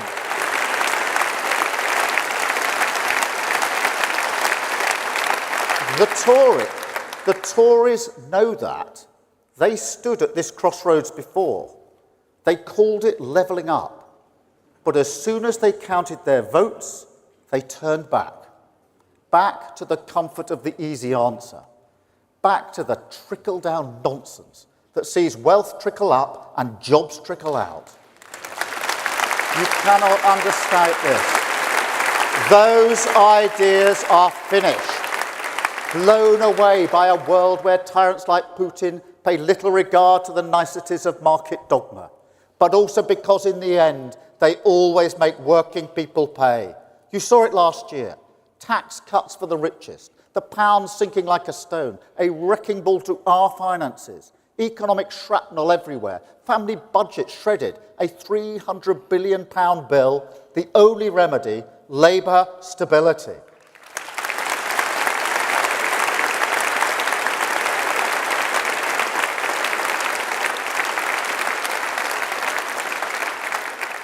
You know, I never thought I would hear a modern Conservative Prime Minister say that 50% of our children going to university was a false dream. My dad felt the disrespect of vocational skills all his life, but the solution is not and never will be the levelling down of working class aspiration to go to university.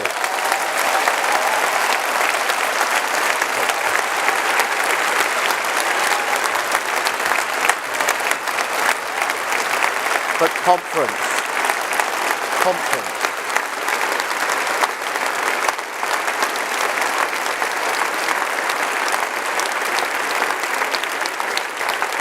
But conference, this is the Tory mindset now.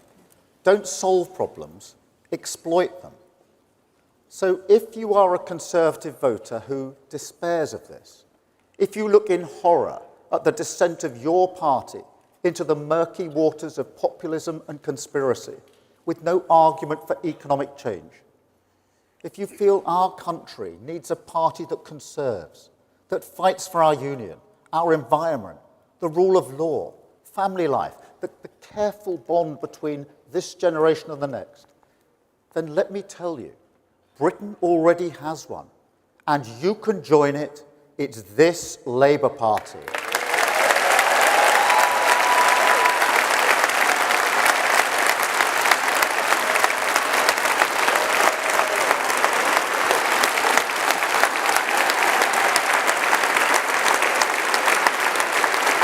Thank you, Conference. And this is our mission. Every new era of growth must start with an expansion of the country's productive capabilities. That is an iron law. But what isn't an iron law is who that growth benefits. Back in the 80s, the Tories gave us the financial Big Bang, and we're still counting the cost. Wealth and opportunity concentrated in the hands of the few. Our Labour era will instead unleash the big build, and the winners this time will be working people everywhere. That's a Britain built to last.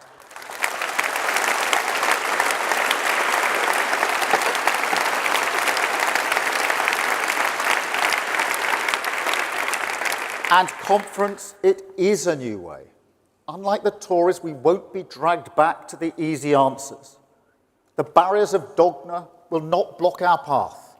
That's why we hold out the hand of partnership to business, champion the need for a competitive tax regime, understand that private enterprise is the only way this country pays its way in the world.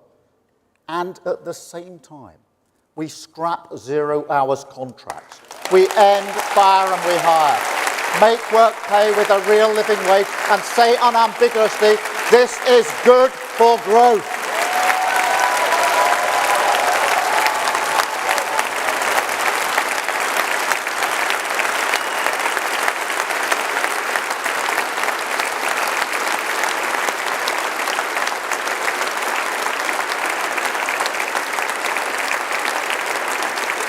Conference, we say yes to sound money, yes to cutting waste and debt, embrace the need for stability. Fiscal responsibility is non-negotiable. And if investment can kickstart growth, if investment can save money in the long run, can protect jobs, create jobs, crowd in billions of private investment, then yes, we must get on and do it.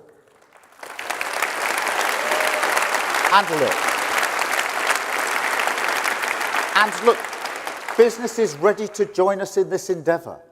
I can't tell you how many conversations I've had with leading CEOs who tell me it's the chopping and changing, the sticking plaster politics, the chaos that is holding back investment in our country. That's why we'll set up the National Wealth Fund, work hand in glove with the private sector to rebuild this country. But as we share the risk, we must also share the rewards. So we will make sure that the British people retain a stake in our investments. This is our mantra. The fight for the future must go hand in hand with the fight for every pound. That's a Britain built to last.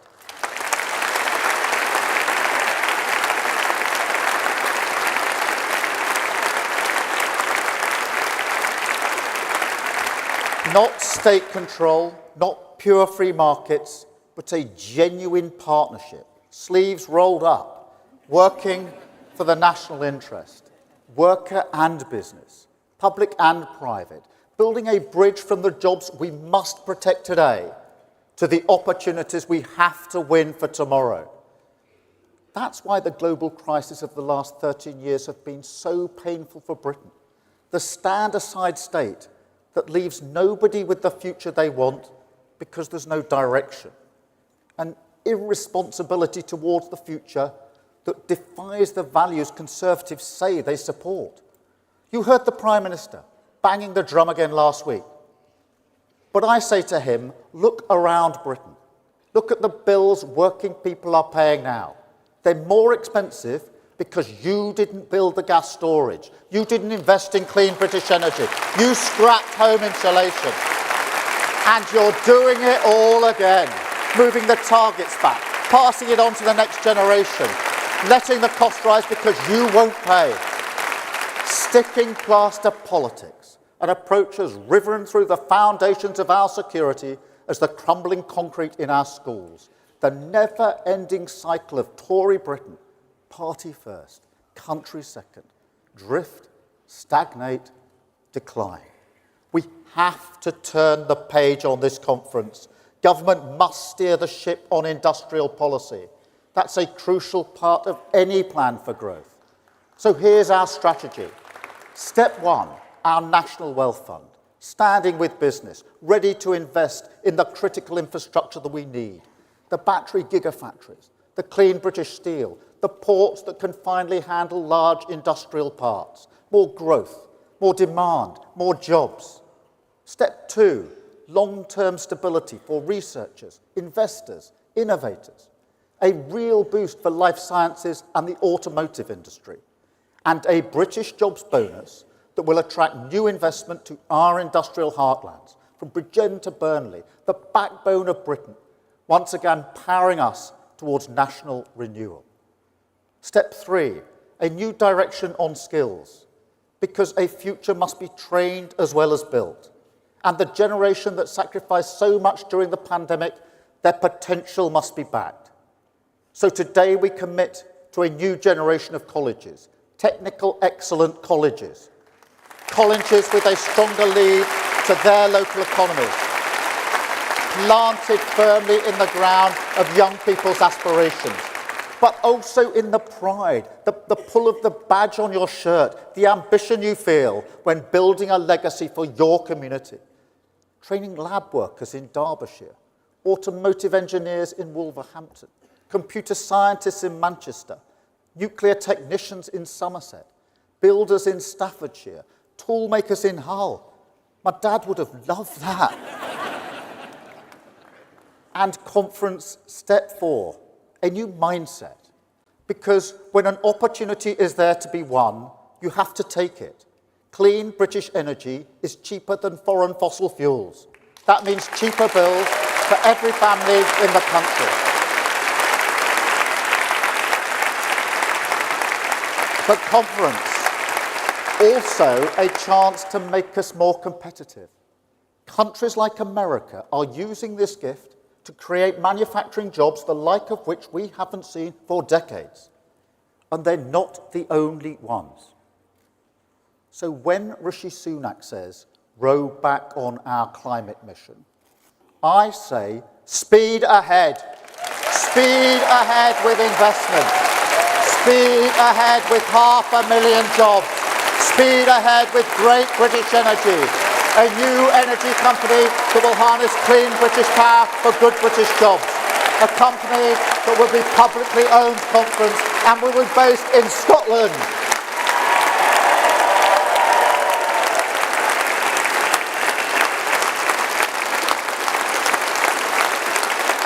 Because, conference,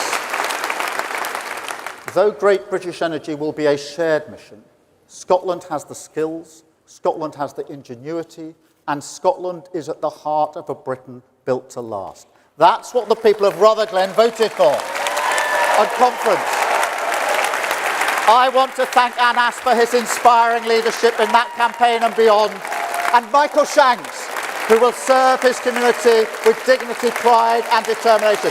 Michael.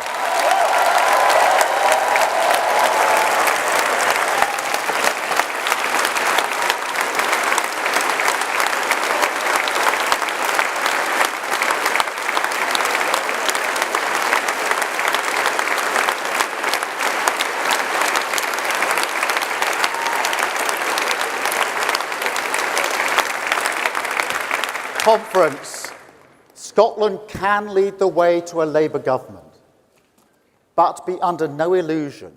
We must earn every vote. We must understand that the Scottish people are not just looking at us, they're also looking at Britain. The challenge of change remains. But nonetheless, For the first time in a long time, we can see a tide that is turning. 4 nations that are renewing. Old wounds of division, exploited by the Tories and the SNP, beginning to heal. So let the message from Rutherglen ring out across Britain. Labour serves working people in Scotland because Labour serves working people across all these islands. There's nothing more important. No distractions, no higher cause. That's who we stand for, what we stand for, our argument for Britain. An old partnership perhaps, but a flame now reignited to face a modern age of insecurity. A Britain once again united by the solidarity of working people, staring down the challenges of a more volatile world, fighting for our future together.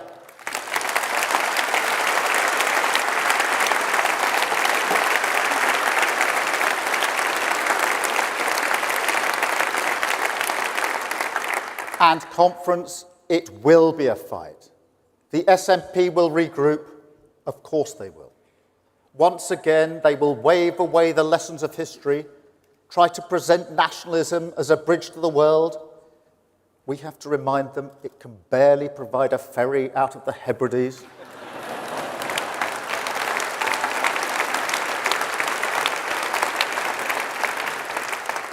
As for the Tories, I have to warn you, a party that has so completely severed its relationship with the future, that is prepared to scorch the earth just to get at us, they will be dangerous. Trust me, wherever you think the line is, they've already got plans to cross it. But they'll be up for the fight. They're always up for the fight to save their own skins. And this isn't over. In fact, it's barely begun. So we have to be disciplined, focused, ready to fight back, and confident, conference, because we have come so far already. We've dragged this party back to service, and we can do the same for politics. I grew up working class. I've been fighting all my life, and I won't stop now. I've felt the anxiety of a cost of living crisis before, and until your family can see the way out, I will fight for you. That's my mission, and we will do it. We will face down the age of insecurity together. Break the stranglehold of Tory decline. Walk towards a decade of national renewal. Conference.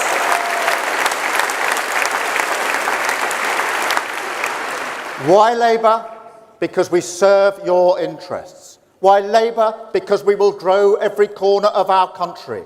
Why Labour? Because we have a plan to take back our streets, switch on great British energy, get the NHS back on its feet, tear down the barriers to opportunity and get Britain building again. A plan for a Britain built to last, a plan to heal the wounds, a plan to turn the page and say, in a cry of defiance to all those who now write our country off, Britain must, Britain can, Britain will get its future back. Thank you, conference. Thank you, conference. Thank you. Thank you.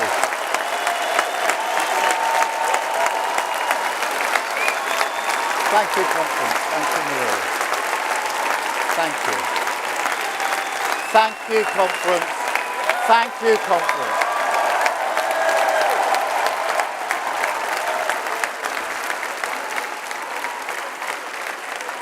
Ready?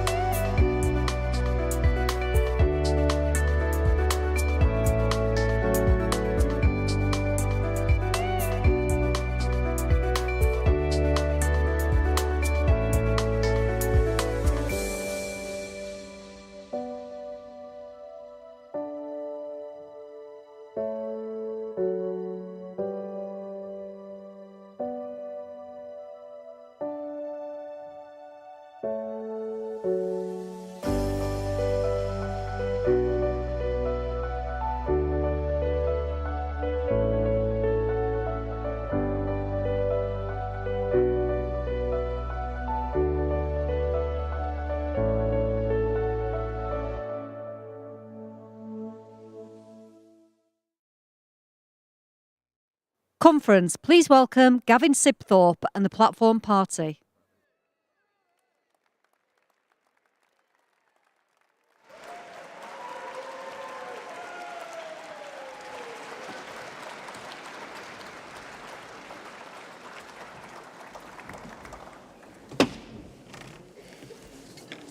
Good afternoon, Conference. Those of you who pay close attention to the CAC report will note I'm not Nestle, but Conference wasn't Keir brilliant. He gave a speech that really sparkled.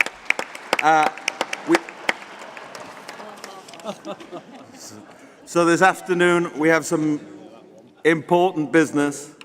We're on our third plenary on the growth mission. Conference at the end of the day, around 5:15. We'll have all the votes from this morning and this afternoon's sessions. But the first speaker of this afternoon session is Maria Exel, bringing us fraternal greetings from the TUC. Maria. It's not fraternal greetings.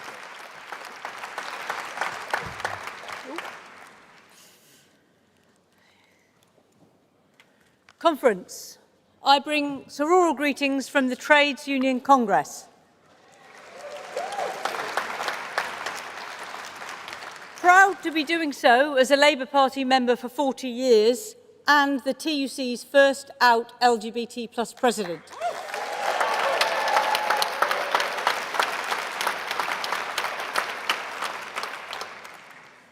At our Congress, just a few weeks ago here in Liverpool, the mood was upbeat. We have had a year of solidarity. Hundreds of thousands of union members in the public and private sector have taken strike action for fair pay.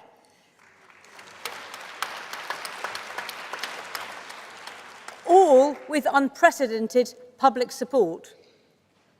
This incompetent and irresponsible Tory government praised key workers in the pandemic, but now won't give them a pay rise.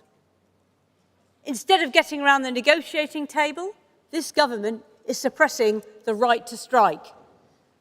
We welcome the Labour Party's commitment to scrap the Tory Minimum Service Level Act, to update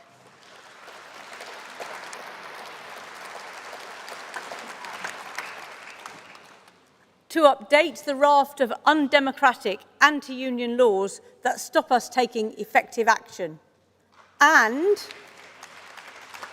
to free our unions so we can improve wages and conditions. We need to overturn the long legacy of Thatcherism.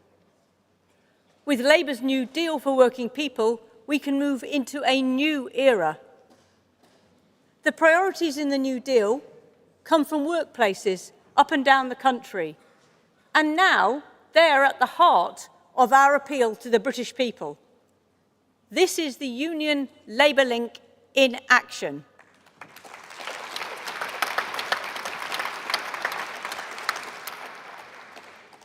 At our Congress, we reaffirmed our strong support for the New Deal. We look forward to a Labour government, to an industrial strategy with the needs of working people and their communities at its centre, to increase productivity in a growing economy that works for working people. We urgently need to rebuild our national infrastructure. It's literally crumbling under the Tories. We need investment in our local and public services. We need to bring key sectors of the economy under public control.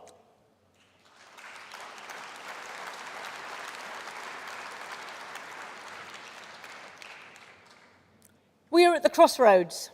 We can't turn away from the challenges of climate change, as the Tories are doing. We must urgently respond to the climate emergency.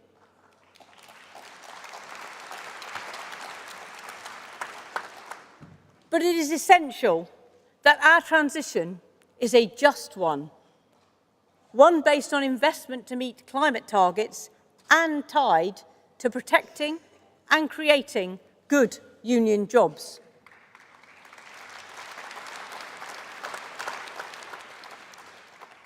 Currently, over 800,000 jobs in the UK hang in the balance, dependent on choices the government makes. There can be no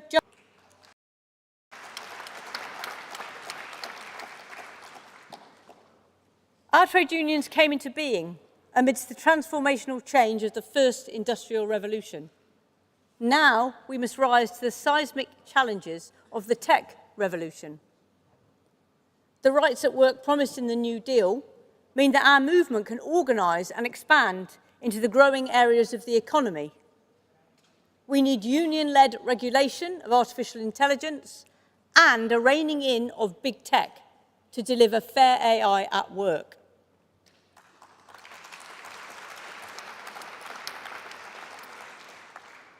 We support Labour's commitments on equality at work in the New Deal, investment in childcare, stronger rights for all carers, and rights to flexible and family-friendly working. And we need positive action on discrimination at work, including closing the gender, disability and race pay gaps.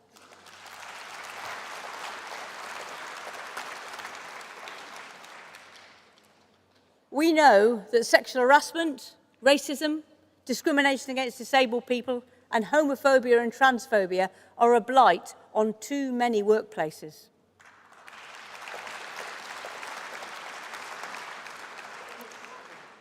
No one should have to put up with prejudice at work. Trade unions are leading on tackling it now.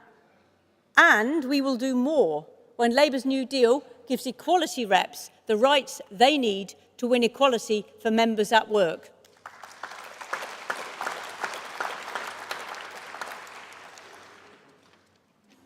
But it's not just in the workplace where prejudice is rife. Rising hate crime shows what happens when particular groups are targeted.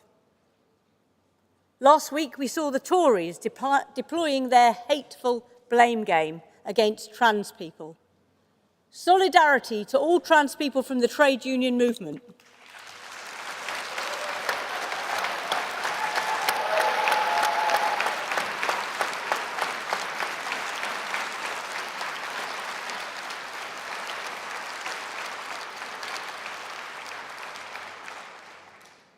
We can see through the Tories' crass attempts to divide and rule. They're trying to distract us from their many economic failures. In the trade union movement, we stand for unity over division. Our values are respect for every working person, whoever they are and wherever they come from.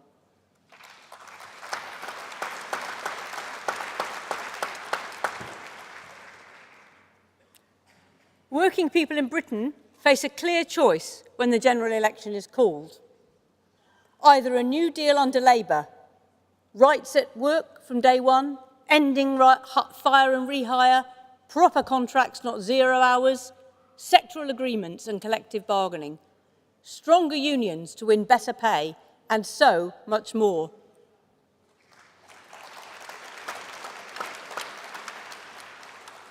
Or a Tory government which has presided over record-breaking levels of insecure work, an explosion of in-work poverty, and the biggest cost of living crisis for 200 years. Conference, they don't deserve a 5th term in office.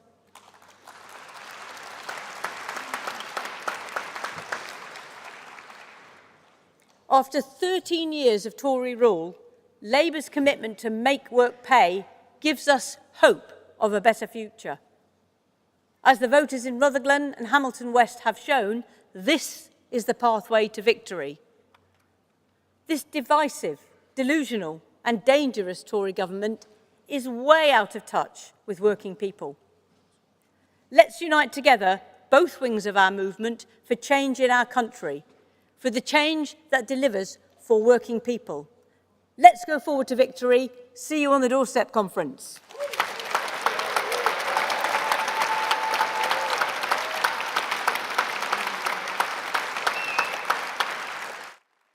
So we'll now move on to the third growth mission debate, during which we'll have some scene setting with some speeches, And hearing from Oliver Coppard, our Metro Mayor for South Yorkshire, Steve Reid, the Shadow Secretary of State for Environment, Food and Rural Affairs.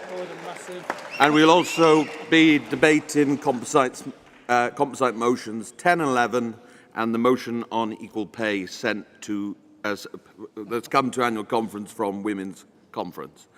You can find the motions on page 8 of the CAC report. Conference, to introduce this debate, we have Louise Haigh, Shadow Secretary of State for Transport. Lou, over to you.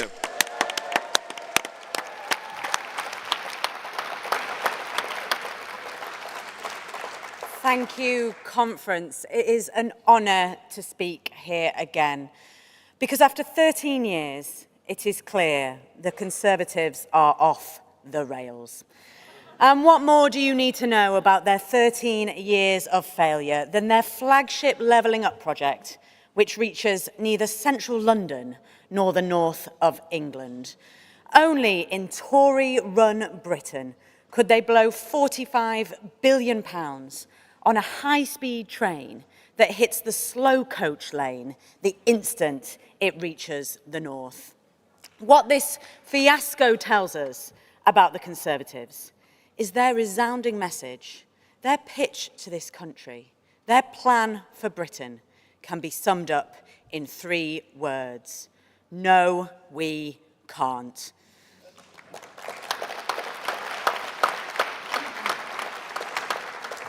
And in its place, what have they offered the North? Roads that never existed, trams that had already been built, and a train line scrapped by tea time. Is it any wonder that people cannot believe a single word they say? Conference, it is clear we cannot afford 5 more years of this.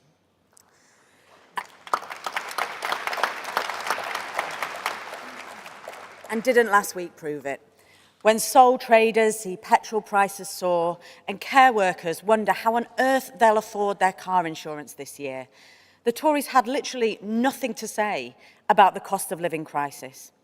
They were too busy talking to the conspiracy fringers in their own party to tackle the issues facing this country. Labour won't stand by as people suffer. We will act. That's why the plan I have announced today will take action on rip-off prices at the petrol pump and crack down on unfair car insurance fees hitting people hard.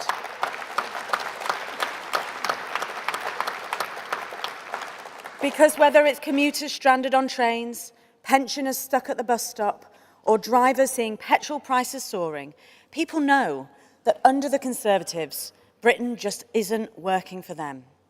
It is our job to change that. And after 13 years, I know that change feels difficult to imagine. People feel powerless. That's why the easy option would be to do nothing. But that's not who we are in Labour. That's why, Conference, I can tell you, with Labour, change is coming. Our message, our pitch, our plan will deliver the biggest reform of public transport in more than a generation.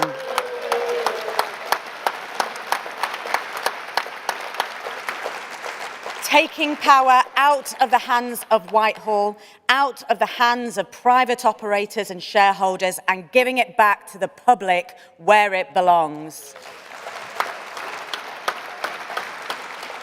Take the Conservatives' failing bus system, a broken bus, a shoddy service, a lifeline route slashed. It doesn't matter what communities do or say, because they have no power to change it.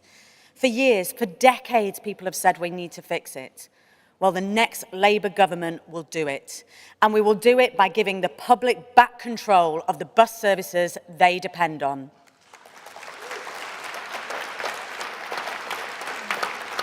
Last month in Greater Manchester, we saw a glimpse of what that could mean with our brilliant Mayor, Andy Burnham. But only a handful of areas across the country can follow his lead.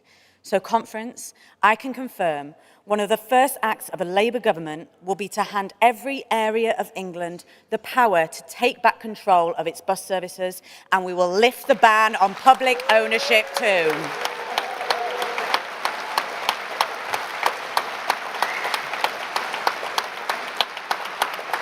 Because after years of decline, we want to give the public power again.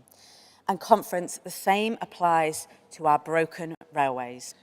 Because the Conservatives' view is that the country which created the railways can no longer build them. They believe all our major international competitors can do it, but not us. Labour rejects that. It is not the skill and ingenuity of British workers and British industry that's the problem. It is the chaos and the incompetence of the Conservatives. That's why I have launched an independent inquiry into the failures of HS2 to learn lessons on delivering major infrastructure projects on time and to budget. And we will work with our local leaders, our mayors, businesses and unions to deliver a credible and transformative programme of transport infrastructure, including Northern Powerhouse Rail within our fiscal rules.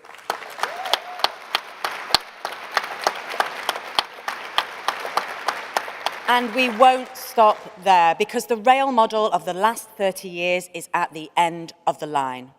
Now, it would be easy for Labour just to muddle on with the Tories' failing system, but it wouldn't be right for passengers and it wouldn't be right for the country. Our first female Transport Secretary, Barbara Castle, said, "In politics, guts is all." That's why a Labour government will do the right thing, the difficult thing, and we will overhaul our broken rail system. To deliver this bold reform, a Labour government must, and a Labour government will, bring our railways back into public ownership where they belong.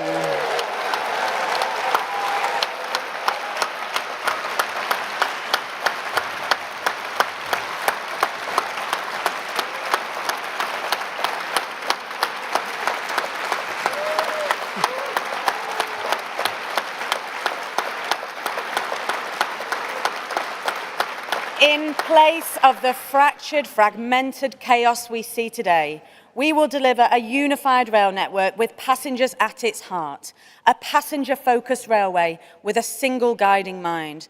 As Secretary of State for Transport, I won't be running the railway day-to-day, but I will be the passenger-in-chief, holding the railway to account on behalf of those who use it. And everything will be tested against delivering for the passenger. Make no mistake, this reform won't be easy. Reversing years of failure never is, but it's the right choice for passengers and it is the right choice for the country. Conference, at the next election, the choice is clear. Change with Labour or more of the same failure with the Conservatives. The next Labour government will call time on our failing public transport, and we will run a transport system that finally works in the interests of the public. Thank you.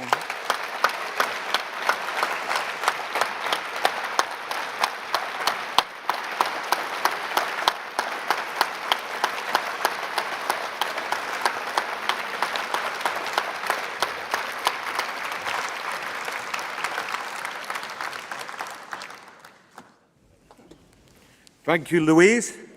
Next up, we have Oliver Coppard, who will be talking about the valuable work that himself and other Metro mayors do up and down the country. Oliver.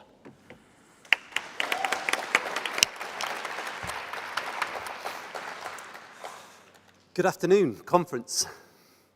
I'm not King of the North or the son of a bus driver, and I wasn't even in Coronation Street. I'm the South Yorkshire one. I'm Oliver.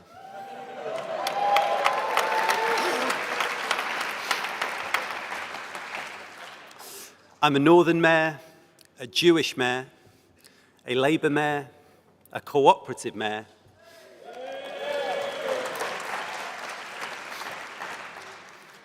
but most importantly, I'm South Yorkshire's mayor.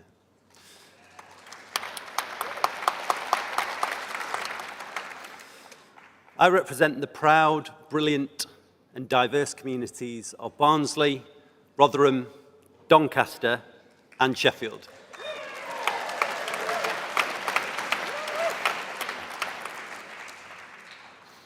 Conference, we have a Conservative government with no answers to the problems faced by people from Penzance to Penrith. A child born in Rotherham today will likely die 5 years younger than a baby born on the same day in the London Borough of Richmond. A person working in my region brings home £250 less a month than workers elsewhere in the country. Over the past decade in South Yorkshire, we've seen our bus service network cut by 40%.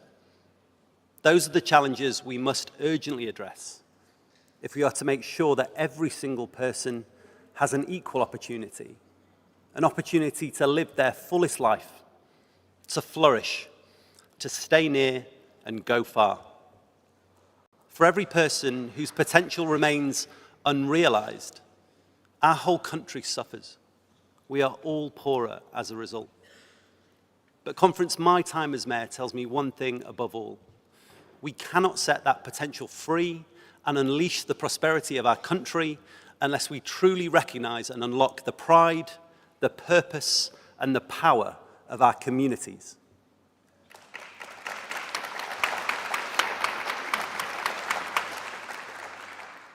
Here in this hall we believe, as we have always done, that through the strength of our common endeavour, we will always achieve more than we could ever achieve alone. The Tories want us to believe we are only connected by the accident of where we were born, only joined together by lines on a map, by roads and by railways, because the division of the many sustains the power of the few. But we know that in our towns, villages and cities, we are not simply connected by geography or proximity, but by our shared values and history, by our shared present and our shared future, by our shared challenges and our shared victories. When our communities come together, when they make their voice heard and they are organised, as they did when founding this great party of ours, only then does Britain succeed.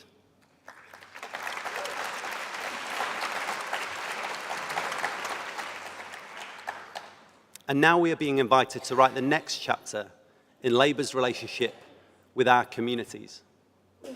That's why I'm so proud that today we have heard that mayors are here to stay.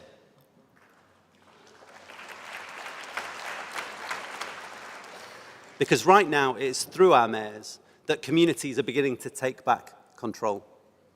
You see it with Andy Burnham and Steve Rotherham tackling the broken bus networks here in Liverpool City region and in Greater Manchester. Conference, isn't that just brilliant to see?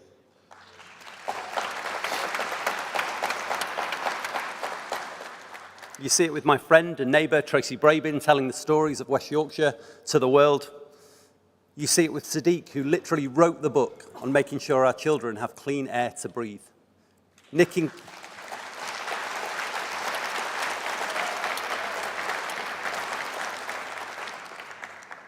Cambridgeshire and Peterborough, Dan in the west of England, Kim in the northeast, Claire in the East Midlands, Richard in the West Midlands. Mayors and will-be mayors with ambition and confidence, offering new ideas born outside of Westminster that could fundamentally change how power works in England, just as, thanks to the last Labour government, the other nations of our union are being transformed by devolved leadership. And in South Yorkshire, we are building on our heritage.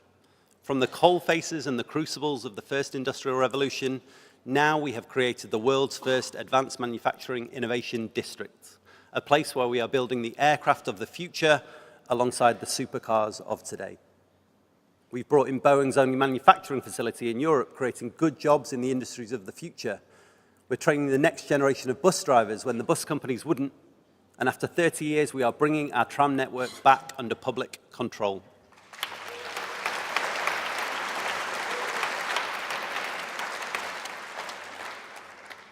That didn't happen by accident. The change we are seeing in South Yorkshire has come from political leadership that is not separate from our communities, but an extension of our communities. Mayors are exercising power with purpose, making sure each place has the opportunity to play a full part in giving Britain its future back. Every person, no matter where they are, bringing their talents to bear on our shared challenges, working together for Britain. The potential of mayors in power with a Labour government in Westminster is huge.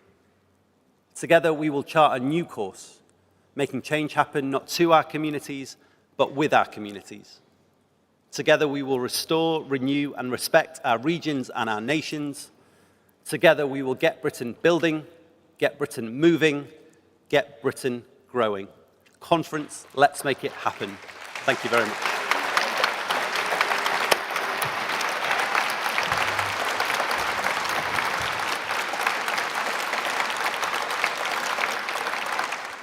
Thanks, Oliver. So we'll be moving very shortly on to delegate speeches in just a few moments. But we have one final platform speaker today, Steve Reid. Thank you.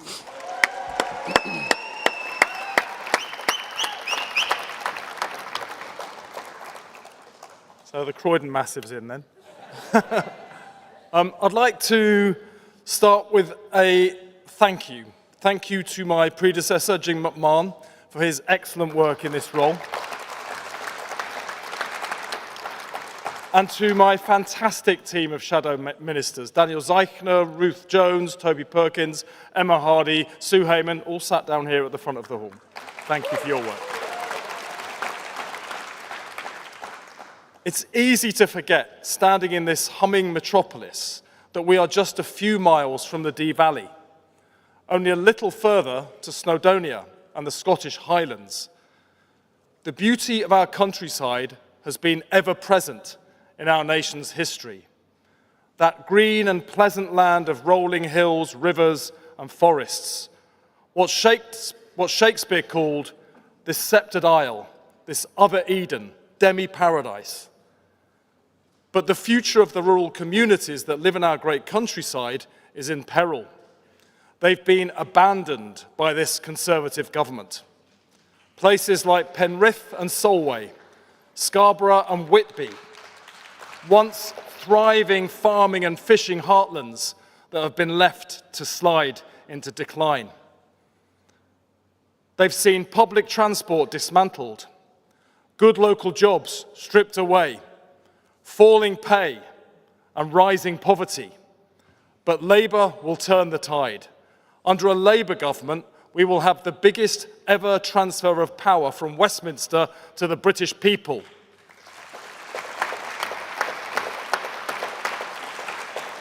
We will empower rural communities with new powers over skills and transport to turbocharge their growth. We will give rural communities their future back. Farmers too have been abandoned. Tory trade barriers paralysing them and blocking food exports. Skyrocketing inflation on energy, forcing over 7,000 food producers out of business since 2019 alone. Leaving consumers with soaring food prices and empty supermarket shelves. Conference, enough is enough. We will slash the costs and red tape at our borders. Through a veterinary agreement with the EU, we will make Britain a clean energy superpower to cut farmers' energy bills. Britain's farmers will get our support because food security is national security. Labour will give farmers their future back.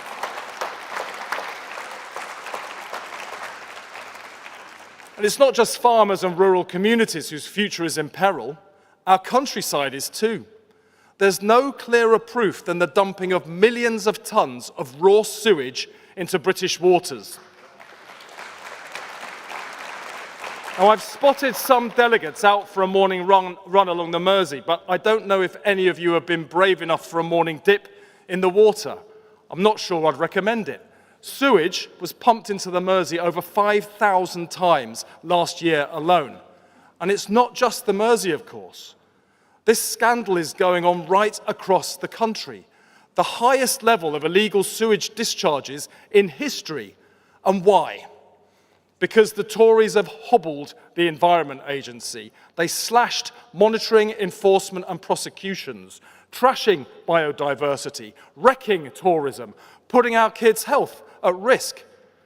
Rishi Sunak wouldn't put up with raw sewage in his swimming pool, so why is he happy to treat the British countryside as an open sewer? Let me be clear. Let me be clear, Conference. The regulators are too weak. We will give them the powers they need. The next Labour government will end Tory negligence and put the water industry under special measures to force them to clean up their toxic mess. We will force water companies to monitor every single water outlet, bring in severe and instant fines for every illegal sewage dump, and use the money to pay for an enforcement regime the water bosses can no longer ignore. Right now, water bosses are pocketing millions of pounds in bonuses while trashing our environment and leaving consumers to pick up the bill. Not with a Labour government. Today, I pledge that we will strengthen Ofwat's powers to ban the payment of bonuses to water bosses until they've cleaned up their filth.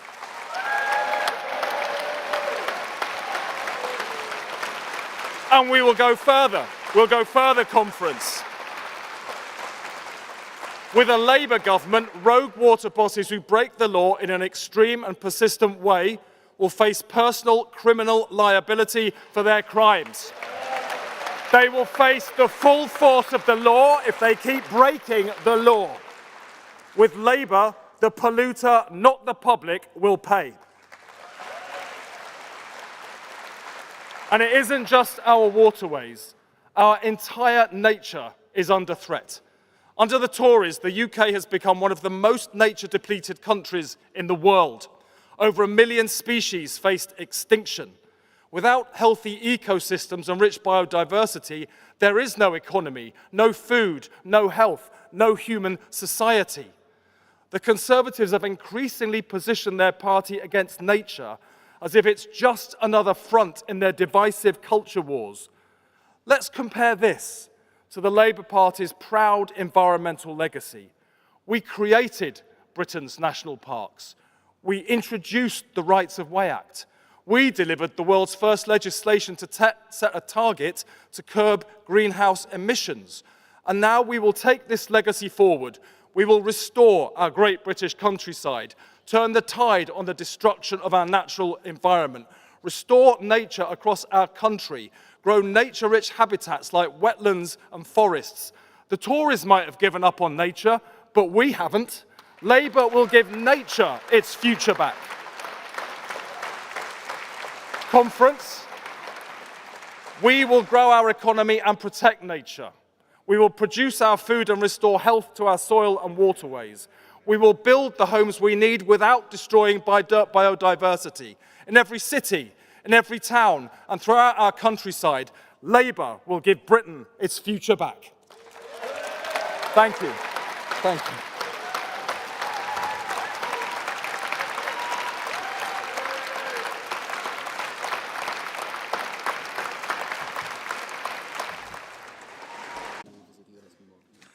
And while we're doing that, can the movers of Composite 11, New Deal for Working People, moved by CWU and seconded by the FPU, also make their way down?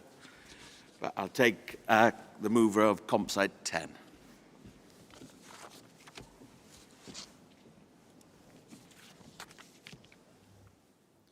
Chair, Conference, Jane Jones, moving Composite 10 on behalf of my union, Usdaw. I am president of Usdaw and proud to be a retail worker. There are 3 million of us working hard every day, serving our communities and doing our best to make ends meet. We do essential work in tough conditions, but too often our jobs are treated as disposable by employers, by administrators and by the government. Conference, Usdaw stands in solidarity with every Wilko worker, with their union GMB, and with all workers who fear for their future. Wilko was the latest in a long line of retail collapses, each one devastating for workers, their families and their communities. Back in 2009, we lost Woolworths and with it 27,000 jobs. Usdaw fought for our members all the way to the European Court of Justice. We fought against the loopholes that cheated our members out of proper consultation. And I'm proud to say that Labour has pledged to close those loopholes in government. Where the Tories have failed to act, Labour will step up. Not just to make work more secure, but also to keep retail workers safe. Nobody should ever face abuse and violence for doing their jobs, and I am delighted that Labour will introduce a new standalone offence of violence and abuse against shop workers in England and in Wales.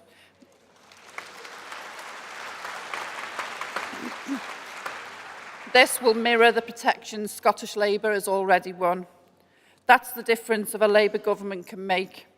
Labour understands the importance of retail workers within our communities, and Conference, that is why retail must be at the heart of Labour's industrial strategy.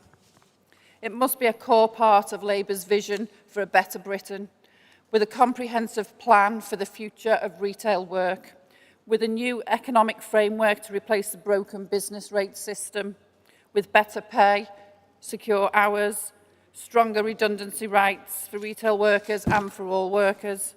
Through Labour's New Deal, we need a Labour government that reverses Tory neglect by investing in our high streets, a Labour government that values retail work and retail workers, not just now, but in the future. And that means we must address the challenges of new technology.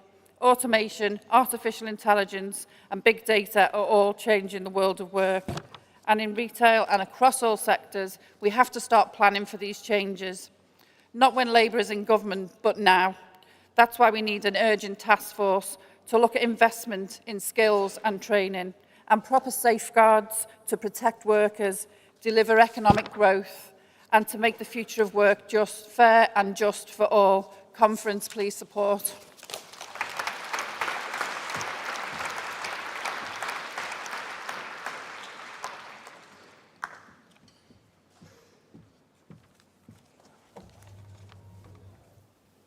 Good afternoon, Conference. Fazana Juma, GMB, seconding Composite 10. Proud to be a retail union, campaigning for equal pay in Asda, and we've fought to the very end for our members in Wilko. But the system is rigged, Conference. The last Wilko stores closed this weekend, including here in Liverpool. 12,500 workers have lost their jobs. Many of our members worked for Wilko's for decades, yet Wilko's management could have turned things around. But instead, they valued greed over their employees' future. Dividends worth 77 million were paid over the last decade. Now the business has gone and the taxpayer is paying more than £25 million in redundancy costs. The system is set up to subsidise job losses. We urge Conference to support our calls to work with the retail unions to reform legislation and establish ownership standards for critical national retailers, so companies like these cannot just walk away from their responsibilities. And Conference, it is time to make retail work safe. No one should be subjected to violence or abuse, but retail workers are particularly at risk. We must deliver the strongest possible legal protections for retail workers. Conference, we have the chance to change how retail works in this country. That is why we are calling for reforms to outdated business rates to stop jobs and shops being lost. Online retailers, such as Amazon even, do not pay their fair share, and 420,000 brick and mortar retail jobs have been lost under this Tory government. This is a devastating blow to our communities. Labour's industrial strategy must protect jobs, deliver growth and provide security of employment. Conference, we ask that you show solidarity with Wilko workers who lost their jobs. Support our campaign for equal pay in Asda and please support this motion. Thank you. Thank you, Fazana. Before I ask the movers of Composite 11 to come up, can the movers and secretaries for the equal pay composite from Women's Conference come to the front desk? And with that, can I ask, let's move straight on to Composite 11, New Deal for Working People, moved by the CWU.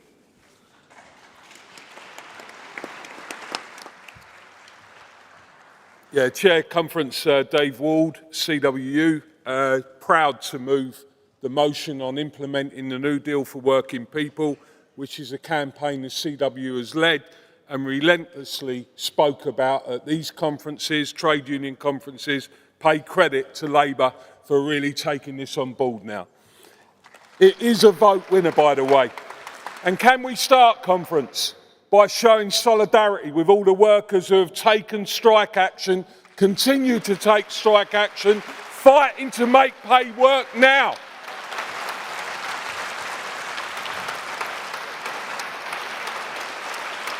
Maybe as well, I thought Keir done very well to stay composed. He showed real leadership there. He could also take the leaf out of the book of Joe Biden and turn up at a picket line. He'll get well received with the New Deal for working people. Conference, working class people are ready to kick the Tories out. Don't think that they're quite convinced enough yet. We will get there, but we have got to do some work to convince them that they want to vote Labour in. And we can't hang about for 10 years of renewal. There's things we can do here that will change things for working people's lives very, very quickly. The question they're going to ask is not what the problem is now. They're living, breathing, seeing the problem day in, day out. And it's horrible to see it and know that we need the government so quick to get into this election. We've got to do something very quickly. They want to know, what are we going to do about it? And business leaders, great to see good business leaders. We need them. We need them to lead economic growth. But I tell you what, we might have 5 missions. There's a lot of them been on a mission for years and decades now, designing workers out of jobs, good jobs, replacing them with crap jobs, jobs with excessive workloads, low pay, working harder, faster to pay less. That is what a lot of business leaders have been doing. So whilst we support the good ones, and we'll stand with them, we should never be afraid to call out the bad ones. People like Simon Thompson, the CEO of Royal Mail, people like Philip Jansen, the CEO of BT, both gone. Message to business leaders. We'll work with you, but you've got to start working with us to change that model. We'll scrutinise your performance as much as you scrutinise workers. Conference, this policy, it really is a flagship policy for us. It's one we can be confident will connect with working people.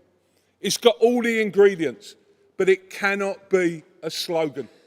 And as much as we will support Keir, Angela, the Labour Party, will do everything we can, because we know how high the stakes are to get Labour in power. We are also your conscience. We are also going to make sure that you deliver on this deal. We ain't taking our foot off the pedal. And you know the way that we're going to win the election?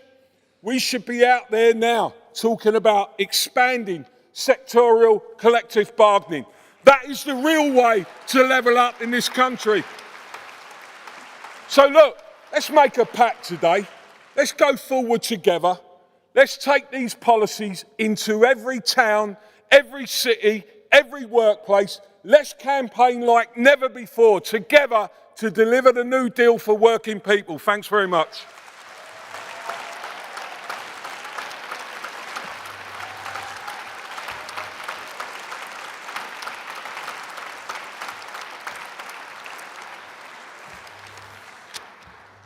Chair, Conference, Matt Rack, Fire Brigade Union, proud to second Composite 11. Keir Starmer earlier touched on some of the hardships and struggles facing working people in Tory Britain. Because the truth is that the world of work for millions of people is a world of struggle, of exploitation and of insecurity. Wages in this economy have stagnated for 15 years as working class people have paid the price, first for the banking crisis, then for the COVID crisis, and then now for the new cost of living crisis. And our ability to resist has been undermined by laws introduced 40 years ago and subsequently that undermine the power of trade unions and our ability to fight back. And that has left working people in the workplace weakened and bosses strengthened. And Labour's New Deal for Working People document allows us to start to turn the tide in that unequal struggle. And I want to pay tribute to those who have pioneered it with the affiliated unions. Andy MacDonald, Keir Starmer's role in delivering it, of course Angela Rayner. We look forward to working with Angela and her team to deliver this in government, because it is something that can allow us to begin to turn the tide in the balance of power in the workplace. Because if you want secure jobs, safe jobs, decently paid, then join a union and ensure you have an organised workplace with terms and conditions covered by collective bargaining. As we approach, I'll make two final points. As we approach the election, pressure will be put on us to water down those pledges. And the message in this composite is no watering down. I see all sorts of lobbyists out there in the hall. Let's remember, our party was founded by an alliance of socialist organisations and the trade union movement. It's our party, we decide policy, support a composite.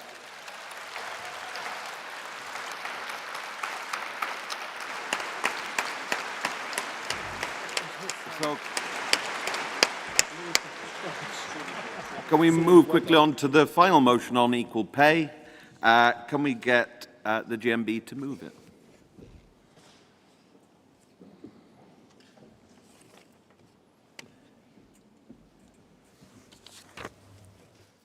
Kath Pinder, GMB, North East Yorkshire and Humber, proud to be moving the motion on equal pay. Conference. It's the Labour government that gave us the Equal Pay Act, but 50 years later, women workers are still being denied equal pay for equal work. Women in some of the lowest paid jobs in the country, working in some of the toughest conditions, are paid less than their male counterparts. That is a national scandal.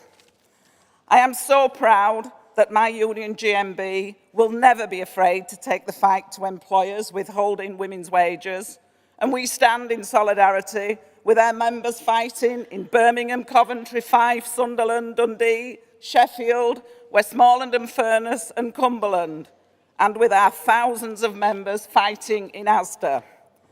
From the shop floor to local government, pay discrimination is holding women back, but the fight to end it is tough.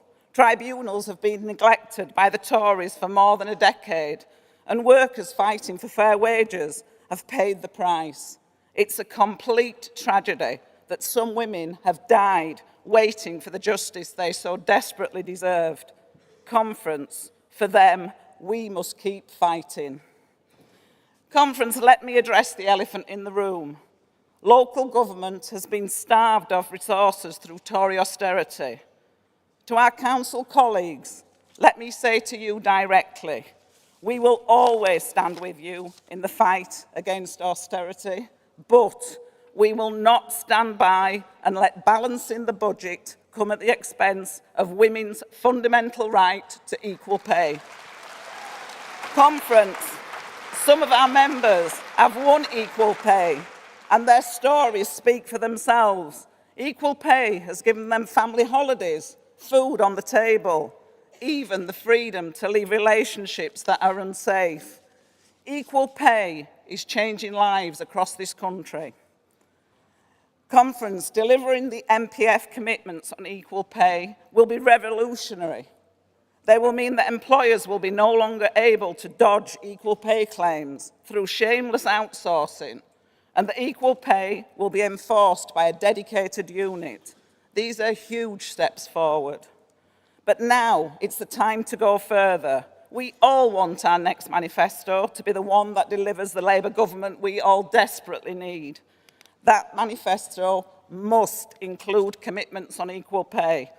Anything less will do a disservice to women fighting to be paid what they deserve across our country. Conference, let's finish the job we started and deliver pay justice.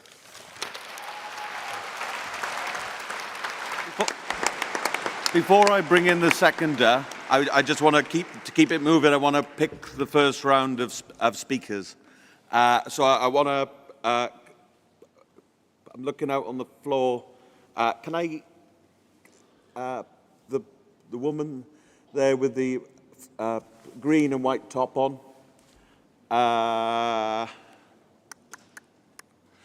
The pink shirt.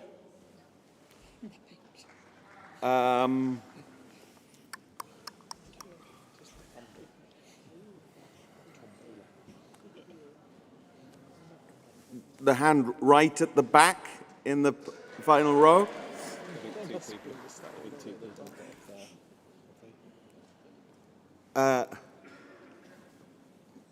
Yeah. You, pal.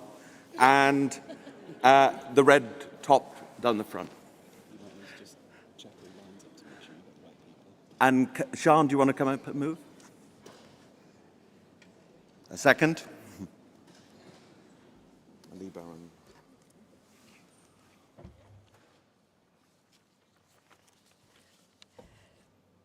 Chair Conference, Sean Stock and Unison, proud to support this composite on behalf of Unison's 1 million women members.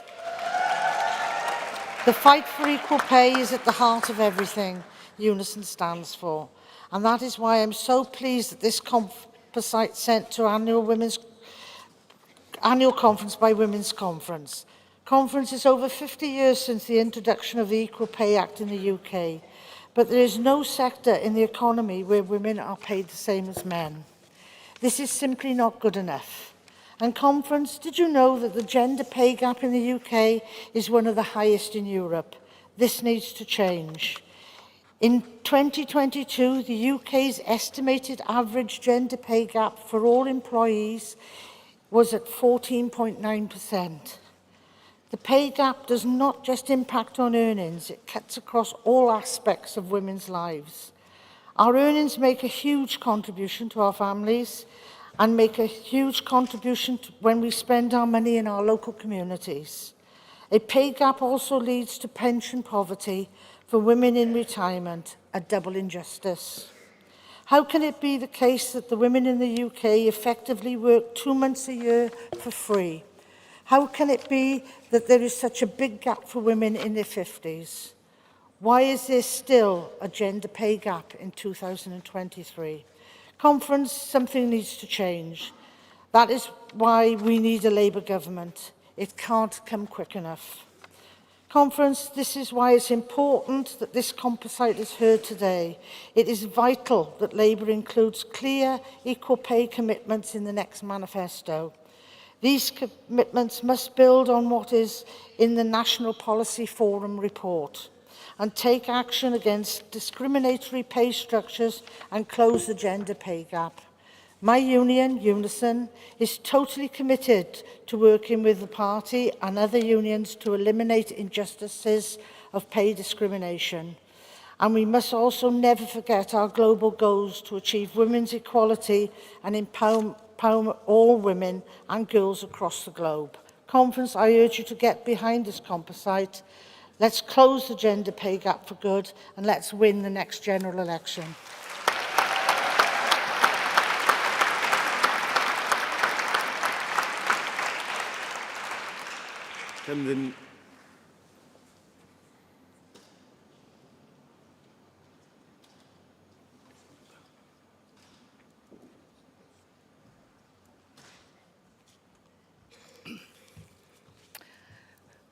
Sonia Howard, first Labour conference and first time speaking.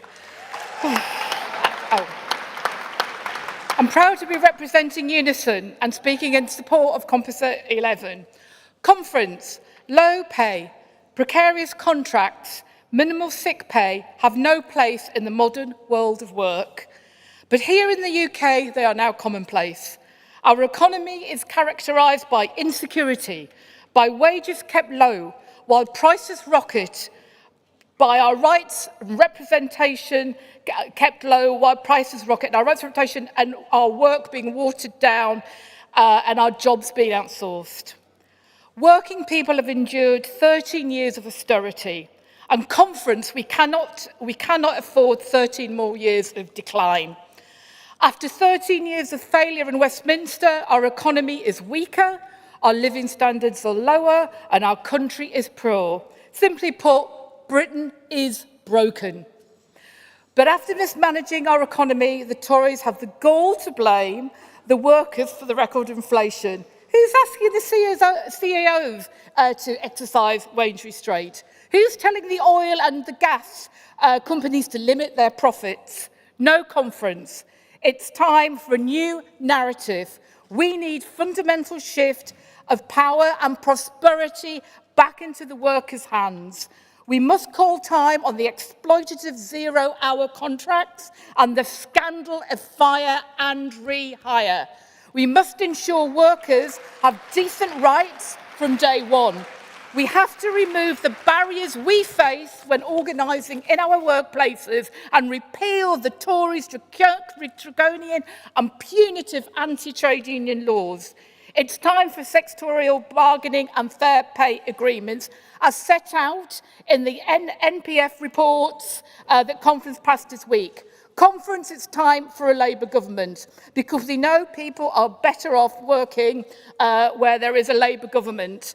Labour delivered in '97 and conference, I know that Labour will deliver for working people in 2014. Help them to do this and back the new deal for working people. Thank you, conference. Thanks. Let's keep it moving.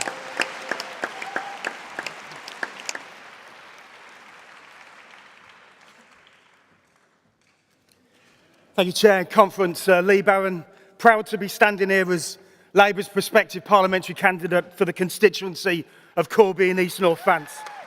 What I wanted to do today was to support Composite 11. You know, one of the reasons why working people get involved in politics is to change things. And we want to change things. And I want to start to say that the New Deal ain't a slogan. It's going to be life-changing for some of our people because our economy doesn't work for working people. 40% of the children living in poverty in Corby and East North Fants have at least one parent at work. Over 30% of people in Corby and East North Fants that are at work claim benefit. In-work poverty is a scar on our economy which Labour must remove. Work should be the route out of poverty, not a lifetime trapped in it. You can't grow an economy based on 0 hours contracts, insecure jobs and minimum wage rates. We need an industrial strategy to grow our economy, matching the skills we need to the jobs that meet the demand. With Labour's New Deal, all of the aspects of work and making work pay that lifts people out of poverty through work are there. It brings together the policies to growth, rights from day one, security at work, improved work-life balance.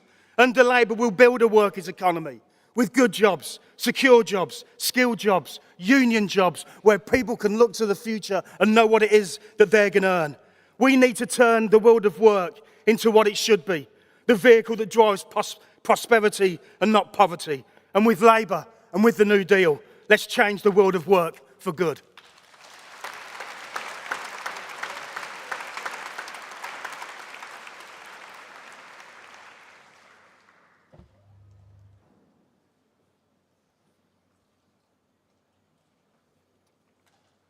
Good afternoon, Conference. Julian Allen from Unite the Union, rising in support of the New Deal for working people. Conference, the last decade of Tory misrule has been devastating. Workers' rights have been attacked, public services have been cut and privatised, and new anti-union laws, to name just a few. To win the next election, we need policies that rebalance power in the economy, back from bad bosses and back into the hands of the working people. Conference, it was hugely disappointing to see the NPF report watering down commitments on workers' rights and putting up barriers for trade unions accessing workplaces. The ban on 0 hours contracts must not open up a loophole to give employers a way around the legislation. On fair pay agreements, limits were introduced on what we can negotiate, including the removing of pensions, a clear diminishing of the purpose of collective bargaining. Conference, there can be no backsliding from the commitments of the New Deal for working people. Labour must give people the right to stand up for ourselves, collective bargaining, banning zero-hours contracts and unconditional access to workplaces for unions. Yes, Labour must repeal all the anti-trade union laws. These policies are popular, so please support the motion. Thank you.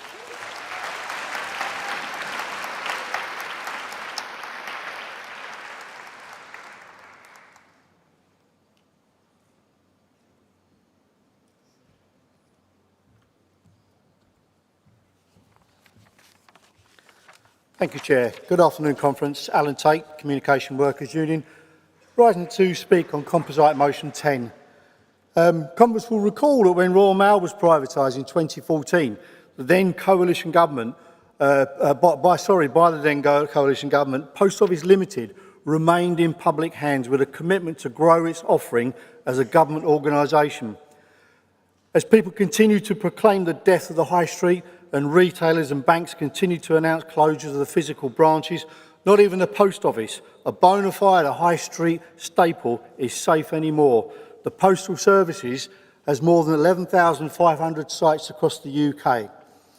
But recently, we've witnessed a number of closures of our branches. It's already said goodbye this year to the site in Hazelmere in Surrey and on the 31st of May, as well as many more that are due to close over the next few months, including Colchester and Aberdeenshire. The CWU sends support and solidarity to everyone affected by the collapse of Wilko. It's absolutely devastating for the thousands who have lost their jobs and the communities they serve. The CWU are also affected by the Crown because the Crown Post Office, in Sheffield was also housed in Wilko store. So those members have either accepted a VR package or relocated to other nearby post office roles.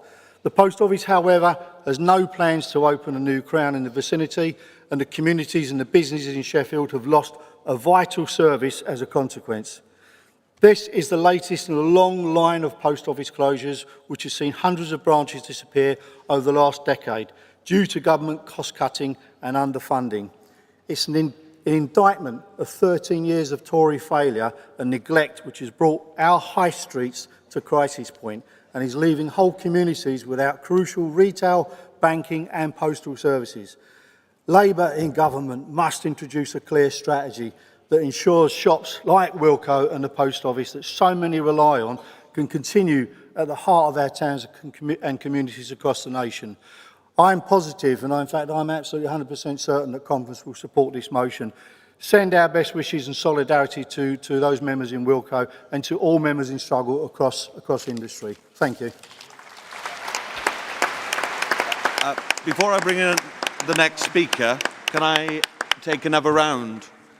Can I pick the delegate with the blue hairband?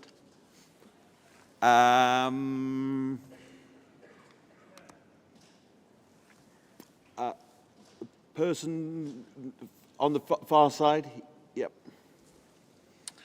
The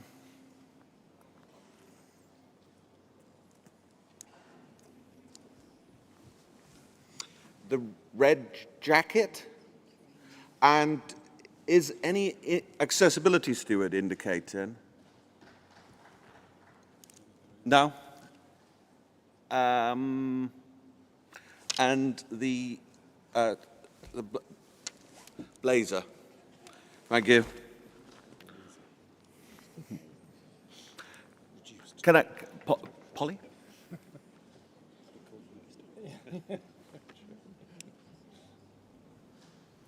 Conference, Polly Billington, the prospective parliamentary candidate for East Thanet, and fully in support of the fair deal for workers that has been so well articulated by our comrades and colleagues from the trade union movement. East Thanet is made up of Margate, Broadstairs and Ramsgate, the home of many people's happiest holiday memories spent at the beach. Yet this summer, at the peak of the heat wave, raw sewage was discharged into the sea. Health warnings against paddling on Margate's main sands. Just when people are returning to our glorious seaside resorts, the failures of Tory neglect and mismanagement cast a smelly and dangerous blight on our beaches. It demonstrates a fundamental failure to do what government should do: look after our country's assets for the national good. Thanet's economy is based on our natural assets. We're surrounded on 3 sides by sea. Businesses rely not only on its beauty, but its cleanliness too. Who, after all, wants to rent something in order to be able to paddle through poo? Clean water isn't just a nice to have, yet the water industry bosses are getting away with constant, egregious failure. They have one job: provide clean water for our country. And yet residents in Thanet experienced 4 outages in less than a month last winter, including 3 days with no water before Christmas. Apologies are not enough. Labour says, ban the bosses' bonuses, make them pay.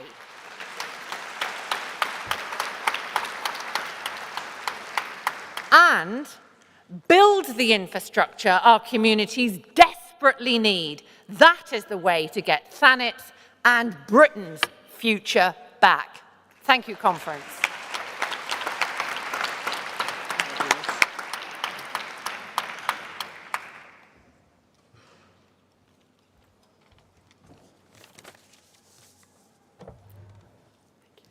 Chair, Conference, Hazel Nolan, G&B, speaking in support of Composites 11, submitted by our sister unions, the CW and the FBU. Dave, Matt, we were proud to stand with you, with your members who took strike action this year, as you did with us when we took British Gas out of strike under that disgraceful move by British Gas in fire and rehire. We're also proud to have negotiated the New Deal and the policies in the NPF report, which was carried by Conference earlier this week. Those policies could transform our members' lives, and we must fight for them. And Conference, we welcome the Labour Party's commitments to establish new bargaining structures. A fair pay agreement in social care, which is long overdue, and school support staff negotiating body. That will cover more than 2 million workers, predominantly low-paid women. Make no mistake about it, this is a revolution in the world of work. Collective bargaining is the only effective means of redistributing wealth at source. And Conference, collective bargaining is strongest when it comes from the grassroots up. We cannot have sectoral bargaining imposed by above where it is not supported by workers and unions. There is a risk that a hostile minister in the future could well use intention powers to break up our voluntary bargaining agreements that have been built up over many years. And Conference, we support the report's recommendation to establish a single status of worker and abolish bogus self-employment. But we must be honest, there are many practical details that are still to be worked through. We must listen to what our members on the platform economy tell us when they say that they value a genuine flexibility, which we are fighting for and winning through our agreements. When we need workers' voices to be heard at every stage. Not just a voice at a table, a voice at every table, from the consultation process through to delivery. The policies that you carried earlier this week alongside this motion will change the lives of millions and millions of workers. Conference, in the hall, we have workers who were in British Gas who took 43 days of strike action in the middle of COVID in 2020. We need these changes for them. We need these changes for thousands and millions of other workers. So let's get Labour into government, let's ban fire and rehire, and let's fight for the New Deal for working people and transform our society. Thank you, we move.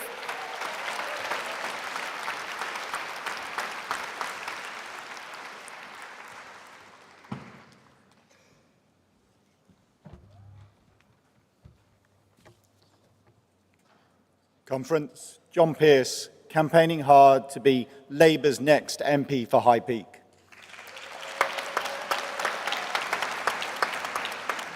High Peak is one of the best places to live in Britain. Breathtaking countryside, strong communities. We're the gateway to the Northern Powerhouse. But 13 years of Tory neglect has taken its toll on our public services, disconnecting and holding back our towns, from Glossop to Buxton, from Chapel to New Mills and to Whaley Bridge. 13 years of Tory government cutting local government funding, and then 6 years of economic mismanagement by local Tories have taken Derbyshire County Council to the brink of bankruptcy. Conference, I don't know where the money has gone, but it has not gone on public services in the High Peak. We have seen bus service after bus service cut across the High Peak.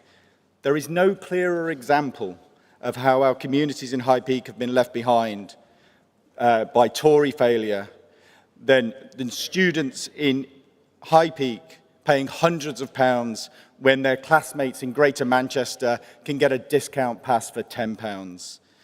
Young people in High Peak deserve their fair share. Greater Manchester is seeing the difference that Labour in power can make. Andy Burnham's B Network taking control of our buses, delivering better and cheaper services, accountable to local people. Conference, the next Labour government will give all our communities the powers to take back control of their bus services. A Labour government connecting and strengthening our communities, breaking down barriers to opportunity and delivering economic growth. Conference, it's time to give High Peak and Britain our future back. Thank you. Thank you. Next speaker.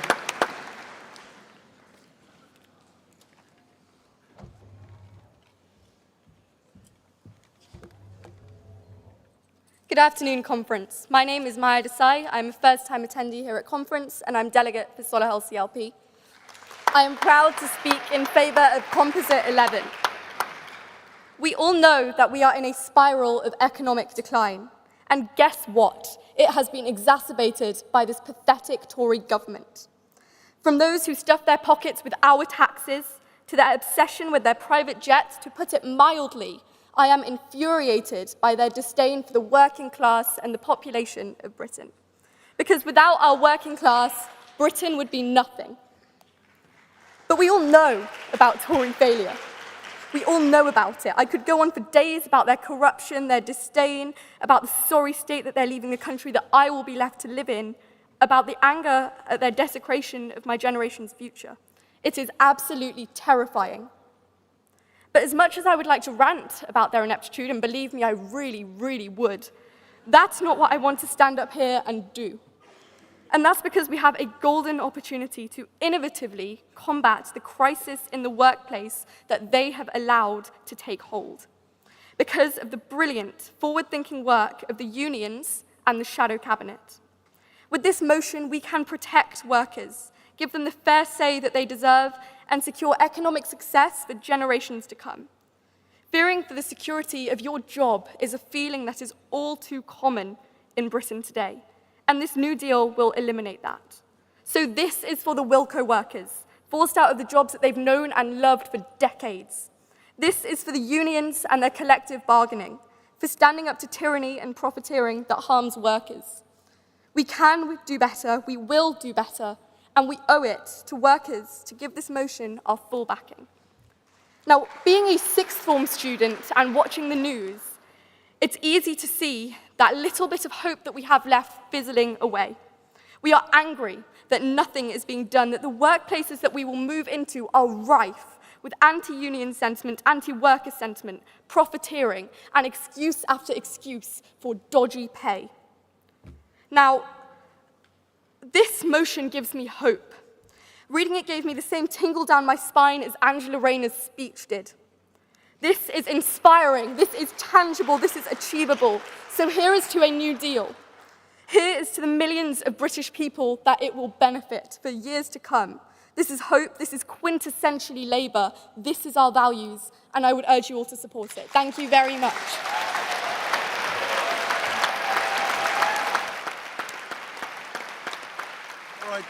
Before I take our final speaker, I just want to say that this will be our final speaker. We've run out of time, and we've still got votes to do. But Chair, Conference, Martin McCluskey, Scottish Labour candidate for Inverclyde and Renfrewshire West, fighting to overturn an SNP majority and deliver a Labour government, and proudly rising this afternoon to support Composite 11 and a New Deal for working people. Conference, our country faces a stark choice at the next election. We can walk into the dead end that Rishi Sunak and the Tories laid out last week, a future of low wages, insecure work and abandoning working people across our country. Or we can walk into the path set out by Keir Starmer and Angela Rayner, a new deal for working people, day one employment rights, making work pay, raising the minimum wage and banning exploitative zero-hours contracts.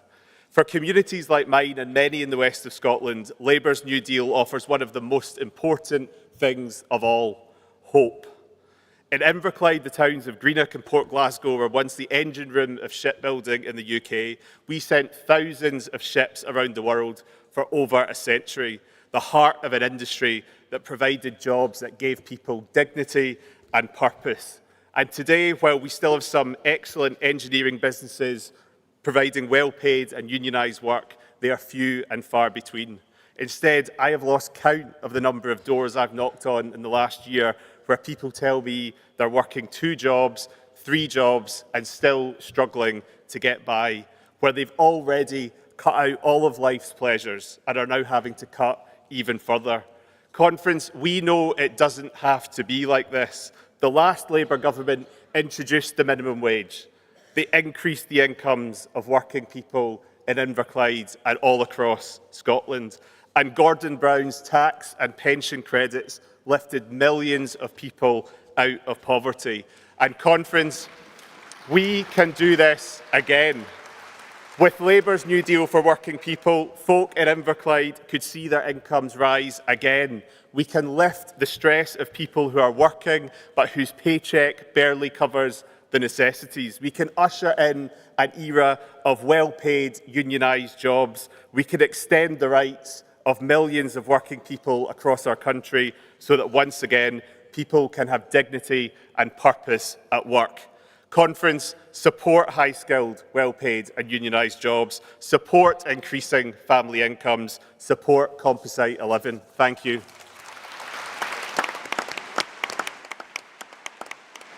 Thank you, Conference. Sorry to all those that couldn't get in. So that concludes the final part of the growth debate. We will now take the votes. These will be a show of hands and will include motions from this morning and this afternoon. We will take all the votes in numerical order, followed by the 2 motions that came from Women's Conference. So the first composite is Composite 8, Violence Against Women and Girls. Can I ask for all those in favour?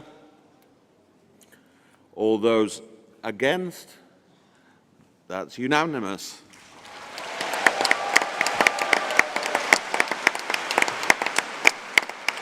Can I take the vote on Composite 9, Ethics and Standards in Politics? Those in favour? Those against? Again, unanimous.